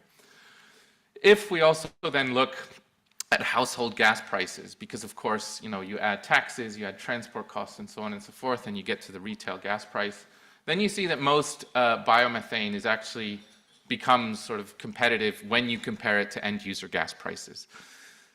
That gives policymakers a bit of bandwidth to design incentives around biogas without necessarily raising costs for households, depending on blending quotas, obligations, feed-in tariffs, and so on. Overall, it looks like it could be an attractive thing to support for a lot of policymakers globally. Now, we also looked in a bit of depth on the emissions, of the potential emission savings arising from developing all of this potential. Now, of course, this is a theoretical exercise. Some of this potential is very costly, could be out of reach for a number of different reasons. But just looking at overall how much it would cost, what CO2 price you would need to incentivize some of this supply. On average, if you're using the sort of reference values from, let's say, the Renewable Energy Directive in terms of grams of CO2 per megajoule, you see that you actually need quite a high CO2 price to galvanize the sector and get things moving. Now that's, of course, if you're taking sort of worse performer values, the reference values in red, or that look at life cycle emissions in terms of projects that don't close digestate, that don't do off-gas combustion, that don't do leak detection and repair programs, and so on. But if you do all that stuff and you end up with best practices, then you see that the abatement cost curve really starts to decline dramatically, and much more of the potential becomes competitive at a much lower CO2 price. So that's something that we highlight as an opportunity for biogases if best practices are followed. In Europe, it's less of an issue, as we discussed today. Certification schemes and markets really already cover quite a bit of the production. But elsewhere in the world, some of the regulatory regimes are not in place to measure and monitor these emissions properly. So this is just my last slide. We did a little bit of a focus on Europe, and it struck me today that, of course, we still talk about biogases in terms of emissions reductions and the potential for circular economy, and all of that remains, broadly speaking, true in our assessment. But there's been a little less focus and emphasis on the energy security benefits of developing biogases at scale, biomethane here in Europe. And I think that's something that perhaps is top of mind in policymakers' view ever since the gas crisis in Russia, but clearly still geopolitics plays a big role in energy decision-making today. So I think that's a strength, that biogases don't just produce energy, they ensure energy security. This means an emphasis on homegrown resources. It means avoided import costs. It means no modifications of existing infrastructure. It means that investments, both CapEx and OpEx, are spent locally. That's not, that you can't say the same for a lot of renewable energy value chains in Europe, that all of that money is sort of kept in the local economy. That's a big boon for industrial policy. So again, just hitting the right emphases here could be quite important for how to communicate the benefits of biogases. And finally, rural jobs. I think that's another area that hasn't been discussed as much today, and something that can surely be quite interesting also for countries looking at bringing the rural and agricultural sectors on board and having them have a stake in energy transitions is also very, very important. So the report comes out tomorrow. I'd encourage you all to have a look. There's a lot more material in there, and happy to take any other questions, and I'll leave it there. So thanks for your attention. Yeah, thank you very much, Peter, for this global perspective, also having a look at the, as we call it, overseas situation. So also, by the way, welcome back the online audience. Are there any questions inside or outside that room? Yes, Peter Mann. Hello, so Chris Mann from Benjamin again. And when you work out the cost of producing the biomethane, are you using a conventional industrial anaerobic digester as the model, not a passive covered system? So we actually have two different, we have a range of different costs depending on anaerobic digester sizes, locations, and so on, configurations. And what we do is we look at best practice in jurisdictions where we feel like that's more or less the model to follow. So in places like Europe, which is why you see potentially slightly higher cost biomethane produced here, given the additional capex you require. But in places outside of, places where regulation isn't so clear, costs can actually, in fact, be lower to produce biomethane because there's sort of less sort of restrictions or less environmental obligations that you need to meet. Okay, yeah, I was just saying, referring back to China, when they had their massive campaign on, it was all about passive systems where it's just left to digest at room temperature underground and it didn't cost anything. Yeah, and then you saw some methane emissions as a result of that, indeed. Well, but we've got solutions for that now. So it's just I'd just be interested to see the comparison between something like that with proper regulations about methane emissions, making sure that doesn't happen. I think the cost could be much lower for production of biomethane in some of these areas without doing anything wrong. Okay, thanks very much. I will leave it like that because I was informed you also have to leave quickly, I guess. Yes. Okay, thank you very much for your time. And we are all, of course, looking forward to the report tomorrow, first thing I do in the morning. Okay, thank you. Thank you, Jay. Thank you. Thank you again. Yeah. So I have now the pleasure to welcome Koen Myers. Basically he is the business development manager of DMT Environmental Technology. They're also one of our sponsors here. But at the same time, he's also a board member of the European Biogas Association, the voice of biogas and biomethane in Europe. And we will learn now a little bit also an outlook, but maybe more from the EU perspective than a global perspective. And he will introduce to us the state of play of biogas markets in EU contexts, future production potentials, critical issues. And with that, I leave you the floor, Koen. Thanks very much.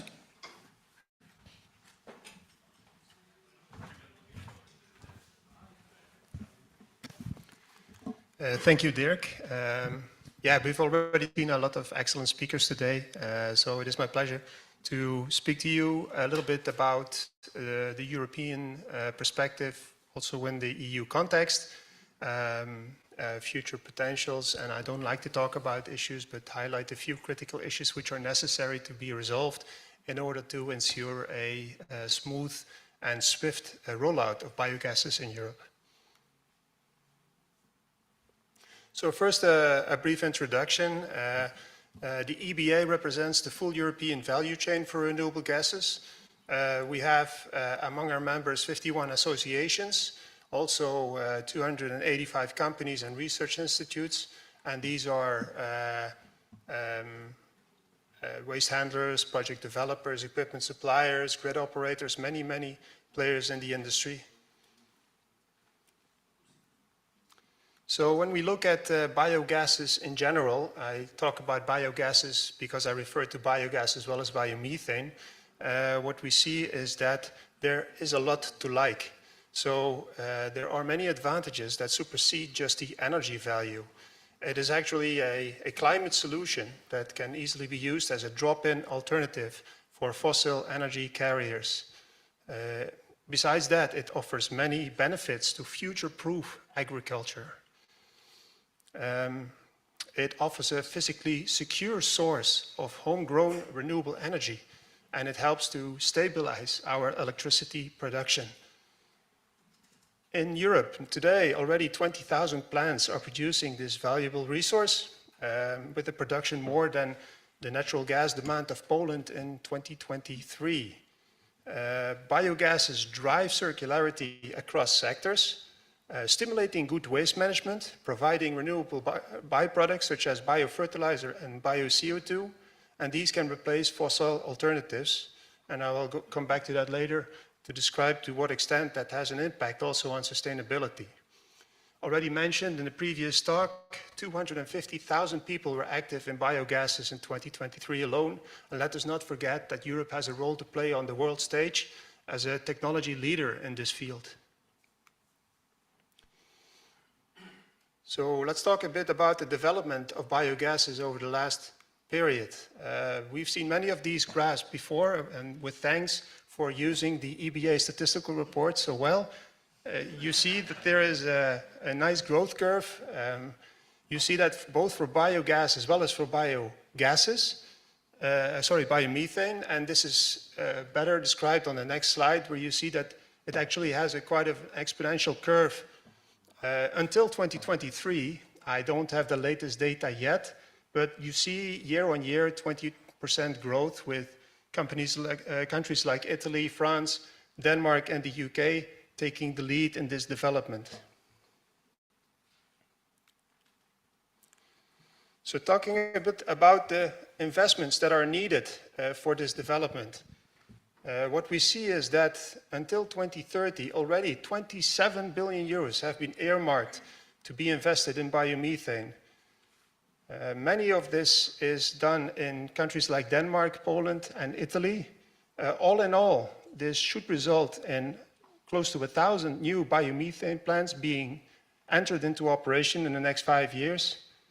And of course, this is a big promise to what we should expect if we want to be close to making our target in 2030.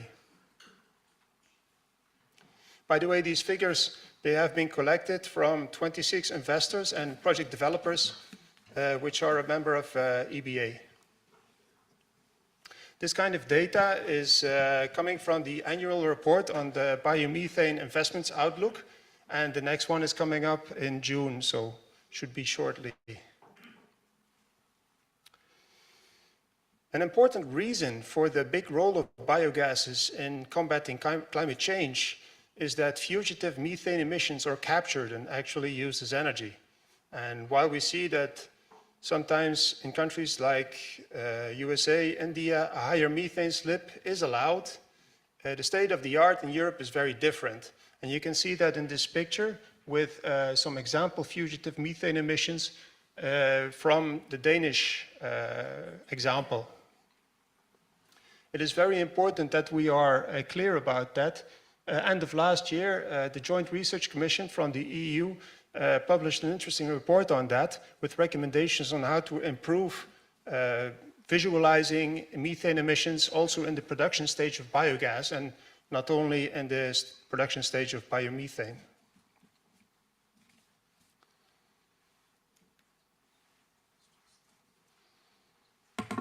In terms of strategy, in 2025 so far we've seen the Clean Industrial Act emphasizing industry competitiveness and resilience while achieving the EU decarbonization targets.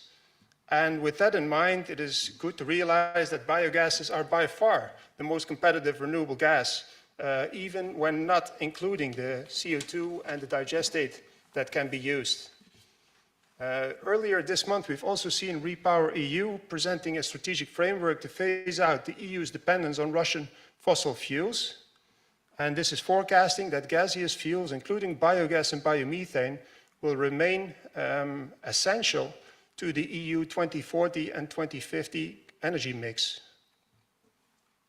Now, upcoming for 2030, the EBA issued a position paper this month ahead of the upcoming release of a 2040 climate target by the European Commission, and it puts forward a binding target for combined production of biogas and biomethane of 100 billion cubic meters, a BCM, by 2040, to be formally anchored in EU legislation. And I think this is one of the items that we need to roll out the sector speedily.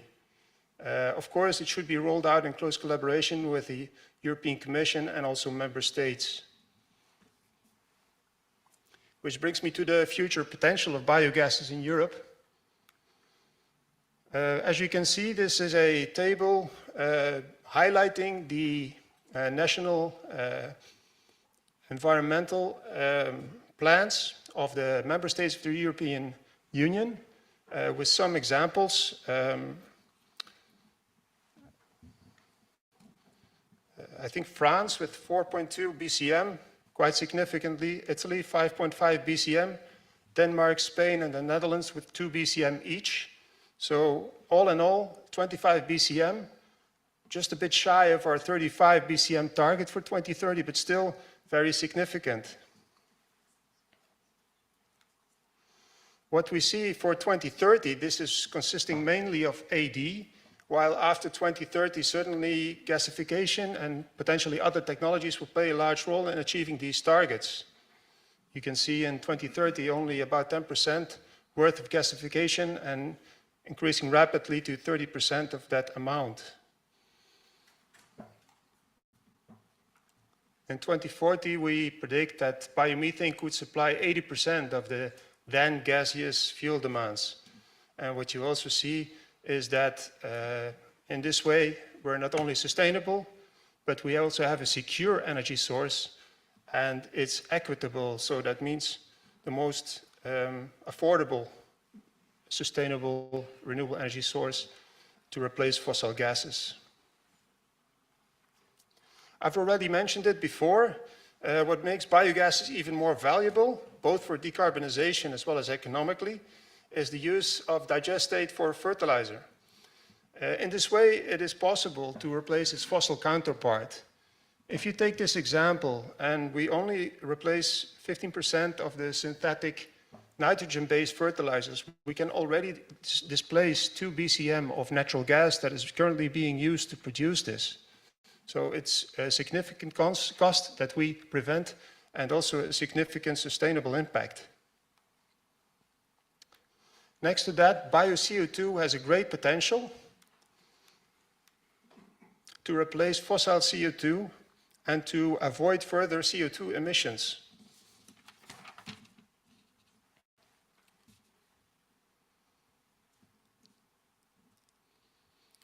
So with this, we can conclude. we can conclude that we can really progress Europe on its path to a sustainable future, making good use of the most affordable renewable gas. In order to make that happen, though, we will need a few things. And these are our recommendations to address these critical issues. First of all, we need full recognition and support, especially binding targets that acknowledge the cost competitiveness of biogas and biomethane. Secondly, we should address bottlenecks in the rollout of the production capacity, such as very much a stable and consistent regulatory framework to de-risk investments in clean technologies, speed up permitting, and facilitate grid injection, which is unfortunately still an issue in some member states. And finally, we have this possibility of using positive externalities, but we do need market design that will allow to reap the full benefits of the use of digestate as a fertilizer and replacing the fossil CO2 with biogenic CO2. Thank you, and it would be my pleasure to answer your questions.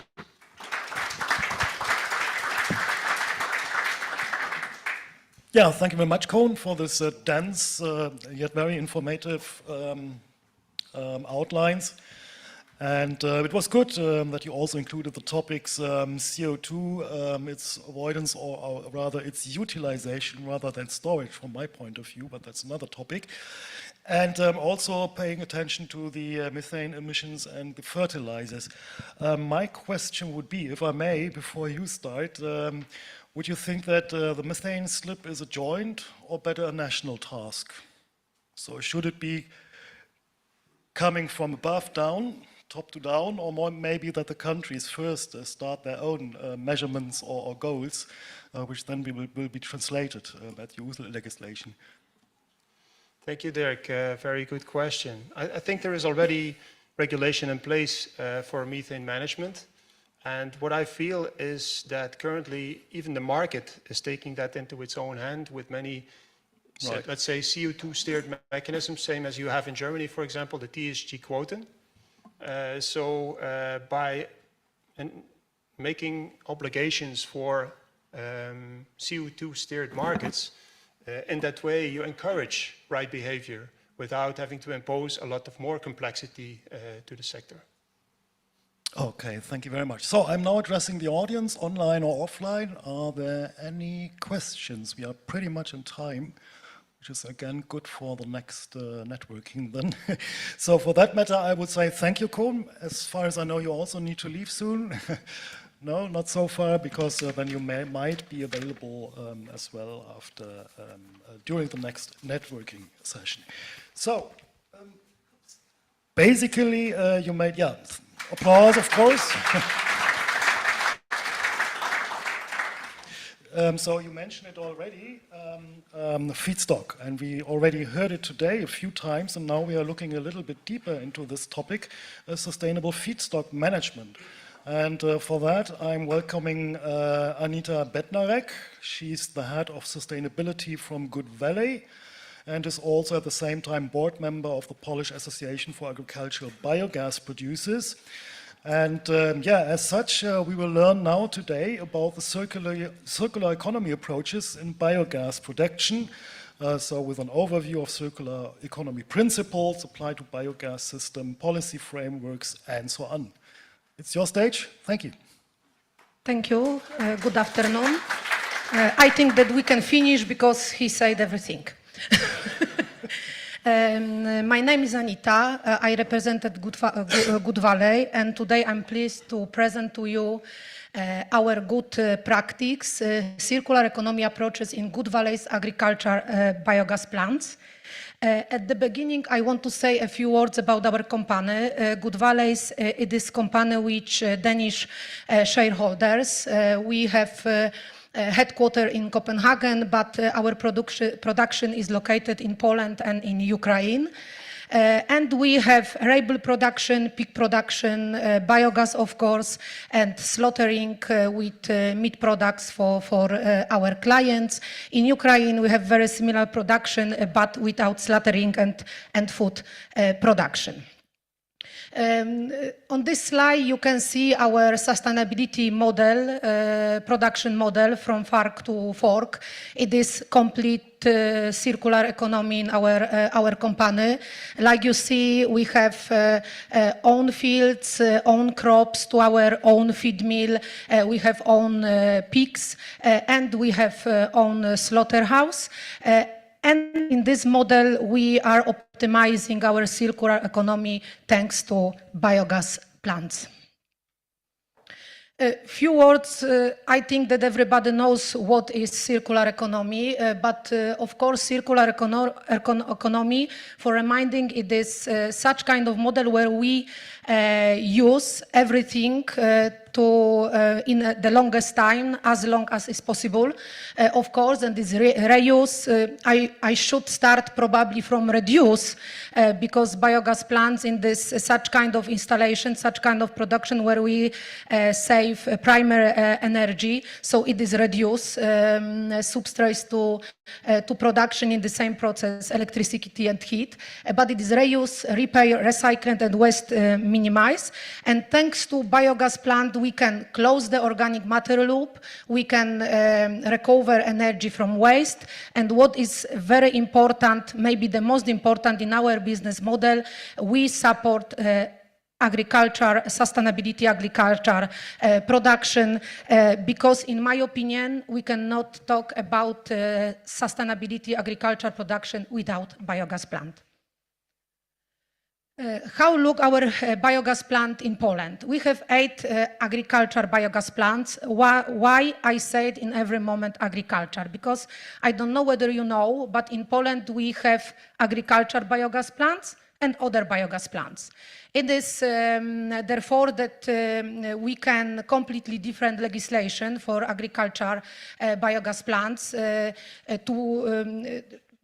if we want to have agriculture biogas plants, we have to use only such kind of raw materials which is according to definition of agriculture biogas, biogas in our Renewable Sources Energy Act. So therefore, because we have from agri-food, we have only agriculture biogas plants. Our power energy is 7.5 megawatt. Heat power is close to 8. We produce over 32 million cubic meters agriculture biogas per year, but of course it is not our final product, because from agriculture biogas plant we produce electricity and heat. It is 52 gigawatt hour per year. If we compare to householders, average consumption of householders in Poland, it is small town, 70 householders consumption. And we produce, of course, green heat. In our model, it is very important because our core business is peak production. Yes, and we produce in 3 stages. So we have sow farms with piglets, we have winners farms, and we have finishers farms. And piglets needs a lot of heat to the best growing. So we decide about build first biogas plant. Like you look at this graph, our first biogas plant was built 2005. It means that in this year we have small celebration, 20 years Polish biogas. It was first biogas plant in Good Valley and first biogas plant in Poland, and everybody educated on our case. And probably legislation was created, of course, also based on our example. Last biogas plant is 2015.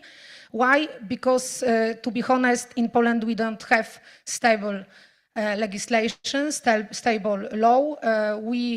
Maybe I will not should say it, but we love change rules during play.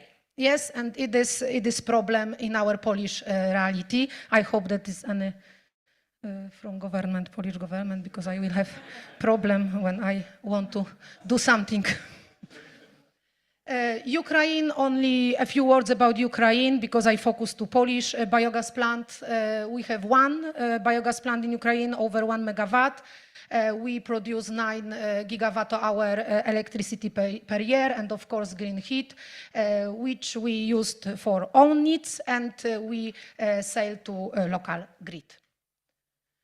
And what is the most important in biogas system if we talk about circular economy? Especially we can use waste in our biogas plant, so our circular economy can be optimized.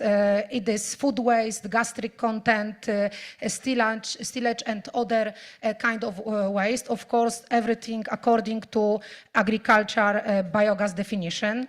We have looping use of agriculture byproducts, for example, slurry and manure, post-harvest residues, for example, straw. We use straw in our biogas plants, and I say a few words about it in next slides. And one interesting point in this place, why I use agriculture bioproducts in this place, not waste, when I say about manure and slurry, because according to interpretation climate ministry, Polish climate ministry, manure and slurry, it is natural fertilizer.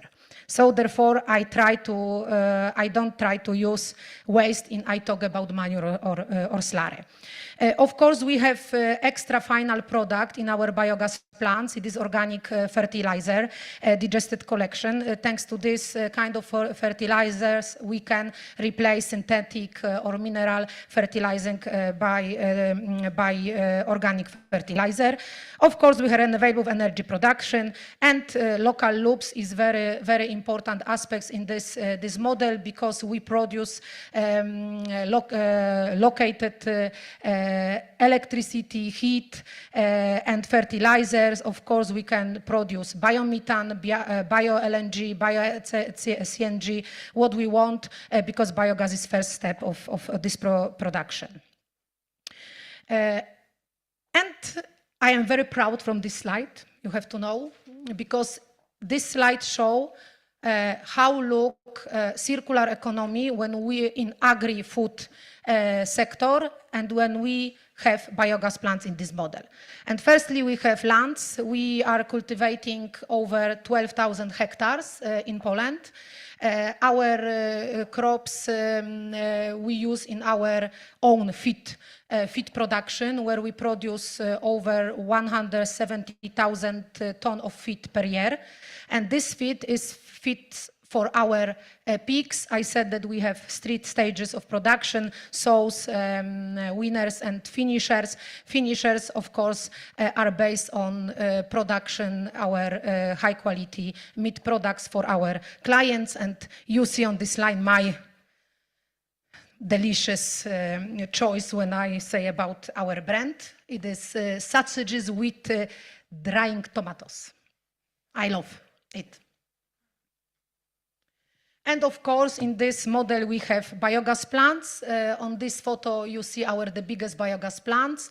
And we see that manure slurry from our farm we send to biogas plant. From our feed mill, we use feed and crops residues. From our land, biomass, for example, straw, but we use also my silage from our biogas plants, because 20 years ago, technology of biogas plant in Poland was especially based on my silage and manure. And in our one location, we use our gastric contents and slaughtering waste, where we have hygienic system. Thanks to this biogas plant, we can use everything what we have from our agro-food production. And of course, we use electricity for own needs. Firstly, on technology process. Secondly, we used electricity in our buildings close to our biogas plants. We send this electricity through own local grid. Secondly, through public grid, we send our electricity to buildings and to locations when we don't have biogas plants. We could do it thanks to special contract with the distribution company. It is general distribution agreement. Thanks to this, we are a virtual biogas plant, and we can use own electricity in place where we don't have production, energy production, of course. And we use own electricity in our slaughterhouse, but in this case we have to use trade company because it is company, our slaughterhouse is separately company registered with completely separately registered number. So we have to, according to Polish law, we have to use trade company, and circa approximately 10% of our production we send to external clients. Thanks to this model, we are completely self-sufficient. We don't buy electricity from external. And of course, like I said, we send 10% to external client. Additionally, we have heat. We used heat in our arable agriculture buildings, mainly in sow farms where we have piglets, like I said before a moment. And in one location, we are heating local community. It is 8 block flats, church, and school.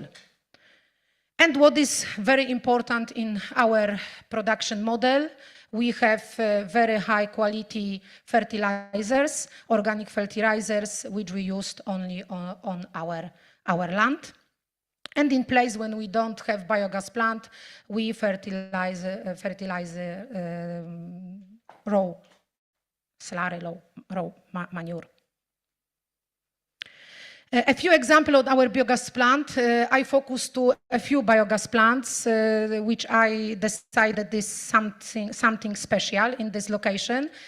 This is first biogas plant in Poland and first biogas plant in Good Valley. Like you see on photo, it is a real circular economy because first plan you see biogas plant, this white building and tanks. It is our biogas plants. Second plan, it is our finisher farms, 9,000 finishers. From this farm we send underground pipelines manure to our biogas plants.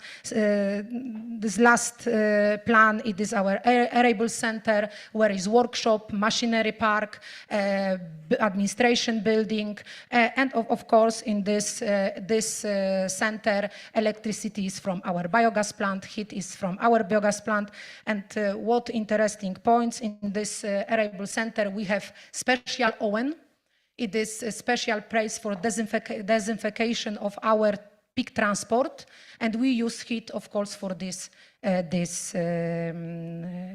disinfection.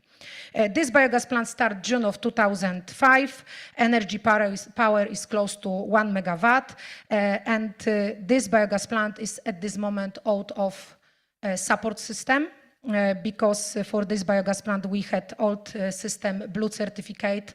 I know that Mr. Paweł said a few words about support system, so I will not repeat the same information. Second example is the biggest biogas plants, over 2 megawatt. Energy power start April 2009. Unfortunately, this biogas plant is out of support system from 1 year. If show how kind money it was 1 million euro per year. We lost in last year such kind of support system. We had blue certificates for these biogas plants, and before these biogas plants over 2 megawatt hour, we can not postpone this support system to next 2 years, because if biogas plant is lower than 1 megawatt, it's possible to postpone about 2 years in feed-in premium.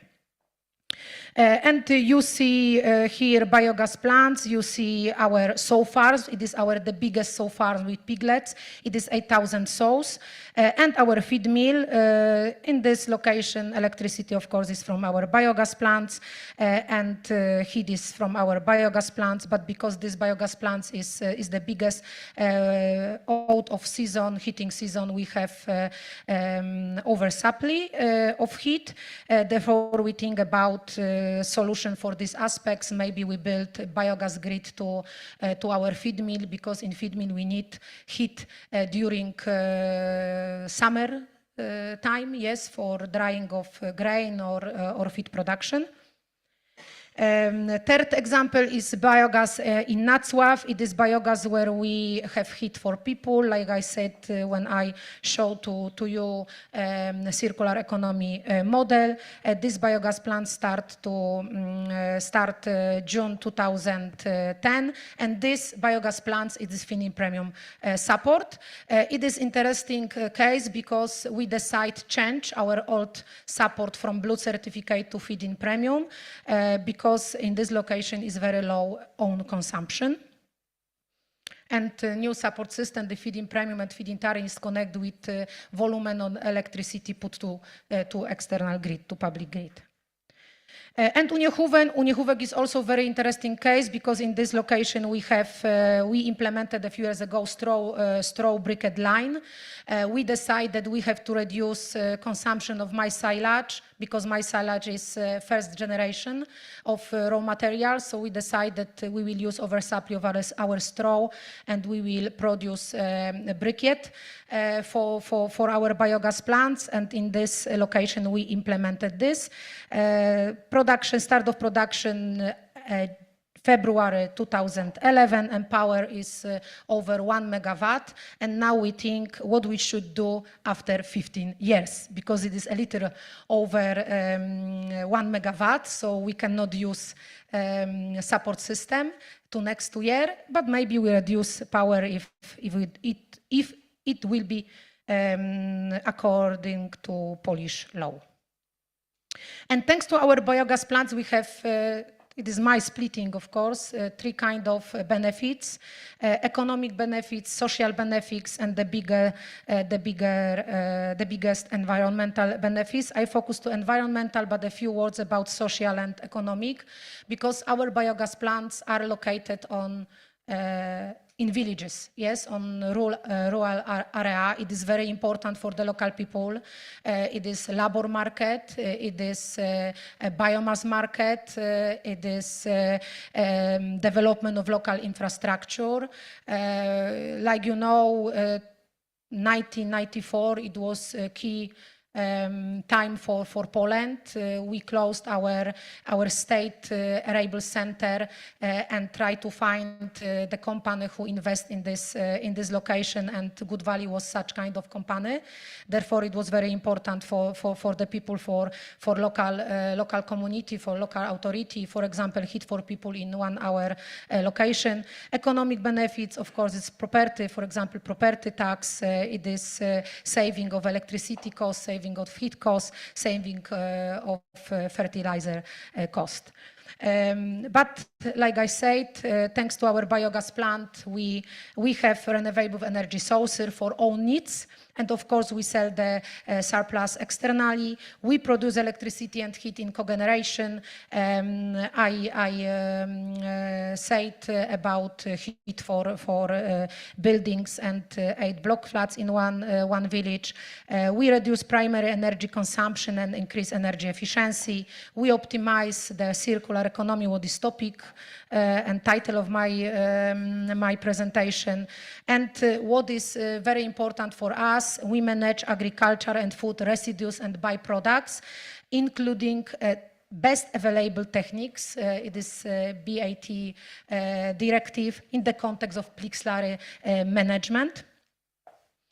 And slide when I show to you how look our production of electricity from the beginning. Yes, so 2005, you see that this is very, very low volume, and from 2000 was stable. Of course, 2012 was key point for our biogas plant because changed a lot of law.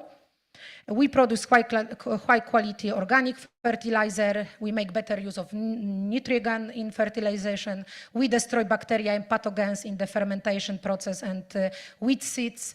Thanks to this, we reduce using of pesticides. It is according to policy from farm to fork, so Fit for 55 and Green Deal, of course. We reduce odor. Calculation is this is approximately 60%. And thanks to our biogas plan, we can be a member of Przechlewski Energy Cluster. It means that we focus to a local cooperative with local community. And we reduce green gas of emission, including methane from our manure, emission from wastes and bioproducts from our activity, of course from electricity and replacement of black energy by green energy, and related to fertilizing with using of mineral fertilizing. Professor from Polish University calculate that it is 1.25 tons CO2 per hectare if you replace mineral fertilizing through organic fertilizing. You may come to an end. I know. I was happy that it is in English because I thought that I will be on time first time. Oh, you're speaking very fast. That's not the issue. Yes. But if you might come to an end. Summary, my summary only. European Union and Polish legislation framework. It is Green Deal, of course, and Fit for 55. It is Circular Economy Action Plan from 2020, Directive RED 2 and 3, and the European Union taxonomy. In Poland, we don't have a lot of. But what is very important for me, 2023, we implemented a new special biogas act focused to agriculture biogas plant. So I hope that we start with development of biogas plant in Poland after 20 years. And a few conclusions, preparing the long-term strategy in Poland because we don't have strategy for biogas and biomethane sector. Biogas and biomethane have to be very important part of circular economy, decentralization and integration with agriculture, stable and predictable legal framework, simplified procedures because we have very huge bureaucracy. I really need to come to an end because and it would be for unfair, investment and regulatory to the streaming, other panelists. I mean, we can read education, it. local communication. Okay, Thank you. Thank you. I'm sorry. Yeah, sorry for being mean, but the good thing is you can thank very much to Cohn because he was so quick, so we had this time. So this is very good. So later on you have to give him a drink. And we have one question. I think I leave it for this one. Yeah, thank you. And please don't forget to introduce yourself. Hi, my name is Natalia, IBBK. Thank you very much for very informative and interesting presentation. I noticed that the biogas plant that is in Ukraine was commissioned in May 2022. So in the most turbulent first months after the full-scale invasion. So I was curious, what was your planned return of investment for the Ukrainian plant, and if it's going according to your plan? And a quick answer, please. Thank you. To be honest, I don't want to focus to Ukraine because I am responsible for Polish market, but in Ukraine is one very important point. Of course, unfortunately, we can war in Ukraine, yes, but therefore, due to war, we cannot send money from Ukraine to, for example, to our headquarters and our mother company to Denmark. Therefore, we focus to investment in renewable source energy. We want to build next biogas plants, and I know that in Ukraine it is huge focus to such kind of investment, and we know that in Ukraine we have biomethane, in Poland we don't have. So. Okay, thank you very much. Now, it was really interesting to see also the focus on circular economy and how it is being played in Poland, and especially I think the market is not so easy for you. You do not have the RED 2, let alone speak about the RED 3 in place, which also is of course hindering investments or further planning. But yeah, thanks again. Thank you. I'm sorry for to be delayed. Okay, I think this one is the last presentation before we have another coffee break. I'm welcoming now Dr. William Spangersla. I'm very sorry if I do not pronounce it right. He's the head of engineering of the Vorn Bioenergy GmbH, so a German company. I particularly like Vorn because in Germany it means a hat, so this is really good. He holds an BSc in chemical engineering, a PhD in engineering, and is responsible for the full scale and actually for the complete engineering life cycle for biogas plant projects. And we will now learn about a specific topic of feedstock, the role of biomethane, the decarbonization of olive oil industry. Interestingly, I heard it already during the talks on the floor. This is a hot topic. So I'm very curious. Thank you. Floor is yours. Thank you, Dirk. Good afternoon. And as was introduced, William, head of engineering. The goal of the presentation is to kind of go a little bit deeper into how circular economy is important, and of course associate feedstock with circular economy and decarbonization. Anita gave a really quite good and deep explanation about circular economy. Thank you for that. I will probably skip many slides here. But the focus here is not in the agricultural sector, but in the industry. And what I'm going to show is how Vorn is building industrial biomethane plants. A very quick agenda for today. So we will basically go through these initial basic concepts, but we are going to go really deeper into the olive oil production process because this is the core of the presentation, and also linking with the whole investment, the bankability of these projects. A focus of this presentation is to link technological development with a full-scale development of plants and how we can bridge new technologies with real industrial biomethane plants. Very, very quick introduction about Vorn. So basically Vorn is a company with more than 20 years. We are German-based. We already built more than 40 plants in Europe, and basically our goal is unlock biomethane as all of us here. So we already did some projects around Europe, around Germany. Now we are focusing a lot on our greenfield projects in Italy and Spain. Italy, really good subsidy, but a lot of challenges. And we are expanding to Poland and the UK currently. So circular economy, we needed to very key facts here after the lecture of Anita, thank you.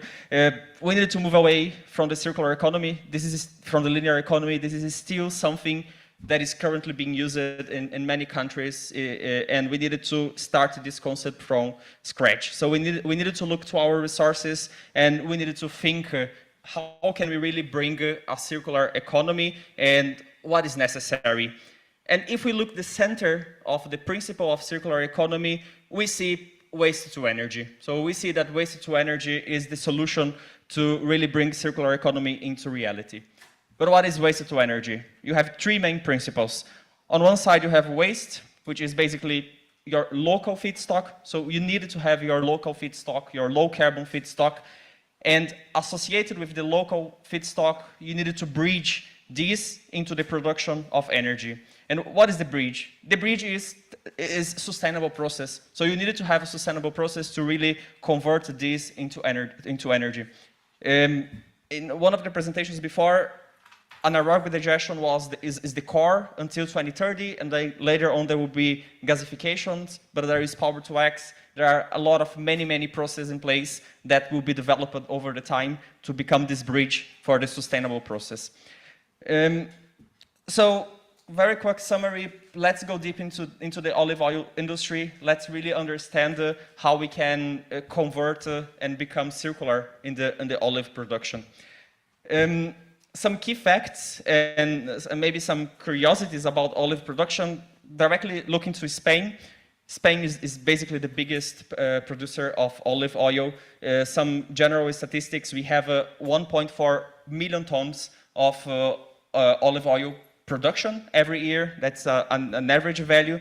This represents 40% of the worldwide production. That's a lot of oil. If we look into Andalusia, which is one autonomous region, only Andalusia produces 1.1 million tons in this region, which is 32% of the worldwide olive oil production. That's a lot of oil. Well, another key factor, from 8.7 million hectares, 1.6 we have as the surface where we cultivate, or they cultivate, olives, which is 20% of the surface of the region. So, okay, some key facts. So what happened in this region? What happened in this country? So very, very brief summary of the current process implemented. You have your olive trees. These olive trees usually go to olive mills, where you produce the extra virgin olive oil, which is probably the oil that we consume here in Europe. And of course, this process generates byproducts. So for each ton of olives that you harvest, basically only 200 kilos is oil, and the remaining is byproduct. What happened with this today? This go to extraction plants, facility like this one. So you have really big lagoons where during the harvest period, the whole olive pomace goes there. So the olive mills are basically local cooperatives, very small facilities spread all over Andalusia, where you are basically extracting the extra virgin oil during the harvest. And then during these 2-3 months of harvest, you generate a lot of byproducts, and all of this goes to these extraction plants, where you have these huge lagoons all over Andalusia. These facilities are already the current industry. A lot of things happened, but basically the core of this industry is to extract some remaining olive oil by centrifugation. And usually here you have like the virgin olive oil production. You generate more byproducts, and currently the process that is implemented is that there are several stages, but in the end this is treated until you produce the refined olive oil. Well, we have a lot of waste. We have a lot of byproducts in the process. What happened with this? Currently, this goes to what we call as a power plant. So basically, everything is dried, everything is burned, and of course, you have power from one side, but on the other side, you have a lot of emissions. You have a lot of CO2 emissions. You have a lot of smoke, and that's an issue. That's an issue. So if I ask, is this process circular? What do you think? If you look 20 years, 20 years ago, probably the answer could be yes, because the olive mill, the extraction plant is solving the problem. So they are basically treating the waste that the olive industry, that the olive mill generates. Because if you don't have all of this facility, basically we will not have olive oil on our table. So this is circular, but this is circular 20 years ago. And this is, and if we look into the CO2 emissions, we will notice this. So if I rearrange a little bit this process into 3 main phases, we will have the agricultural production, the extra virgin oil production, and we will have the refined oil production and byproducts treatment. And if we look into a life cycle perspective, this is basically what happened in terms of CO2 emissions. So each kilo of olive oil, of extra virgin olive oil, as a functional unit, emits 2.4 kilos of CO2. So that's what happened today with the current process that we have in the case in Spain, in Andalusia.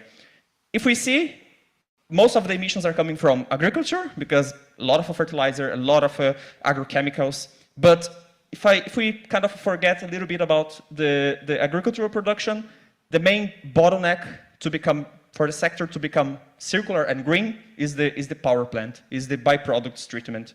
And that's where we needed to start working.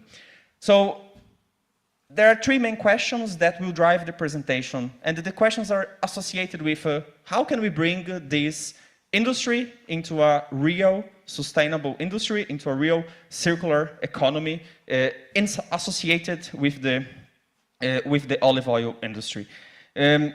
So we needed to be able to answer these 3 questions in the end of the presentation, and everything in the waste to energy starts with the feedstock. So I think that I did something, or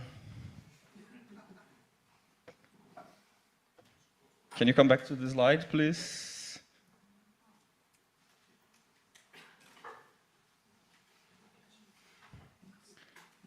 Okay, many slides ahead of us.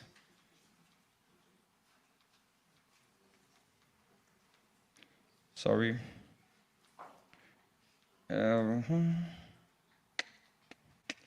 Okay, feedstock. So everything starts with a feedstock.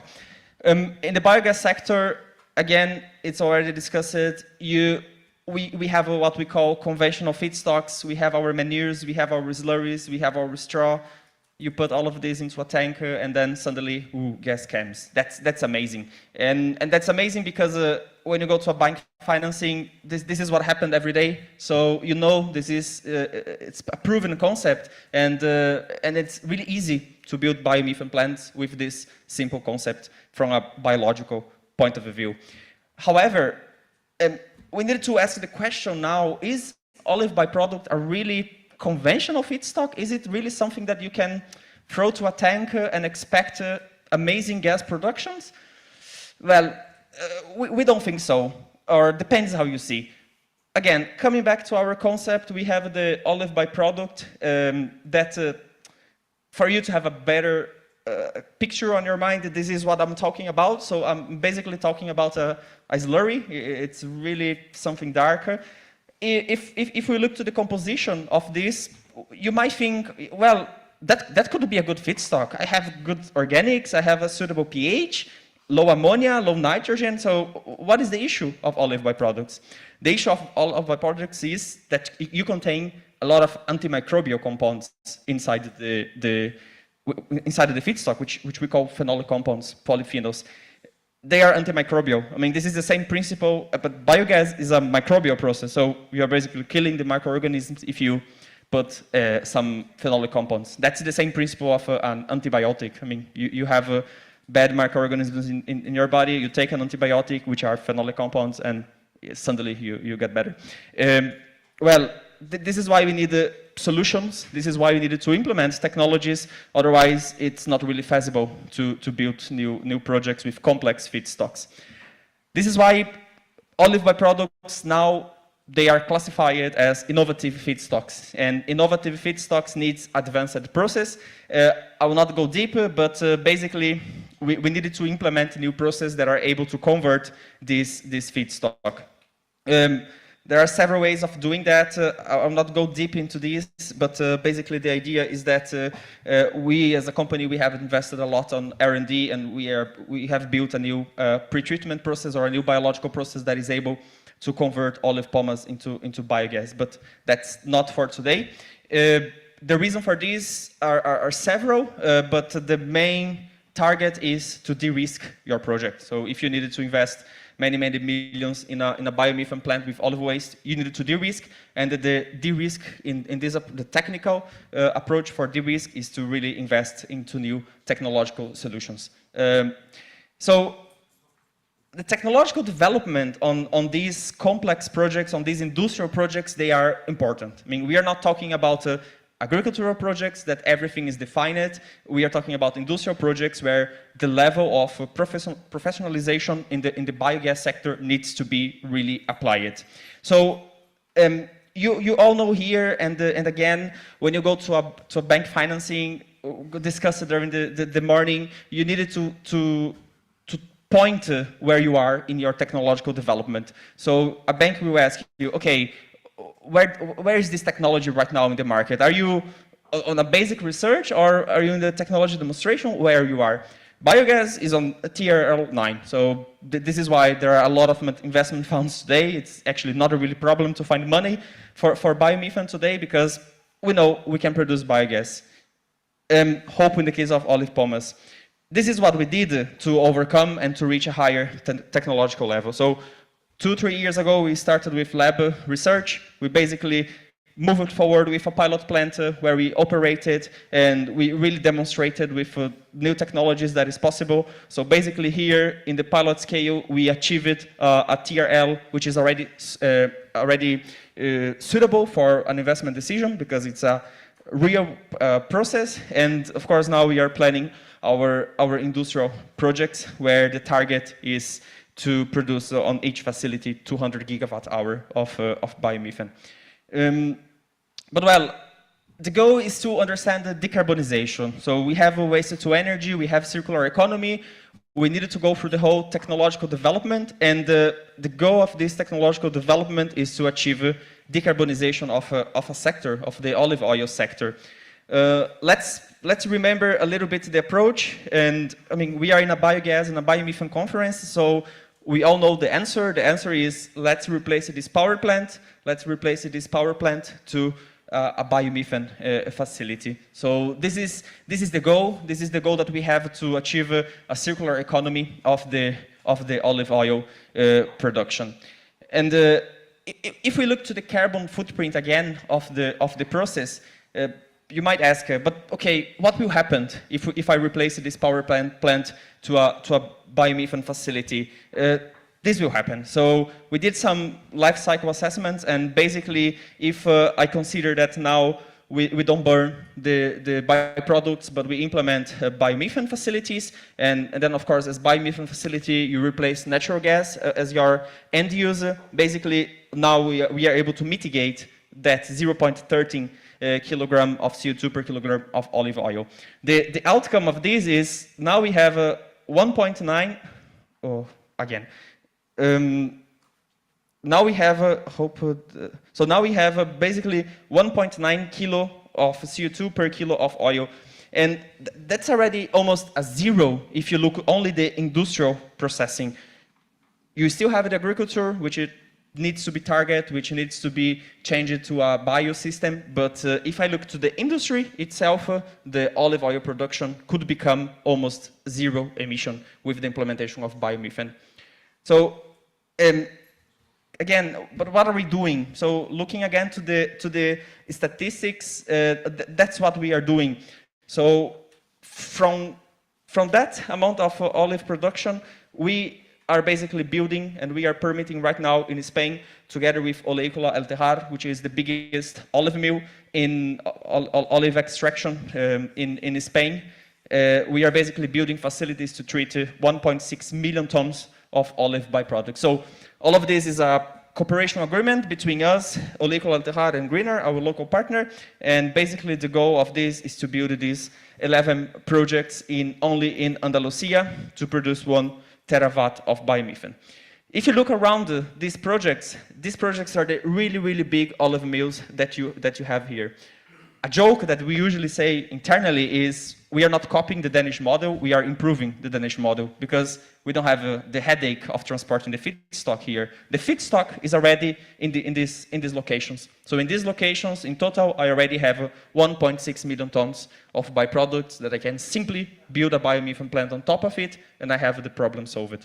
There is a digestate, that's another headache, but let's focus on the positive points for now.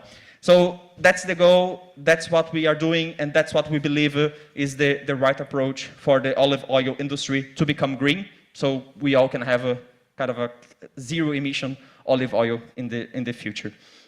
So I already told you this, but yeah, treat 1.6, 11 plants, and yeah, a lot of benefits that I don't need to go deep on these topics.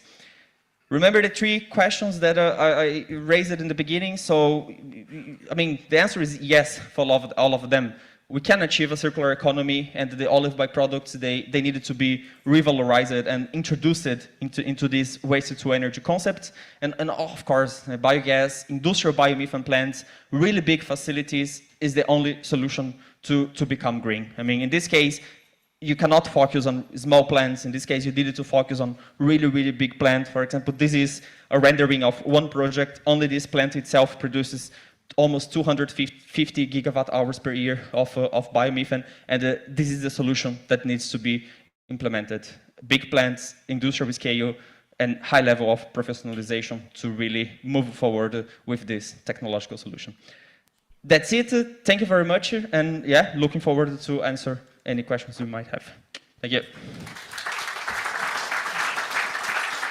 Yeah, thank you very much for this definitely committed presentation, very insightful. And are there any questions from inside or outside this room? No. Okay, then I will start. Yeah, I'm curious because what are the actual product paths of the gas that you have finally produced? Will it go predominantly in electricity production, heat coal to the grid, fuel? So what are the paths there? We are targeting always grid injection. So in all of these projects, luckily we are always close by grid connection. So this is what we are targeting. In some cases, we are studying bio-LNG because we are really in the south of Spain. So to go to Almeria or to Huelva, it's quite easy. So there are different ways that you can upgrade, but it's all biomethane plants in injection as a base case approach. Okay, thank you. And I mean, I found it really informative how you described the transition from a linear to a circular economy. Now, the next step could be, or would be maybe the coupling, so sector coupling. Is this also part of this project? I mean, the fertilizers you give back to the palm oil plantages, for example. Possibly you are using the fuel section, for example, for the land machines or transporting, so to couple these sectors. Is that a topic? I mean, I would believe that you need then the industry and especially also local authorities or something like that. Yeah, that's definitely a topic that it's actually quite complex and to overcome, but we basically we are really going deep into everything related to digestate and how to really close the loop, because the circular economy now, you have the digestate as your waste or as your byproduct, as your fertilizer, if you want to have a fancy name on that, but in any case, we need to make sure that this comes back to where it came and really brings. It's not so easy because in the end of the day, it needs to be feasible, and we are talking about distances that are quite big. So there are a lot of technology behind that needs to be investigating to really produce water or something related to that. But yeah, it's another 1 hour discussion maybe for that. Yeah, indeed, it would be. I mean, interestingly, we would have the time. I'm really, wow, there's a question. Yes, please. Thank you very much. Thank you for an interesting presentation. My name is Lina, and I'm from IFO. And I was just wondering, are you looking at other kind of industrial byproducts? Now we were focusing on olive oil, but wine production, anything like that? So we, as a company, our target is to become an industrial biomethane producer. So we are not only looking to olive pomaces, we have many other sectors outside of Spain that we are looking. For example, sugar beet in Poland and in Germany, it's a really target sector. Also the dairy industry, it's something that we are also plan to build really big facilities, because all of this industrial sector is really growing. So you basically have a really nice opportunity that you can step in and build industrial biomethane facilities to kind of make the industry circular. In other projects, we have something that is even different. In this case, the olive mill, they don't offtake the gas, but we have other projects where the industry offtakes the gas. So they needed to have the certificates, so you basically have a really loop in what you produce and the industry that offtakes this gas. So there are different ways that we can build these industrial plants. And, yeah. Okay, thank you very much. I have to say we are so good in time. I'm just asking, really, this is a serious question. Did I miss a speaker? I hope not. No, okay. But that's good. I think I make it a competition tomorrow. The earlier we get into the networking events, which I think are also very important topic here. Yeah, I really think about it. So thanks everybody for the interest. And I welcome back you everybody here at 16:30 sharp. It's going to be very interesting. We will have a lot of technical information and projects. And at the end, we will see also some topics about impact and sustainability and resilience. So enjoy the networking time and the coffee break. Thank you.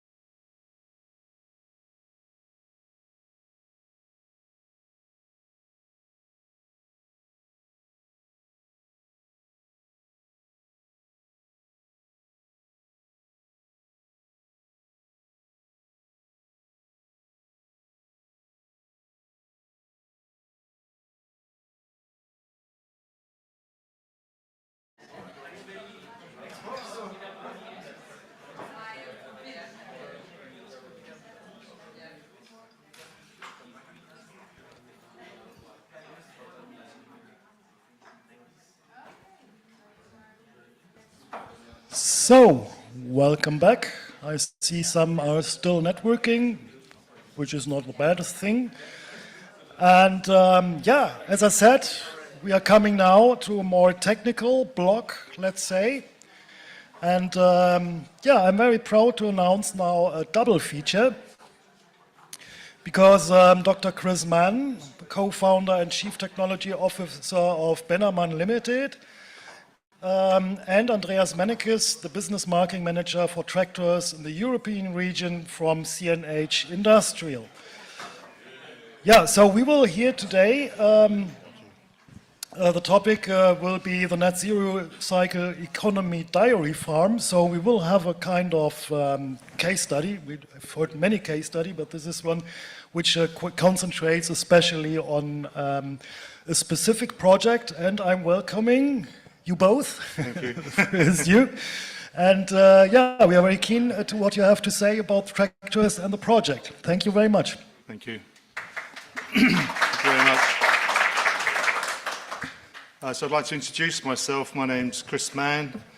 I'm the co-founder, CTO and chairman of Bennerman.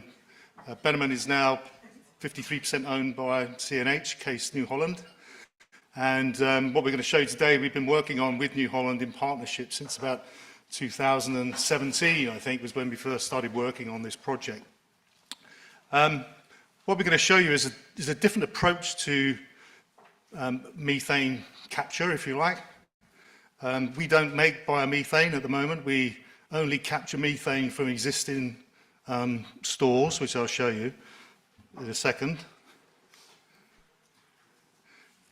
I'd like to show you this little video of a slurry lagoon store in the UK, taken a couple of years ago in the middle of winter.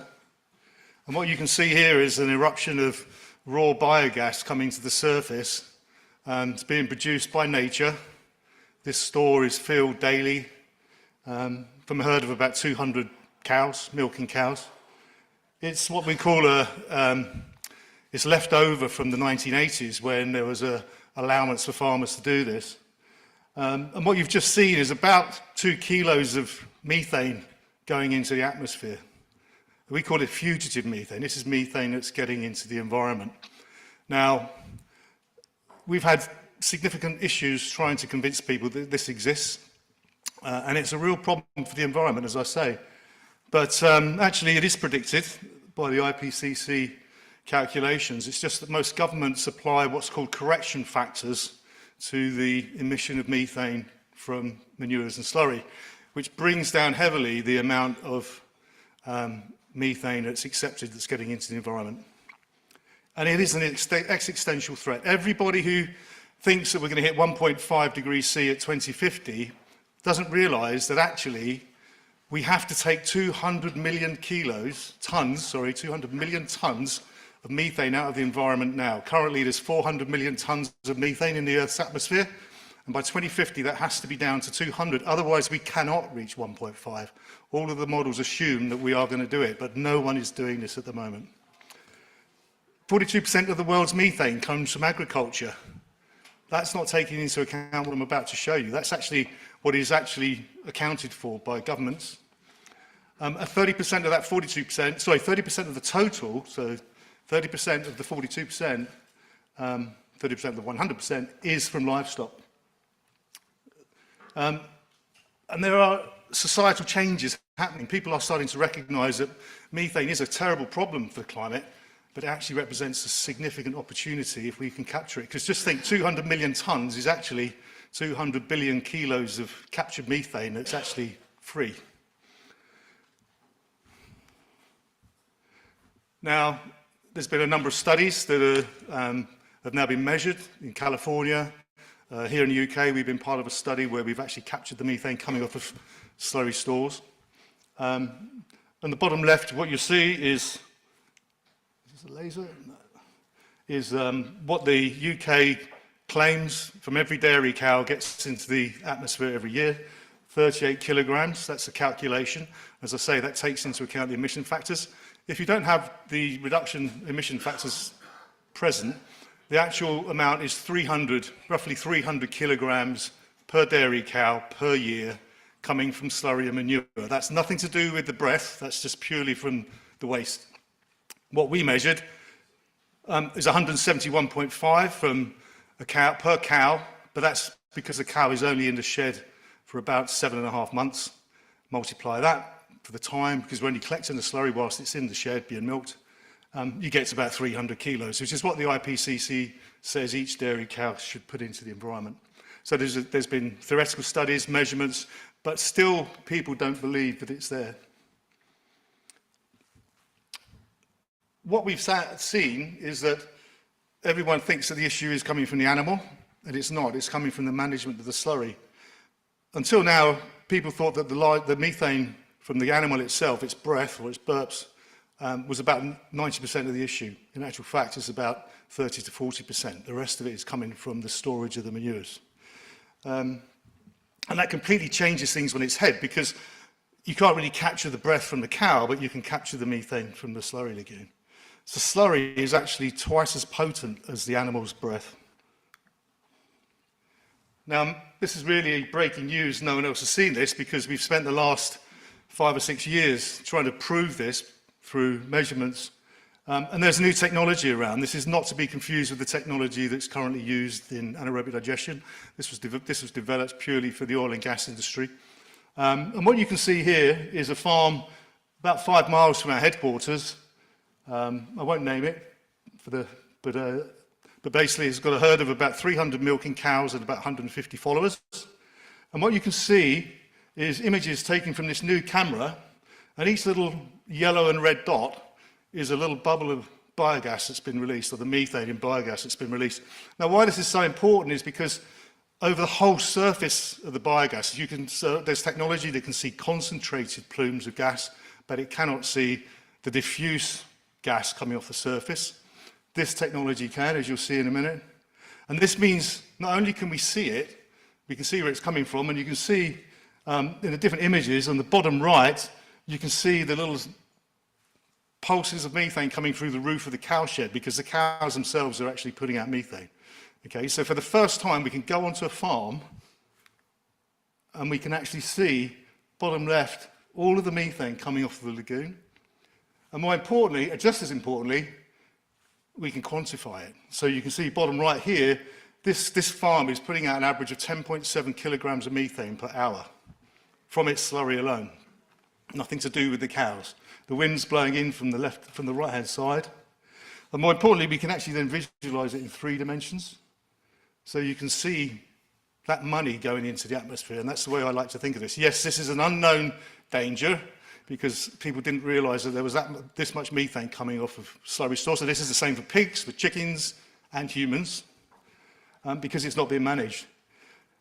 10.7 kilograms an hour for 400 cows, which is roughly what's in the shed. 290 kilograms per cow per year, 300 kilograms per cow per year. Okay? That's a huge opportunity, because that's 90,000 kilograms of methane. The kilogram of methane is currently worth somewhere between 1 and 2 pounds. This farm turns over probably about £1 million and makes about £90,000 profit. There's actually more money in the methane coming off its waste than is coming out of the milk in terms of the farmer. So for the first time, we can actually start to think of every dairy farm as a source of fugitive methane. Now, what's really important is if we take that methane and capture it, we can capture it on farm, and what we've developed, as you'll see in a minute, is the ability to process it on farm. So we saw you take the biogas, the raw biogas, store it on the farm, and then process it on the farm. So it never leaves the farm. The feedstock is on the farm, the gas is on the farm, and in a minute you'll see from Andreas, you can use it on the farm. And we can use it on the farm, sorry, this is in a number of different ways, because what we've done is we've upgraded this to fuel-grade methane in a form that can be transported from the farm. So it's compressed methane at 250 bar. We can then put that into bottles and either sell it, or we can refuel a tractor, generate electricity, run the farm, and then also at the end of it, of course, we've got the digestate, which everyone knows is a fantastic fertilizer. So we've done a number of farms, we've had 5 running, we've got pilots going all the time, we've got to get this working correctly. This is the first farm that became effectively energy independent. You can see the system in the back, and there's plenty of stuff online. I won't go into the detail of how it works, but if you want to find out more, go on our website. We captured 15,600 kilos of methane from the slurry. That's exactly in line with what the IPC says. However, the UK government officials saying, you put a cover on it, you enhance the gas coming off it. For the first time, we've now shown that actually we don't put a cover on it, that gas is just being captured because we can image it. Now, why is that important? It's evidence that we can go to a bank and we can say, okay, for this farm, for the first time, has now got 90,000 kilograms of methane, which we can monetize. The farmer can now bank and invest in his infrastructure. That fueled one tractor, took 50% of the farm's power. They saved 60% of their fertilizer costs by putting the digestate on the store, or the digestate back on the land. Huge savings elsewhere, and it displaced 536 tons of CO2. The enabling technology is what we call a biocycle. So this is now made on a production line, and it's basically a mobile upgrader. We take the upgrader to the farm, upgrade the gas on the farm, and then we do whatever we want to do with it. And as I say, that can either be stored, moved, used to generate electricity. And we've actually had an off-grid EV charger. It's not connected to the grid, running for 3 years now, in a company running on fugitive methane. So it's a negative carbon fuel. It actually displaces huge amounts of CO2 in electric vehicles when you charge them. If you were to run a T6 tractor purely on fugitive methane captured, that's the equivalent to taking over 700 cars off of the road in terms of carbon footprint. So we believe fugitive methane is absolutely the future. However, what we've now done is take that technology and put it onto an AD, so it becomes a in parallel upgrading process. So every biogas AD can now be a biomethane AD by taking a stream separate to the biogas plant, the CHP, and converted into fuel that can be used in the AD, or it can be used as a separate revenue stream in other markets. I should say that part of CNH, who we're part of, is Iveco. Iveco, one of the world leaders in trucks, so you can run small trucks off it or tractors. Of course, at which point I will hand over to Andreas, who's going to tell you about the latest developments in New Holland. Thank you, Chris, and welcome. A pleasure to be here from my side as well. Yeah, I want to start to introduce our brand as New Holland. Yeah, we are a tractor producer, not only tractors, but agriculture, industry, machinery. And we have heard today about all the opportunities and all the materials which we can use for producing biomethane. At a certain level, these materials need to grow anywhere, anytime, to feed our plants. And therefore, we need a tractor, because most of the material is growing on the field.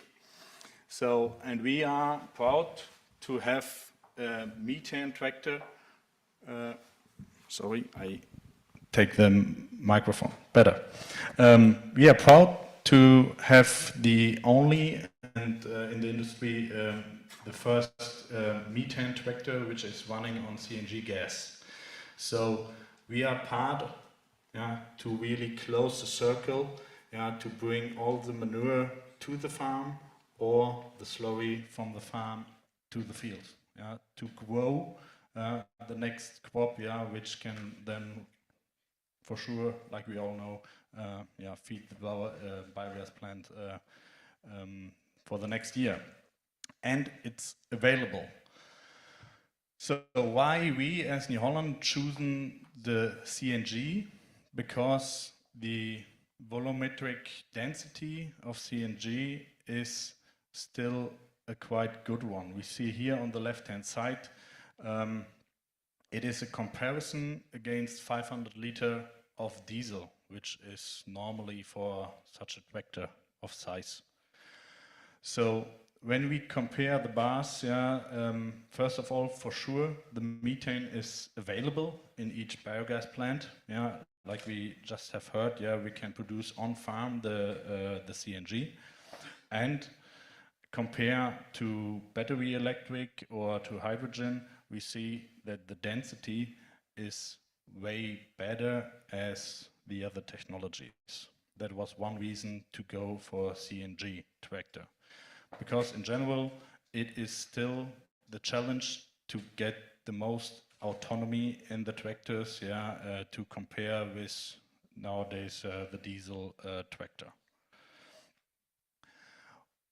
What we have already in production is our T6 180 methane tractor, which has 180 horsepower, 175 horsepower, and we are delivering it in 2 transmissions, has a tractor which is for these type of farms, biodigested plants,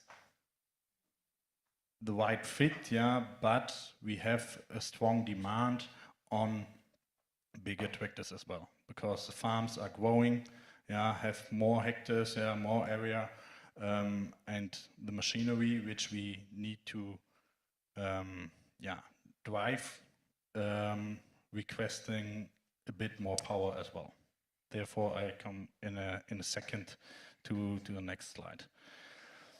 What is the really benefit is we, with our partner FPT, the engine producer, have developed a dedicated methane engine, where we can drive the same tractor as a diesel from the components, same axle, same transmission, same cabin, but with the same power and same behavior as a tractor would drive normally.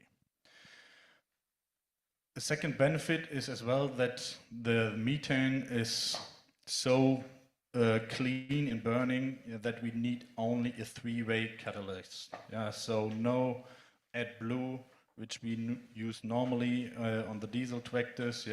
No extra after treatment system. It is a really maintenance-free and super easy to handle. Each car 20 years ago had a 3-way catalyst. Nothing more we need nowadays. And we can see on the right-hand side the emissions compared to the latest stage 5 emission rules are way lower as today if we compare to the diesel. So using the tractor is absolutely no problem and is available already today. In 2021, we introduced this model, and we have customers. Here's an example which uses this machine. He is driving 2 machines, and the average consumption is 9.5, roughly between 9 and 9.5 kilograms an hour.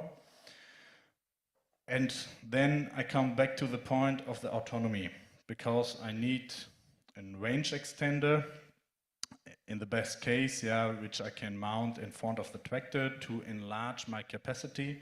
Then we can reach 7.5 hours roughly. If I do not have the range extender, I come down to 3, and that is always a limit, let's say. And that is a big challenge for us as producer to enlarge the capacity of the fuel, that we get longer autonomy inside the tractors. With these, a bit of outlook, you are lucky, because it is a project ongoing, let's say. The request of higher productivity, higher horsepower in this segment, the biogas plants are running bigger trailers, bigger slurry tankers, we want to be more efficient. The requests were clearly there that we enlarge our offering with a bigger model. So next Agritechnica is still a bit ongoing. You get a sneak preview, let's say. we will launch our T7 270, which has 270 horsepower and fits perfectly to the customer requirements, even on the bigger farms. And even here, we see that the autonomy which we can reach are way better, because we put a lot of effort to enlarge the fuel capacity. And we can see here at the moment, this machine is running through Europe, mainly in Germany, France, and UK, and make a lot of hours. And our average, we can see here that we have in transport application, we get to 11 hours, up to 8 hours in heavy applications, and light work even longer. So that comes to a point where the autonomy is no longer an argue for the guys not to buy this tractor. So, and with these,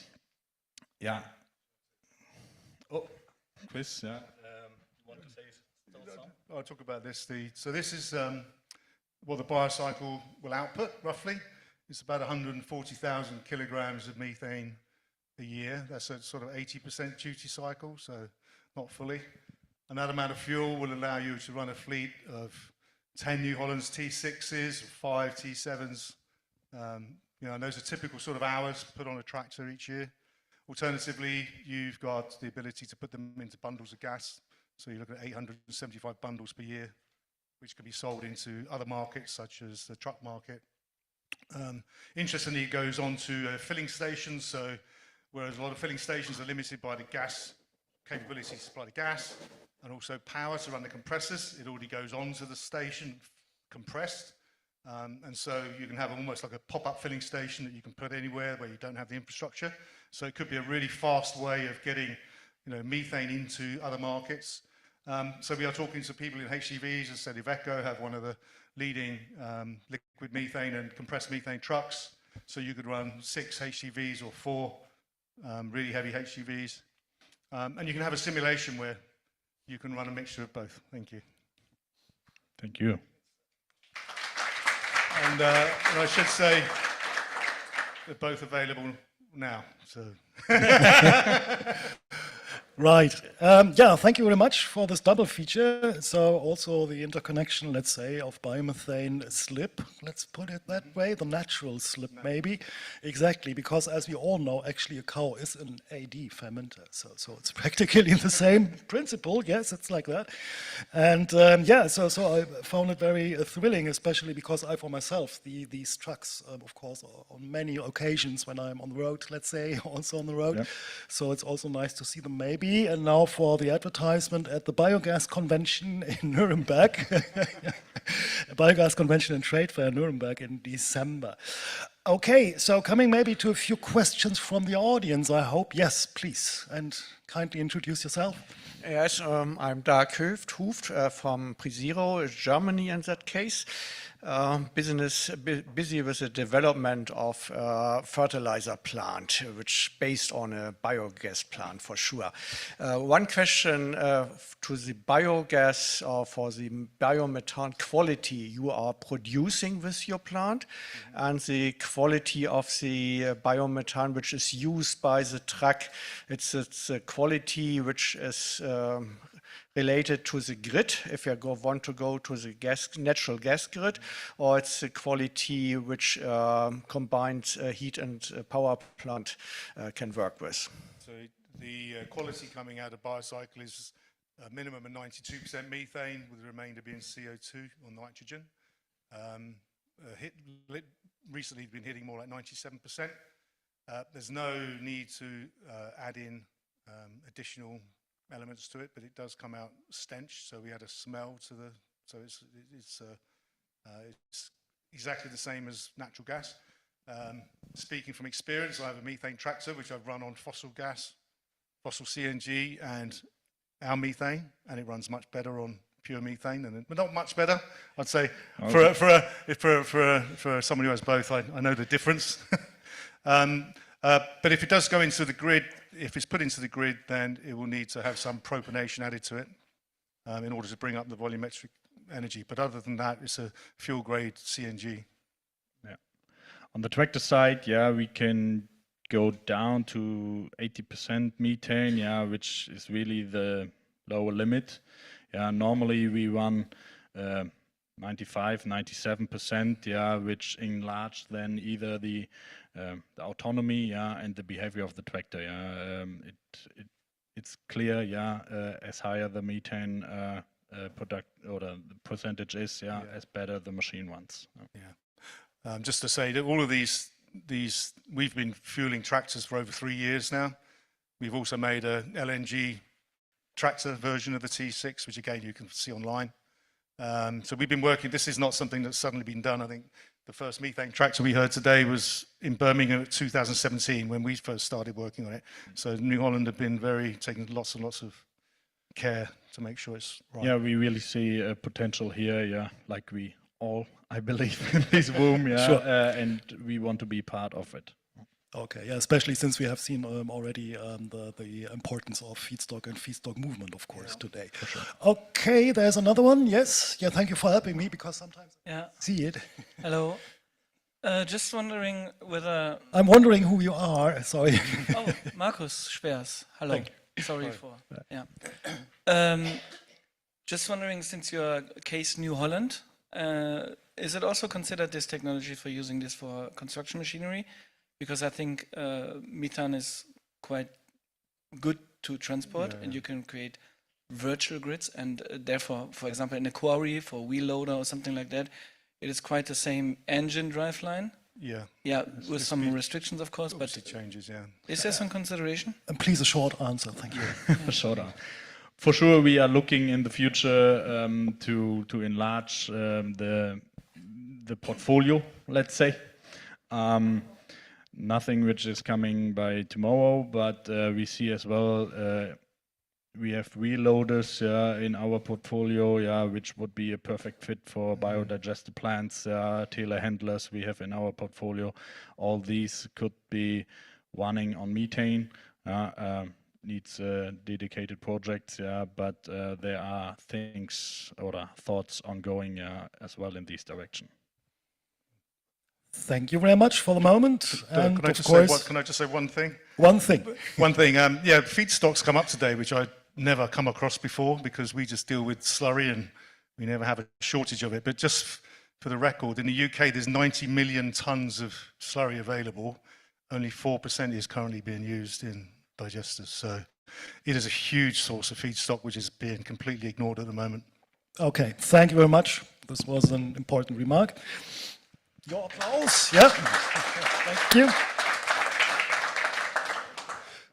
So I now have the pleasure to announce Professor Xin Tu from the University of Liverpool. A very interesting topic, something maybe a little bit out of space. He's the chair of plasma catalysis in the Department of Electrical Engineering and Electronics at the University of Liverpool. And this also leads to the topic for his presentation, Plasma Power to X Technologies for the Biogas and ID sector. Topics will be covered like converting CO2 into green methanol. So also a topic we haven't heard today. And Professor Xin Tu, I welcome you to the stage. And he's already there, I'm sorry. Okay. Yeah, okay. Yeah. Sorry. So the floor is yours. Okay. I'm very thrilled about this new topic. Thank you very much for the introduction, and also thank you for the opportunity to actually to give the talk here. So today I would like to actually show the potential of emerging plasma power to X technologies as a decentralized, flexible solutions for the AD and the biogas sector. So this is my outline. So I will cover, one is like a biogenic CO2 conversion to different fuels and chemicals, for example, methane and also methanol. Then I also talk about the direct, utilize biogas, convert biogas to liquid fuels and chemicals. Then I will talk about, plasma-enabled nitrogen fixation for actually biofertilizer production from digestate. I think most of us are aware of the current global energy and climate challenges. So here I would just highlight actually the importance of electrification, which actually can speed up decarbonization for many sectors. And also because currently most of the chemical process is largely around fossil fuels. And one actually strategy actually is power to X. Using renewable energy, you can produce a range of fuels and chemicals, including methane, hydrogen, ammonia. So this is quite promising at the moment. But plasma technology actually fits to this quite well because plasma technology typically just use electricity or renewable electricity. So here I will just highlight the main advantages of plasma. So plasma is the first state of matter. It's different to solid, liquid, gas. So plasma actually contains a mixture of electrons and reactive species which can activate inert molecules with strong chemical bonds on the mild conditions. So this actually gives you some advantages for chemical reactions or power to X process. The first one is all the chemical reaction can be operated at mild conditions, typically low temperatures and ambient pressure. So this is very flexible for actually decentralized production. And also there's one very unique advantage of plasma technology is you can switch on and off the process instantly. So this offers great flexibility to be combined with intermittent renewable energy for decentralized flexible production. And also you can have like modular and scalable process. So overall, this actually offers flexible electrification, for power to X. Typically we can see that you can have like a grid-free, decentralized, on-demand production of fuels and chemicals using intermittent renewable energy sources. So here are two, typical no thermal plasma, and one is called the DVD plasma. The other one is gliding arc. They can use it for, different chemical reactions. For example, like ammonia synthesis, CO2 conversion, or methane pyrolysis. So there's also some, industry applications for plasma technology. One is like a plasma ozone generator. The current largest scale is 40 megawatt, in Montreal. But also you can use the plasma for denox, desox. I mean, this kind of, demonstration plant typically, built actually in Southeast Asia, like China, Japan, South Korea. Now I will start to talk about the biogenic CO2, conversion. We know that actually when you actually produce biomethane, so you actually need to do CO2 separation from raw biogas. So actually you have like a biogenic CO2, but we can actually utilize CO2 to produce useful fuels or chemicals. And also IEA actually has one report actually highlight the importance of to utilize CO2 rather than to for storage. One option is actually is there are different CO2 conversion route. So you can actually the science and technology roadmap on catalyst for Europe actually highlight the chemical transformation of CO2 into fuels and chemicals will become a very important element of the sustainable low carbon economy in the future. So there are different actually chemical transformation route for CO2 conversion. So for example, you can produce CO, or you can use CO hydrogenation to produce CO, CH4, and methanol. And also you can do the dry reforming of CH4, which actually the biogas reforming to syngas, or to produce olefins and also oxygenators like methanol, ethanol. So I will actually talk some of them in today's presentation. So one actually very promising process is you can convert separate CO2 from biogas biomethane production and convert it again to like synthetic methane or biomethane. So for example, you can use the CO2, then use green hydrogen from water electrolysis, and you can actually produce synthetic methane, and then you can actually combine it with your biomethane production.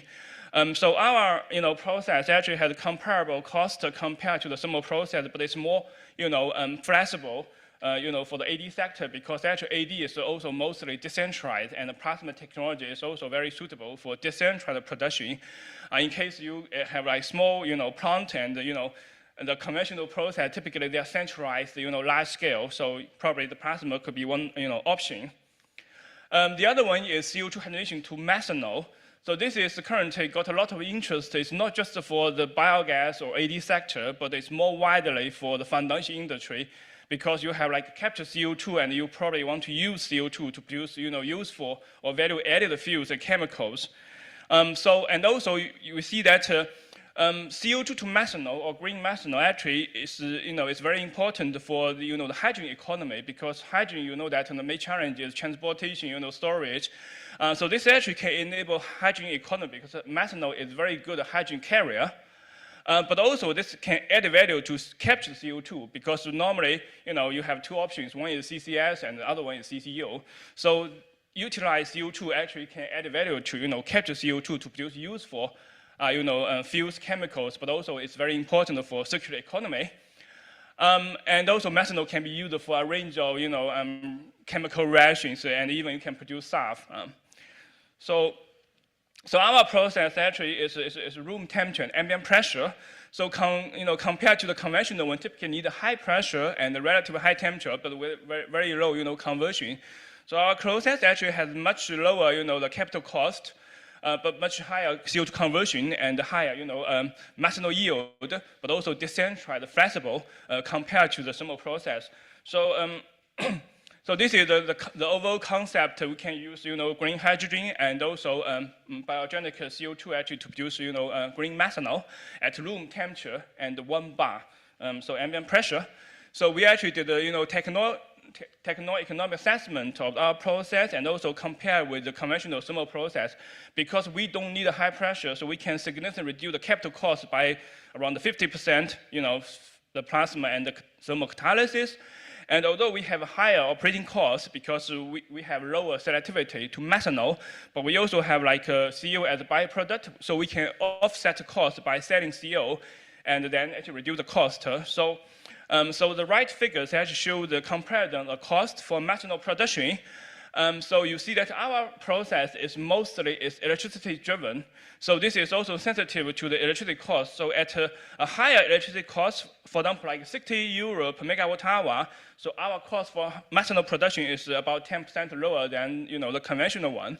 But if the electricity cost goes down to like 20 euro per megawatt hour, so our process produces methanol, which is about 30% lower than the conventional thermal catalysis process. So this actually shows the promise of the plasma technology for this kind of reaction under mild conditions, especially for decentralized production. The other one actually I want to mention, because we know that biogas has been used for a range of applications. For example, you can use it for power, you can use it for heater, or you can do upgrading to biomethane. And we have very unique process, and we can use biogas directly to liquid fuels and chemicals, because we know that biogas, for example, AD plant, sometimes they are quite isolated. They might not be able to connect to the gas grid. But if we can convert this one to like liquid fuels chemicals like methanol, ethanol, which can be easily transported, so this offers a new utilization route for biogas. So we actually, typically, if you have biogas, you want to produce like methanol, ethanol, you normally need to go through the two-step process. One in high temperature reforming to get the syngas, then syngas through the Fischer reactions at high pressure to get the liquid fuels and chemicals. But we can do this one in just one step. It's very unique for plasma technology to get a range of liquid fuels chemicals, including methanol, ethanol, acid, acetone, and formaldehyde, and we can get about 50 to 60% liquid products, and another byproduct is CO. This liquid product selectivity can be actually controlled or modulated by using different types of catalyst.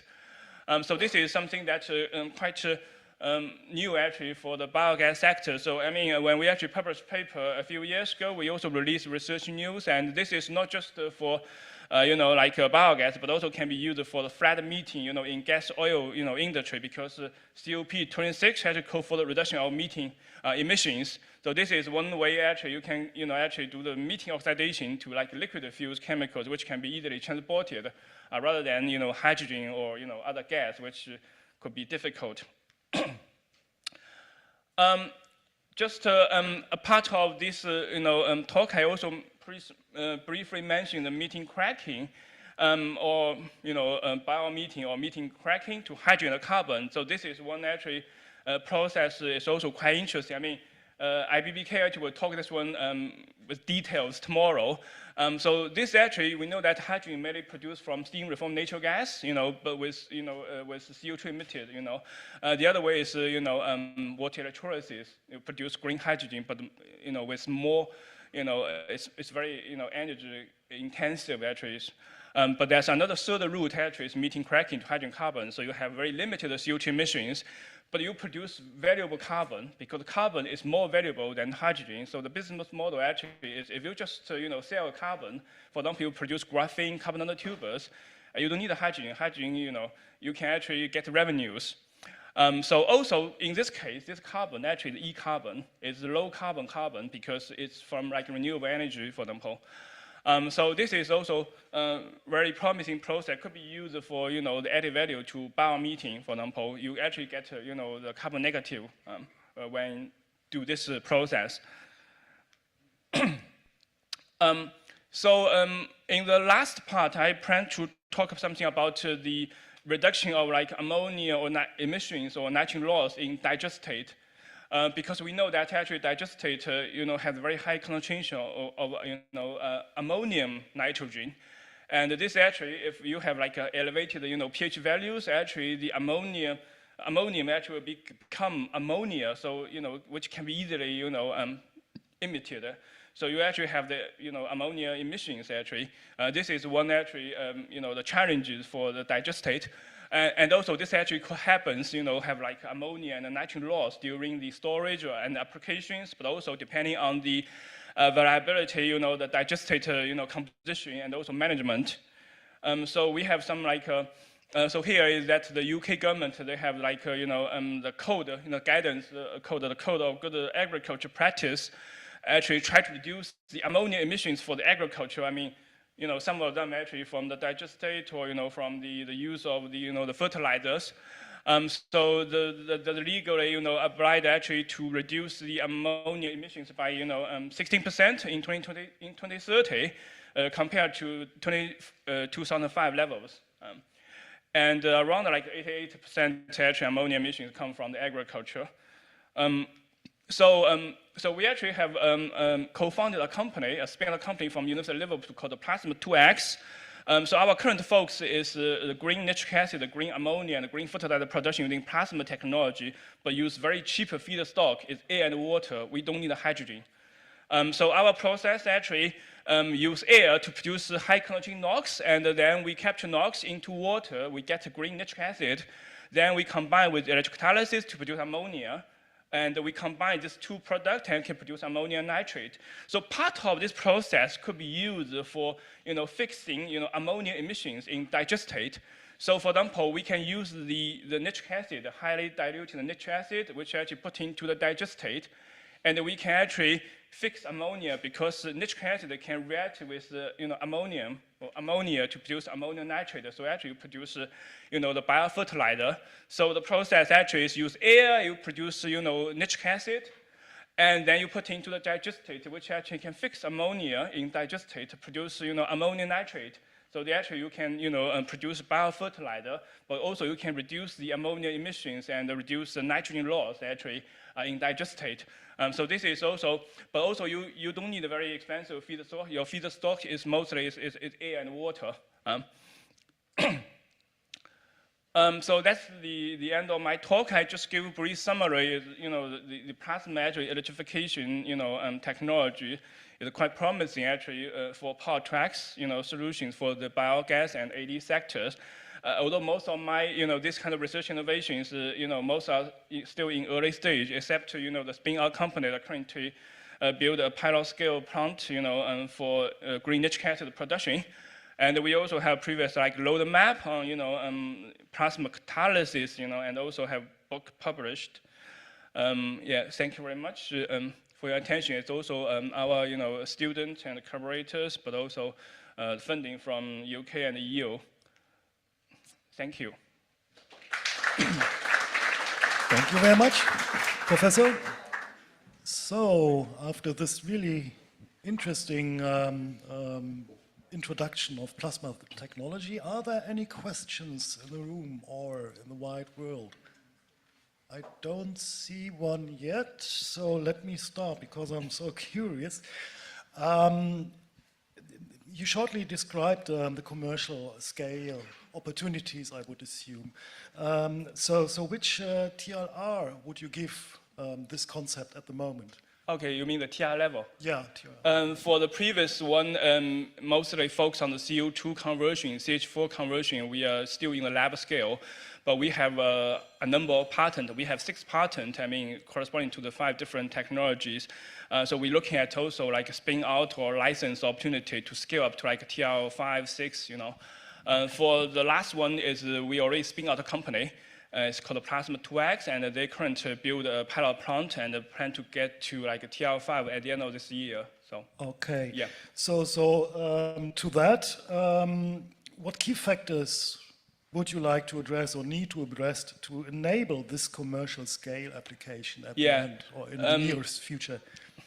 Yeah. So first one, you see that actually plasma technology has a significant advantage to reduce the capital cost, especially it's very suitable for decentralized production. But we actually have higher operating costs compared to the conventional process. So we needed to reduce the operating costs. For example, for some process like methanol production, we actually needed to further enhance the selectivity to methanol, then to reduce the cost for separation. So this is something that we currently focus, but also need to enhance the energy efficiency, So the mostly is cost. The other one is to demonstrate the scalability of the technology, but also with still like similar, the performance when you scale up. Yeah. So which would be the typical tasks after, say, yes, TLR6 or so? Yeah, yes, yeah, fully understood. Maybe one question for my understanding, because when I hear plasma, I always think about huge amounts of energy. Please prove me wrong in this case, because you said it's non-thermal. Yes, no thermal, and also it depends depending on the chemical reactions. For some reaction, you use high pressure, high temperatures, and we have some significant advantages. Especially currently, you have renewable energy.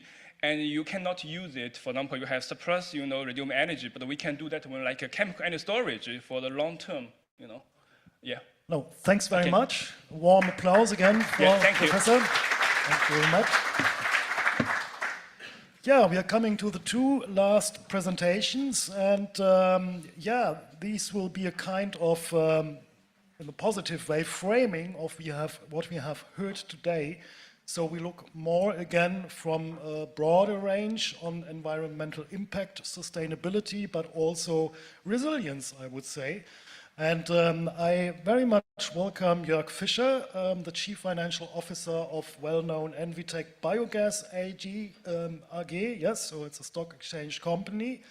And he's also at the same time president of the Biogas Rat, which is also National Biomethane Association. And also, which was very important, he served as co-chair of Task Force 2 of the, obviously seizing BIP. And he will speak today about the role of carbon markets and green certificates. So this also closes the loop then again, what you have heard today from Engie. And the risk of certificate-driven business models, the according risk mitigation. And I'm also curious about the case study of GHG quota in Germany. The floor is yours, Jörg. Thank you. Yeah, thank you, Dirk, for the introduction. It is getting less technical, I promise. It's more touching base with some of the stuff that we heard in the morning about financial modeling. I think Dirk covered most of it. I'm also was just recently elected as a member of the company advisory board of IBA, so I'm also working a lot on the political side, which I think we all understand is very necessary in our business.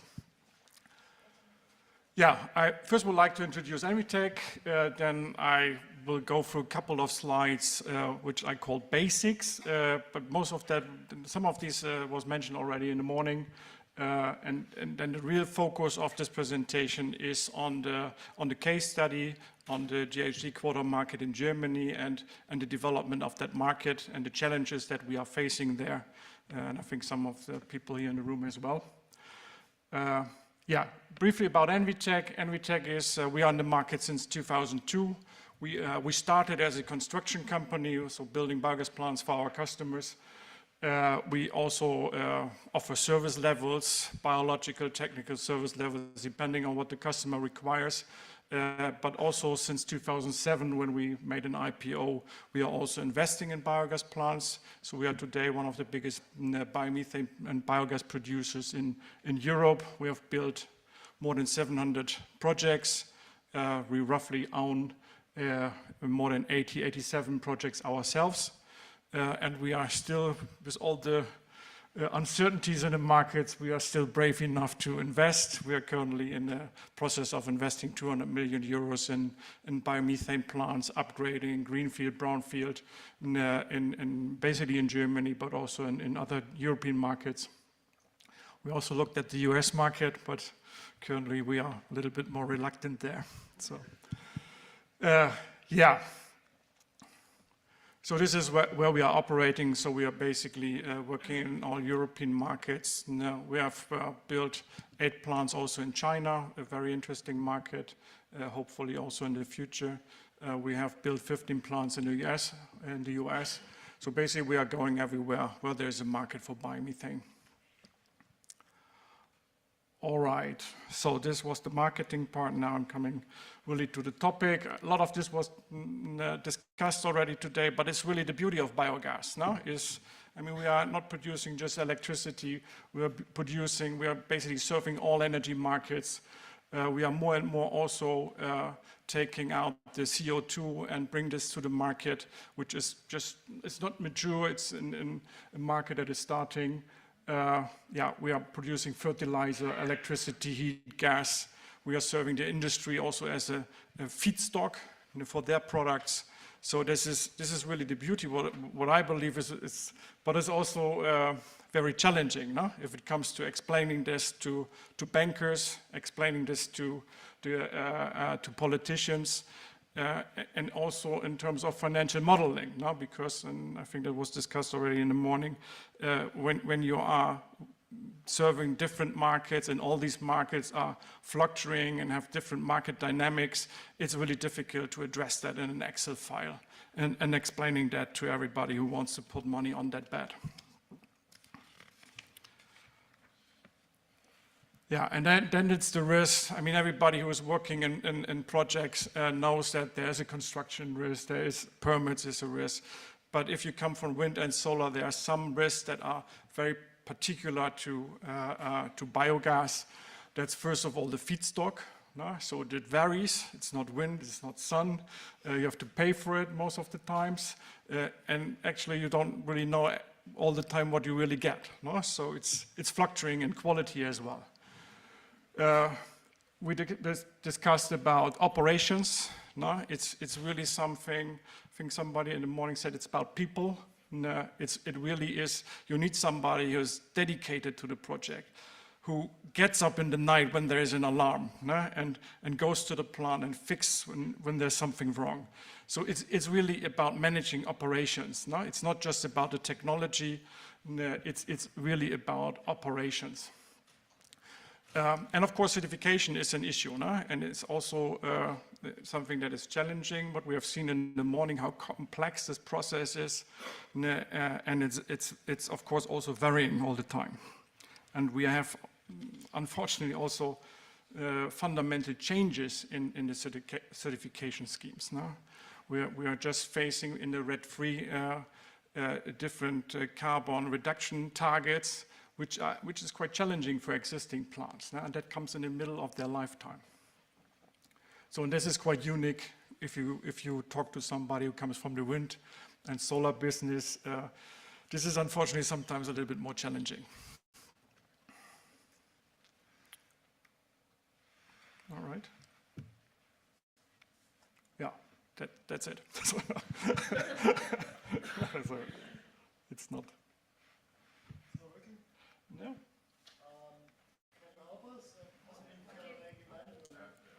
Okay, thanks. No, I think I'm, yeah. So yeah, what I want to talk about is then really now focus on the carbon market and on the CO2 reduction that these projects create and how we market it and the challenges that are linked to that. Yeah, carbon markets is basically that we have CO2 emissions transferred into a commodity and basically giving it a price. We see, just really brief on that, two markets. One is the voluntary market, so companies, people, governments that commit to a reduction but are not obliged to do it. And then, of course, we have the compliance market, like the ETS, in the EU ETS, where we have a regulatory act that forces us to reduce carbon emissions. Independent for a project, whatever market you serve, are the risks that are associated with it, no? And the things that we have to deal with is the offtake, of course. And, you need to have to deal with the risk that your off-taker cannot pay you for the CO2 that you are delivering. And, so this is something you can deal with if you have not just one off-taker, but you have a variety of off-takers. If you focus just on top solvencies, or if you, for example, have a credit insurance as well. Legislation, no? We thought, for example, in Germany that this is a safe harbor, no, for investments, but even there we have seen changes in legislation that were quite challenging, and we're also coming in the middle of your investment phase. And, how can you deal with that? Yeah, first of all, you focus on the jurisdiction where you think you are safe. Second, that's what we do a lot, is work with industry associations to support your business case, to make politicians understand how important a safe and reliable investment environment is. Third, pricing, no? Of course, and I will show you a slide how important that is. Prices, of course, fluctuate. And so it's important that if you invest, and especially at the latest point, the bank will tell you that you need a long-term contract, or you need at least a floating contract that has a cap or a floor, at least a floor. So there are mechanisms in place that you need to secure your project and to mitigate that risk.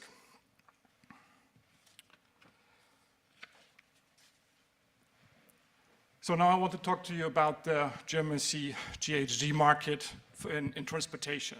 That one was introduced basically after the introduction of the RED II. I mean, I know we were talking already about RED III and RED IV, but still, we are still in the phase of living with RED II. So it was the first time that introduced minimum quotas for advanced biofuels. It introduced a support scheme for biofuels in transportation, and minimum targets for renewable energy in transportation and emission reduction targets. In summary, it was leading to strong support for electricity, but also strong support on EU level for advanced biofuels. And it stopped a little bit, or at least gave a track for phasing out on energy crops. That was, in short, the summary of this. The German government, and that really was, I mean, I'm working basically all my life in renewable energy. That was the first time that the German government really introduced an ambitious target for biogas. The minimum from the legislation was 14%. In Germany, we have a reduction quota for transportation until 2030 of 25%. So we are already there in the target setting where RED III is going. So, and then you see below is a sub-quota for advanced biofuels. So this is a quota that is promoting advanced biofuels like biomethane coming from input that is in Annex 9 of RED 2, like manures and these kind of input materials. So that was a very ambitious target setting. Now, and that was basically the target fulfillment in Germany in transportation. No? So the green line was basically the linear target until 2030 in emission reductions. And compared to 1990, the target fulfillment was almost zero. No? And that was before the pandemic. So that was basically the levels that we are seeing today again in the running economy. So for us, it was at the time really the reason to say, okay, there is an ambitious target. There's almost no fulfillment of the of emission reduction targets in Germany. So that was for us the point to say we want to invest in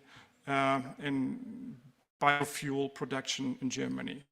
And that was the point for us that we bought one of the biggest biomethane plants in Europe, in Güstrow, which was running at the time on almost 500,000 tons of maize, and we redesigned that plant into a waste plant. So most of that energy that we are producing there today, that's 150 gigawatt hours, comes from poultry manure. And we are producing there bio-LNG and also liquid CO2. So we invested there, and for us as a medium-sized company, we invested there 57 million euros. That was quite a challenge and really a new opportunity. But it was based on this target setting and also on this understanding that, well, we are missing these targets tremendously, so this will lead to a safe investment environment. But that was a mistake. So that's basically what happened then. No? This is the quota price. You don't need to understand all the lines, but that was the prices for the CO2 quota in Germany and transportation market. And you see in the beginning, after the RED 2 implementation in Germany, it was amazing. No? So the prices skyrocket. No? There was a natural barrier of 600 euros because that was the penalty that Shell and these guys had to pay if they are missing the targets. So that was the maximum, but we were almost there. No? So it was really interesting. And of course, it was also very attractive at the time. Unfortunately, it also attracted a lot of volumes from other markets. No? So the market, and that's the second point where you see the sharp drop in prices, the market was flooded with volumes from Asia. It's also a huge scandal in Germany and a huge discussion because the certifications were questionable. There were projects involved that were not even existing for upstream emission reductions. So a huge discussion that there are volumes in the market that not really contribute to CO2 reduction anywhere. And then it took quite some time, and that's the last green file, is the reaction of the government that stopped the transfer. That was in November 2024, that stopped the transfer of old CO2 quota from 2023-24 to be used in 2025 and 2026. So there was not a huge transfer of existing CO2 certificates into the market, so this basically slowed down the drop in prices. Of course, the certificates that you created in 2024 were almost worthless. You can use them in 2027 again, but of course for now they are worthless, and who cannot afford to keep them in stock and finance that, we're in trouble. So what I wanted to say is, well, if you were just exposed to the market and you were in the middle of an investment, this of course kills you. And the prices were also below production cost. No? Of course, in the beginning was a market situation where you also had payback times of an investment of below 2 years, which of course is also not something that you would expect to last very long. No? No. But that's basically the two extremes that we have seen within 1 year. And that shows you how important it is that the regulator has a clear view on this and is monitoring the market and also reacts to market changes and disruptions. Yeah, that's basically where we are today. Now we have, and I'm also already coming to the end of my presentation. Yeah, okay. First of all, you can say that this quota system as a market-driven instrument has worked. No? It has attracted investments. The production of volumes was really increasing, and it was driving the market development. Unfortunately, the certification system, especially when it was then outside of Europe, proved to be vulnerable to fraud. No? We have seen that. And it was a lack of also intent of the former German government to address these fraud and change the regulation, which led then to this market disruption and also to bankruptcy of a lot of market players. And of course, and that's the most problematic point, that it led to a lot of loss of trust in the system. People are reluctant now to invest, and that is very difficult for the market development. Today there are no, and this is also the reason of these huge price fluctuations, it is very difficult to get long-term contracts. The whole system, and I hope that RED III will change that, the whole system ends in end of 2030. So you can imagine if you want to invest today or develop a project today, then this period of that this market setting is in place is far too short to attract investment. So we are currently in a situation where we are really waiting for erection of the new government. It is addressed in the coalition contract, and they want to improve the market conditions. They see biogas, and that's very promising. They see biogas and biomethane as an important pillar of the energy mix in Germany.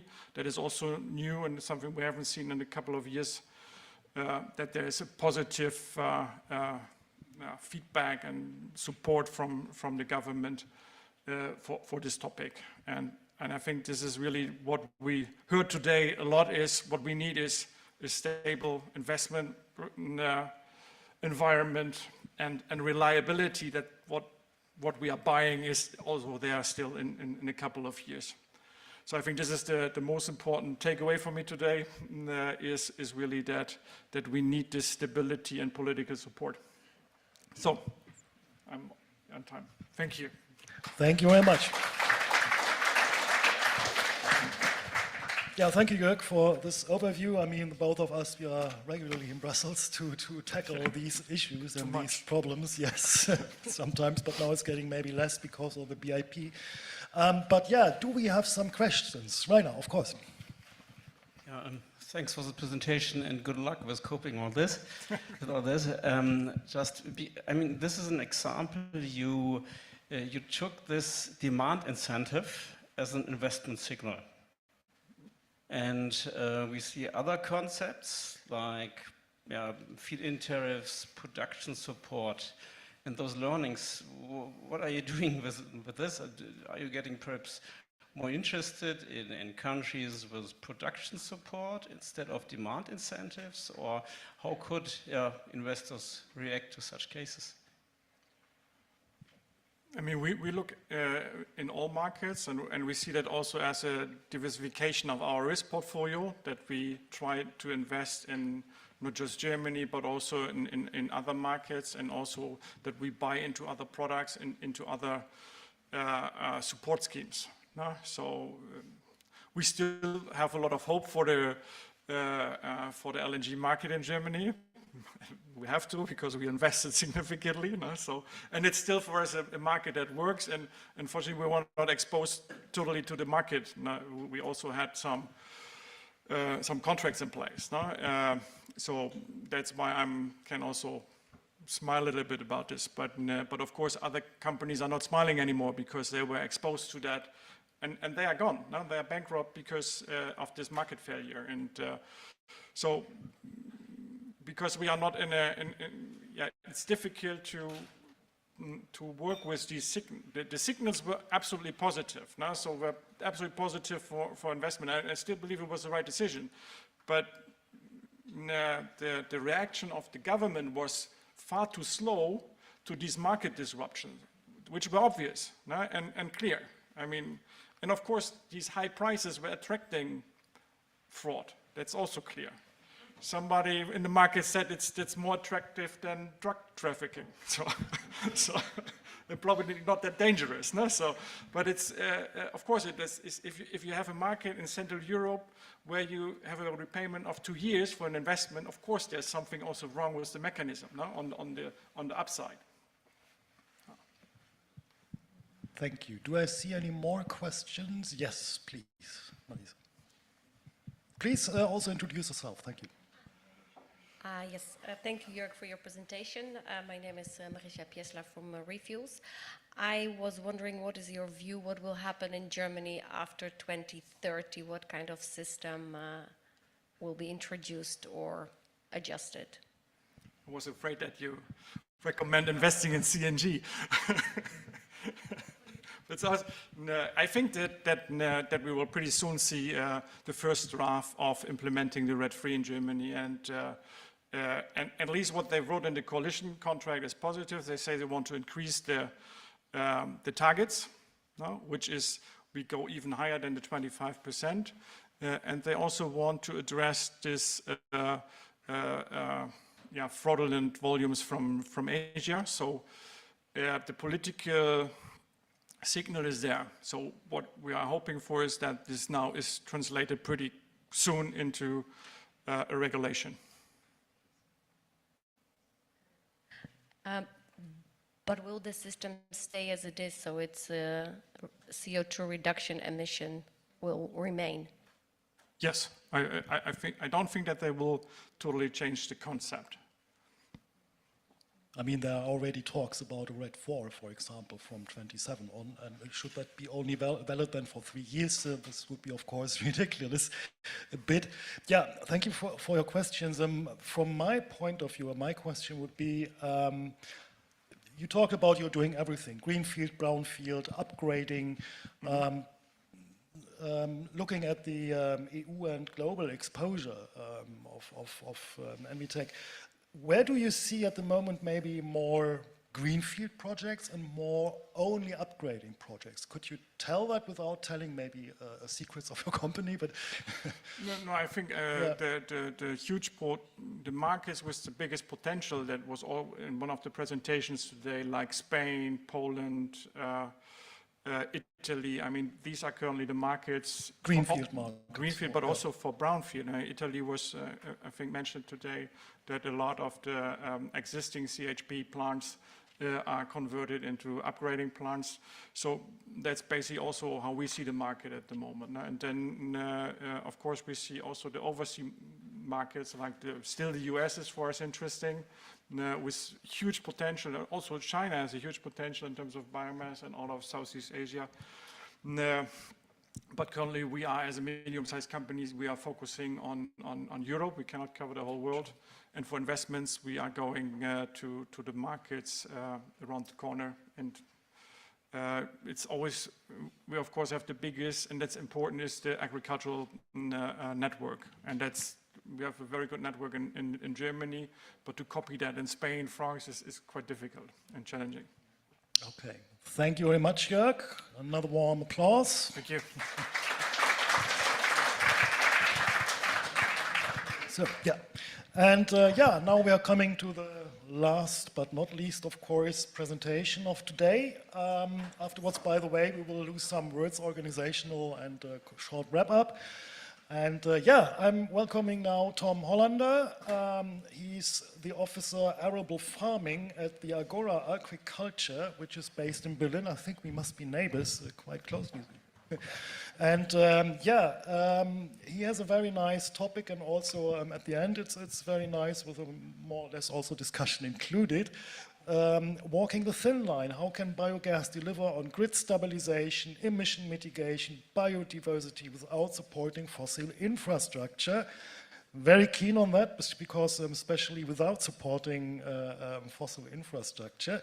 And I'm very happy to have you here, and the floor is yours. Thank you.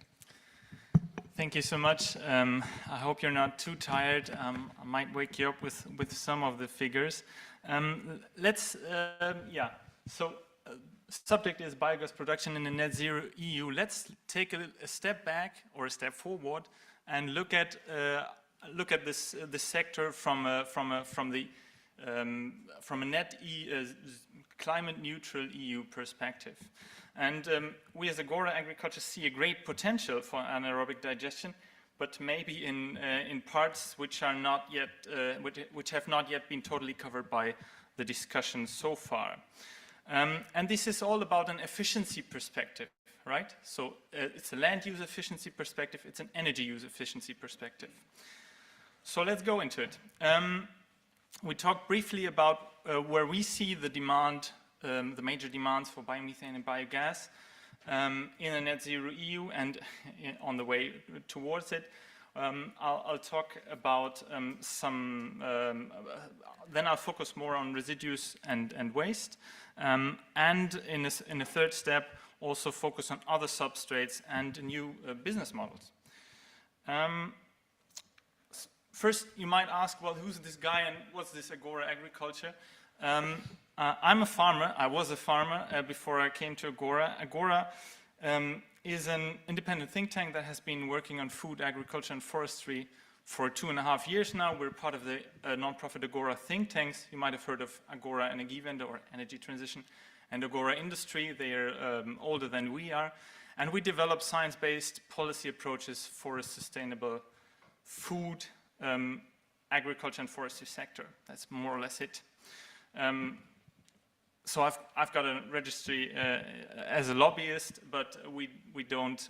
Yeah, it's a bit different. I would say we more do like reports publishing than actually pushing people to do that or this. So what would be the role? And let's first set the time horizon. If we build a biogas plant now, you know it takes some time until it gets operative, and it's concrete, we want to use it for 20 years, 30 years, right? So that's really close, or that is, in the end of the lifetime, that is at the EU climate neutrality target, 2050, 2045 for Germany. So this really matters already now. And what will be the demand? Well, let's go through it sector by sector. And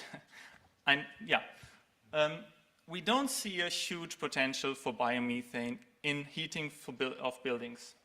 The reason is, this is a study that came out 2019 from colleagues from Agora Energiewende. It's more or less a projection or an exemplary pathway where we will source the energy for heating of buildings in the EU.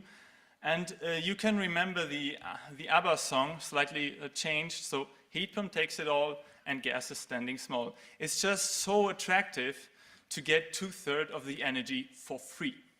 And that's why heat pumps prevail. They will prevail. They will heat our buildings, full stop. There's a small amount of bioenergy still in there.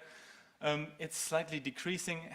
It has its values. I don't say there will be no biomethane use for heating at all, but I mean the big chunk is gonna come from heat pumps.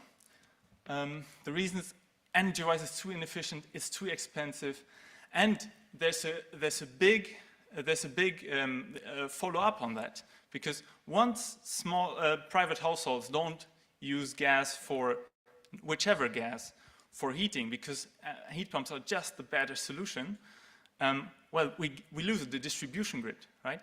And if we lose the distribution grid, we're talking a lot differently about all this sourcing from decentralized plants towards central consumers. Now, next sector, industry. Let's first have a look at the process energy in industry. And there, put simply, it's only a small fraction of the today's process energy will not be able to be provided by electricity in the net zero EU. There's again a study came out last year. They used reference data from 2019, but studies from 2024. And already today, as of today, 90% of what is still fossil driven of the process energy in industry can be electrified with technologies that are on the market. So that's huge potential. It will be electrified mainly. And what you see, the remaining 208 terawatt hours, which is small but not negligible, that's basically hydrogen. Why? Because hydrogen is part of the reducing gas in furnaces to produce steel. So there, biomethane cannot be a substitute. It surely, we heard it already, biomethane will be a valuable and also a pricey feedstock, but keep in mind that it's going to be much more difficult to transport it to the industry once the grid is gone. And the niche could really be using raw biogas from plants nearby. We had this olive oil processing example today, and it's the most appealing thing would be to use the gas, as you told already, to use the gas directly on site for the industrial production nearby. Transport. We don't see it for cars. We don't see it for highway trucks. We already had to talk today morning. So in Germany, we talk about 40 tons per truck, and that's easily electrifiable. You get 8 hours driving, charging, 8 hours driving, no problem, right? So they are already on the market. They are par with fuel-driven trucks already. And if you have lower energy prices for charging because you use your own solar energy, basically, they are even outperforming fuel trucks today. Same as for heating, energy-wise, it's too inefficient to put biomethane on the road. It would need, in parts, a new fuel infrastructure, and we're already building up electricity infrastructure for charging, and we might even build up hydrogen infrastructure for charging, so we're not going to add a third one. As we have seen already from New Holland today, there is a case to be made for heavy off-road farm vehicles, of course. Already also there, it competes with electrification, basically, for everything that is close farm. But yeah, and with plant oils, but that market will show. Could I get a glass of water? I'm really thirsty. Other transport also spoken of. It remains to be seen. From a scientific point of view, it's not yet clear what's going to be the solution for sustainable aviation fuels, what's going to be the sourcing. Probably biomethane will have a say in that. And shipping, oh, thank you so much. In shipping, it's not even clear what's going to be the main fuel. So will it be methanol, will it be hydrogen, or will it be, maybe LNG, batteries for short turns. So it's not clear yet. So if the biomethane prospects are not that thrilling, well, what about this on-site stuff? Baseload power, no way. There's no place for baseload power production in the renewable energy system, full stop.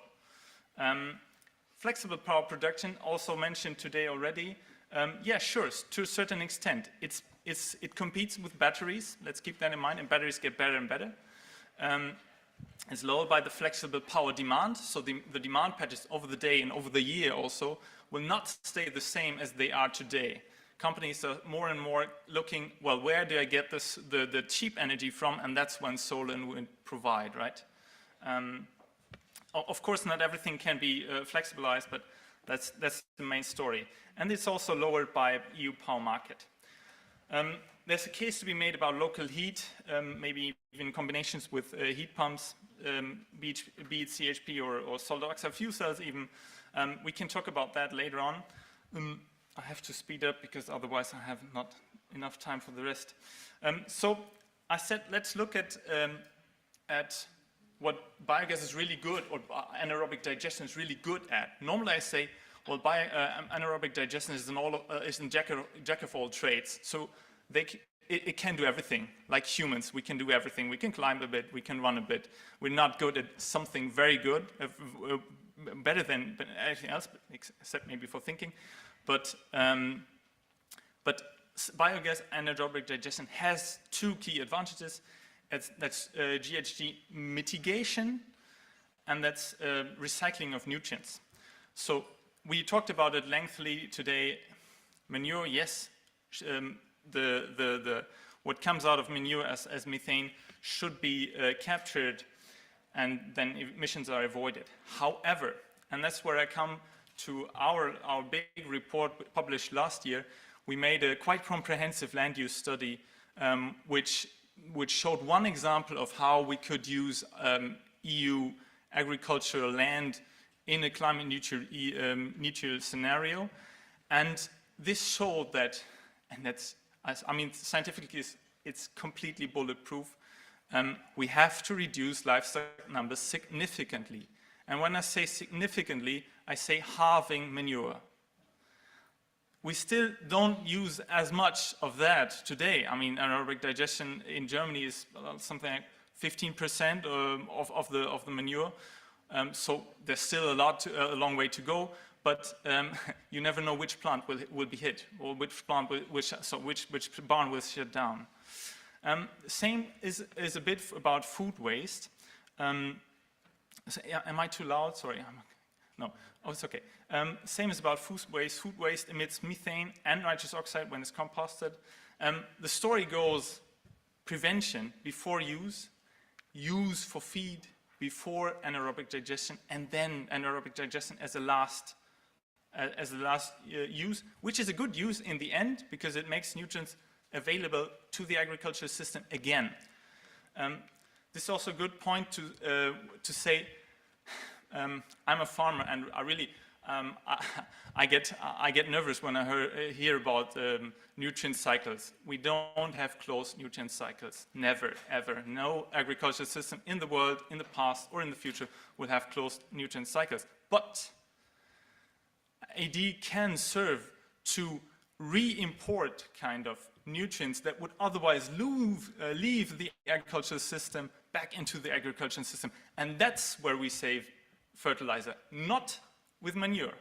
Manure is just processing, and we get the same nutrient, basically the same raw nutrients out as before. So some remarks on biomasses that are on wastes that are highly favorable for digestion. Sewage sludge is one. Calamities, failed crops are one. They also avoid nitrous oxide emissions. Digestion is sensible if it's used locally for straw, where I talked about it. Biomass from landscape management, I'll come back to that. And conditionally, from our point of view, from an efficiency point of view, catch and cover crops should be used. Catch and cover crops are not land neutral. They are not.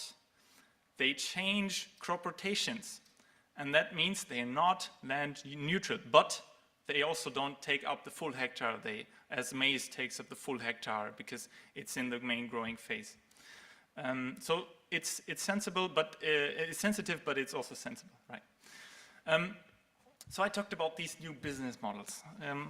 I'm not the guy actually to talk about business models, but I think I can add some points to the discussion which you might not even have heard of before, because they come from a quite different angle. If we want to produce a lot of biogas, we're not only going to use wastes, because wastes they are scarce. And biomass will be scarce in the future. But there might be the case even to plant something and then put it into digest state, which is not a new idea to you, but the substrates will probably be. We call them multifunctional substrates, and those functions can be biodiversity protection, soil health, erosion control, groundwater protection, climate mitigation, just to name a few. And the business case comes up here. These substrates can provide public goods. A public good is a good that can be consumed, but it doesn't belong to, it's not owned by anybody, it's public. So, for example, clean water is a public good. Everyone should have access, but it's consumable. So once it's consumed, we have to replenish it or clean it. Diverse landscapes are pretty much the same. And these multifunctional substrates, they can provide these public goods. And as such, society has an interest in the provision of these public goods. And it should pay for it. Not the power end consumer should pay for it, but society, via whichever vehicle, should pay for the provision of those public goods. And then substrates come for free on the field. All we have to do is harvest them. Of course, that entails costs, but they come for free basically because they serve another purpose, which also is a nice purpose to show on slides with nice pictures. And then we just have to put them in an AD plan and get our business models out of it. The contenders of these substrates might even be energy crops, such as Silphy, rice silage. Silphy has the advantage of being a multi-annual crop and that prevents nitrate leaching. Side products, we talked about it. Landscape biomass. All the grassland that's no longer needed for feeding cows, basically, once we have manure and cut down livestock numbers. Well, what we do with it, we can do a lot, and there's biorefinery plants and so on, but in a lot of sites where there's already biogas plant, why not use it there? It's quite evident. Same as biogas production on this kind of approach can also lead to more flower strips, and it could also process paludiculture, so revetting, so substrates you get from rewetted peatlands. Dried peatlands being a major source of CO2 emissions in the EU and worldwide. So wetlands, actually. I mean, we already covered a lot. So not to leave you without figures, because I know you like figures, and we also like figures. We had this comprehensive land use study, and we also deducted a technical biogas potential from that scenario, which is just one scenario amongst other possible scenarios, but the main levers are taken. And that's what it looks like. Obviously, straw is has the biggest energetic potential, technical potential. Catch and cover crops, if we cover all the summer crops, if we plant catch and cover crops before every summer crop across Europe, it also has a huge potential. Semi-natural landscape features, all this biomass from landscape management, manure significantly reduced towards today, and grasslands could be higher. Actually, that's a debatable figure. Some other outcomes concerning biogas, concerning your purpose from that land use study. I already said that. We implemented a share of 20% of semi-natural landscape features. Just to tell you, these are relevant numbers of surface. These are relevant numbers of hectares. Yeah. If we want to be serious about biodiversity protection in Europe, we have to go in that direction. And revetting of peatlands, a very ambitious scenario, 80%. And of course, you all know that it's just a fraction of this technical potential that can be mobilized economically, but it's already huge potential, and we can start mobilizing. So a few takeaways, and then I'll be maybe 30 seconds over time. Biogas production can play an important role in a net zero EU for the reasons mentioned: emission mitigation, nutrient recycling, biodiversity preservation.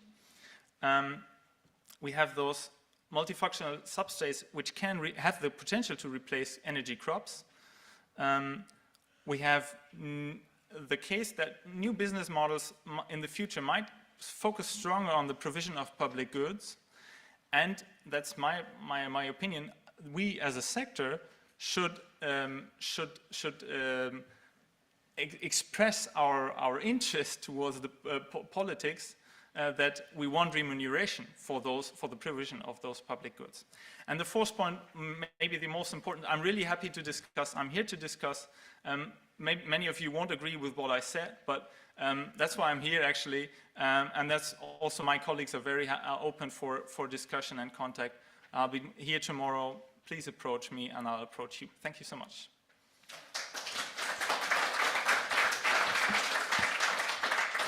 Yeah, thank you very much for this perspective, I'd like to say, because indeed, for example, I have to differ on many points.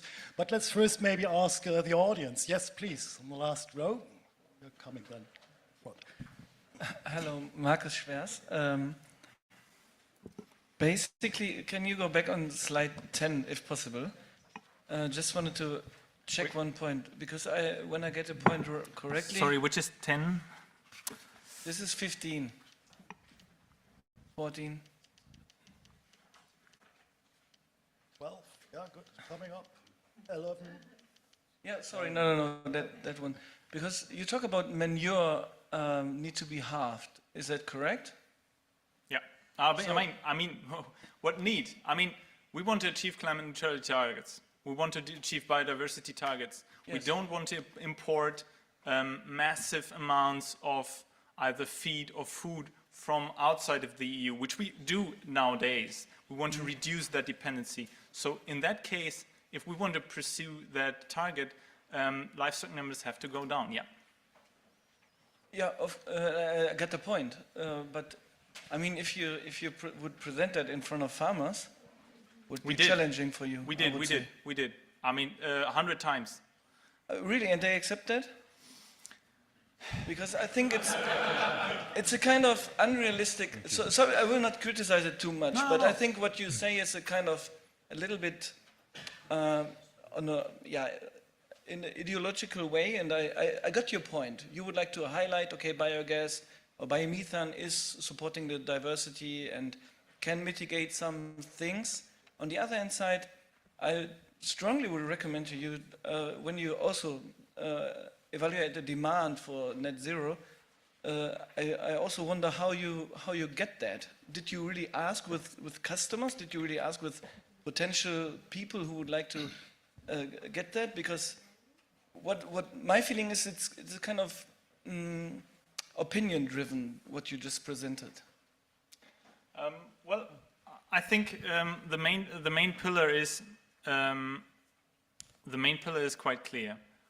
The future of energy comes from two renewable sources, and that's wind and solar.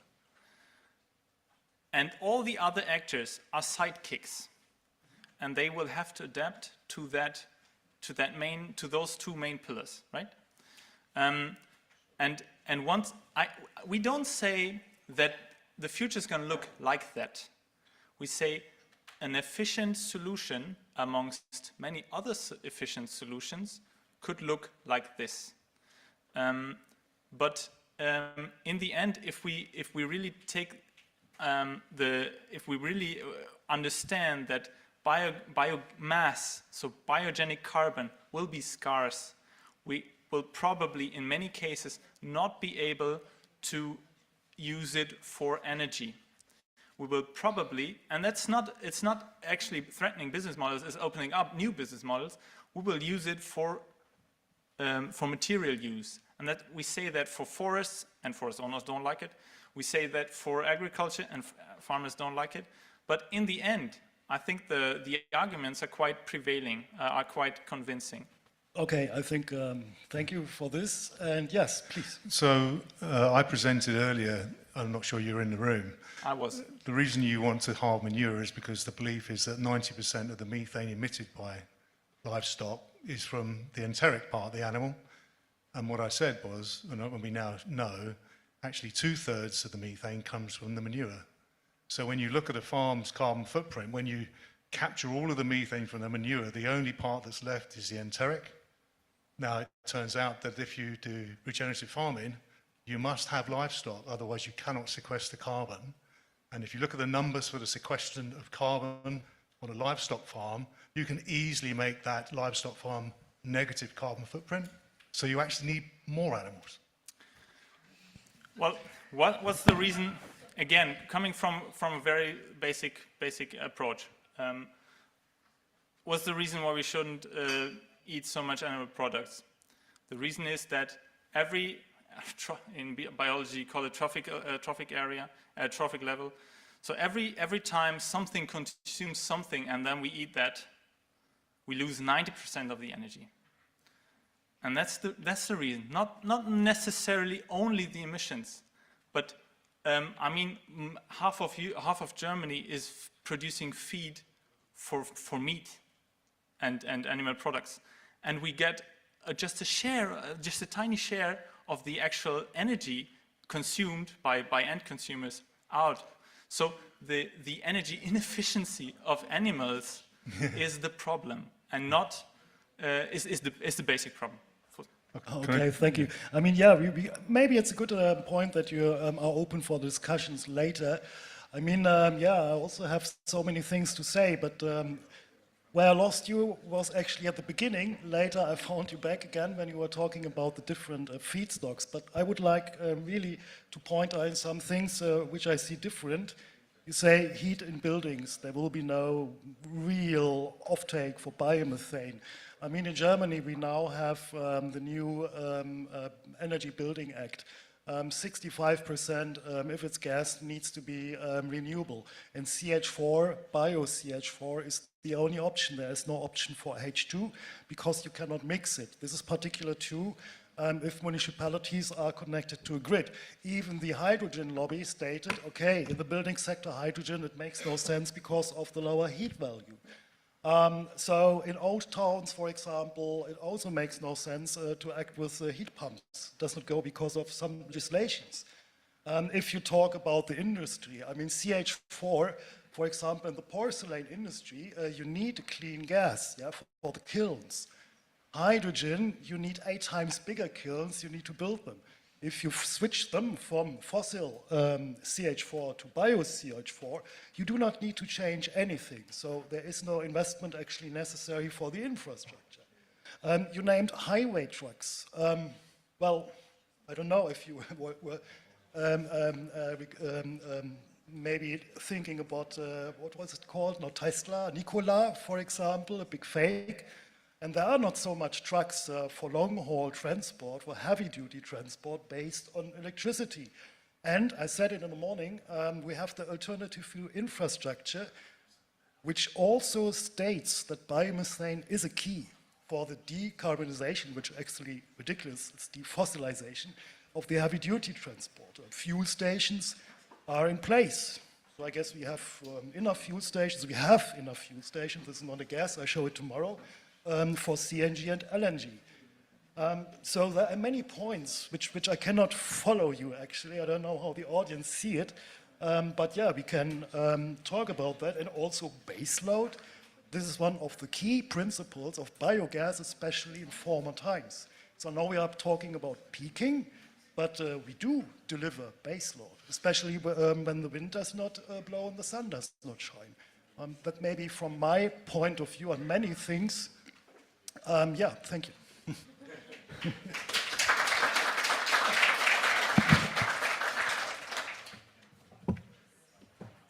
Okay, no comment. Thank you. So yeah, once again, thank you, of course, for being here and also for the controversial discussion. So it's now my pleasure to conclude the first day.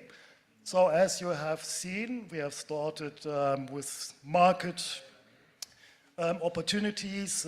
We analyzed the markets.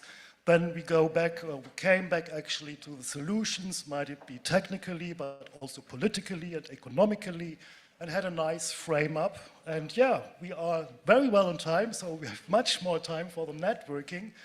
And I think I'll leave it to you for the rest of the presentation, what is happening tomorrow and what needs to be observed. Thank you all very much for your interest and also for the good questions. Thank you.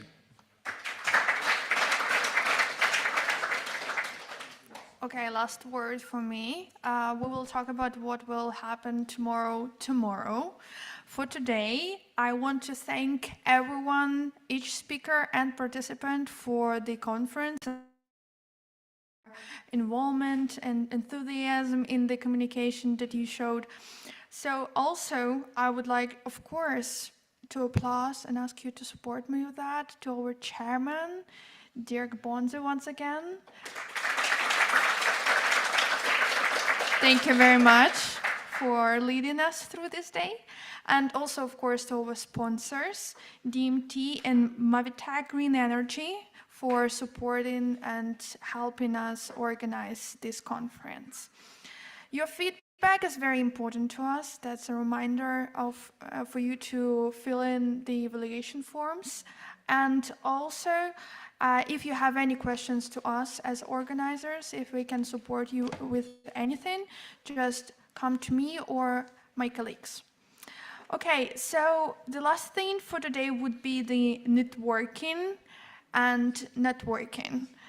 You can continue in the hall, the same hall as the where the networking breaks were. We prepared the evening reception for you. And good luck in Amsterdam and see you tomorrow. Also, I ask everyone to join us in the group photo here on the stage. No.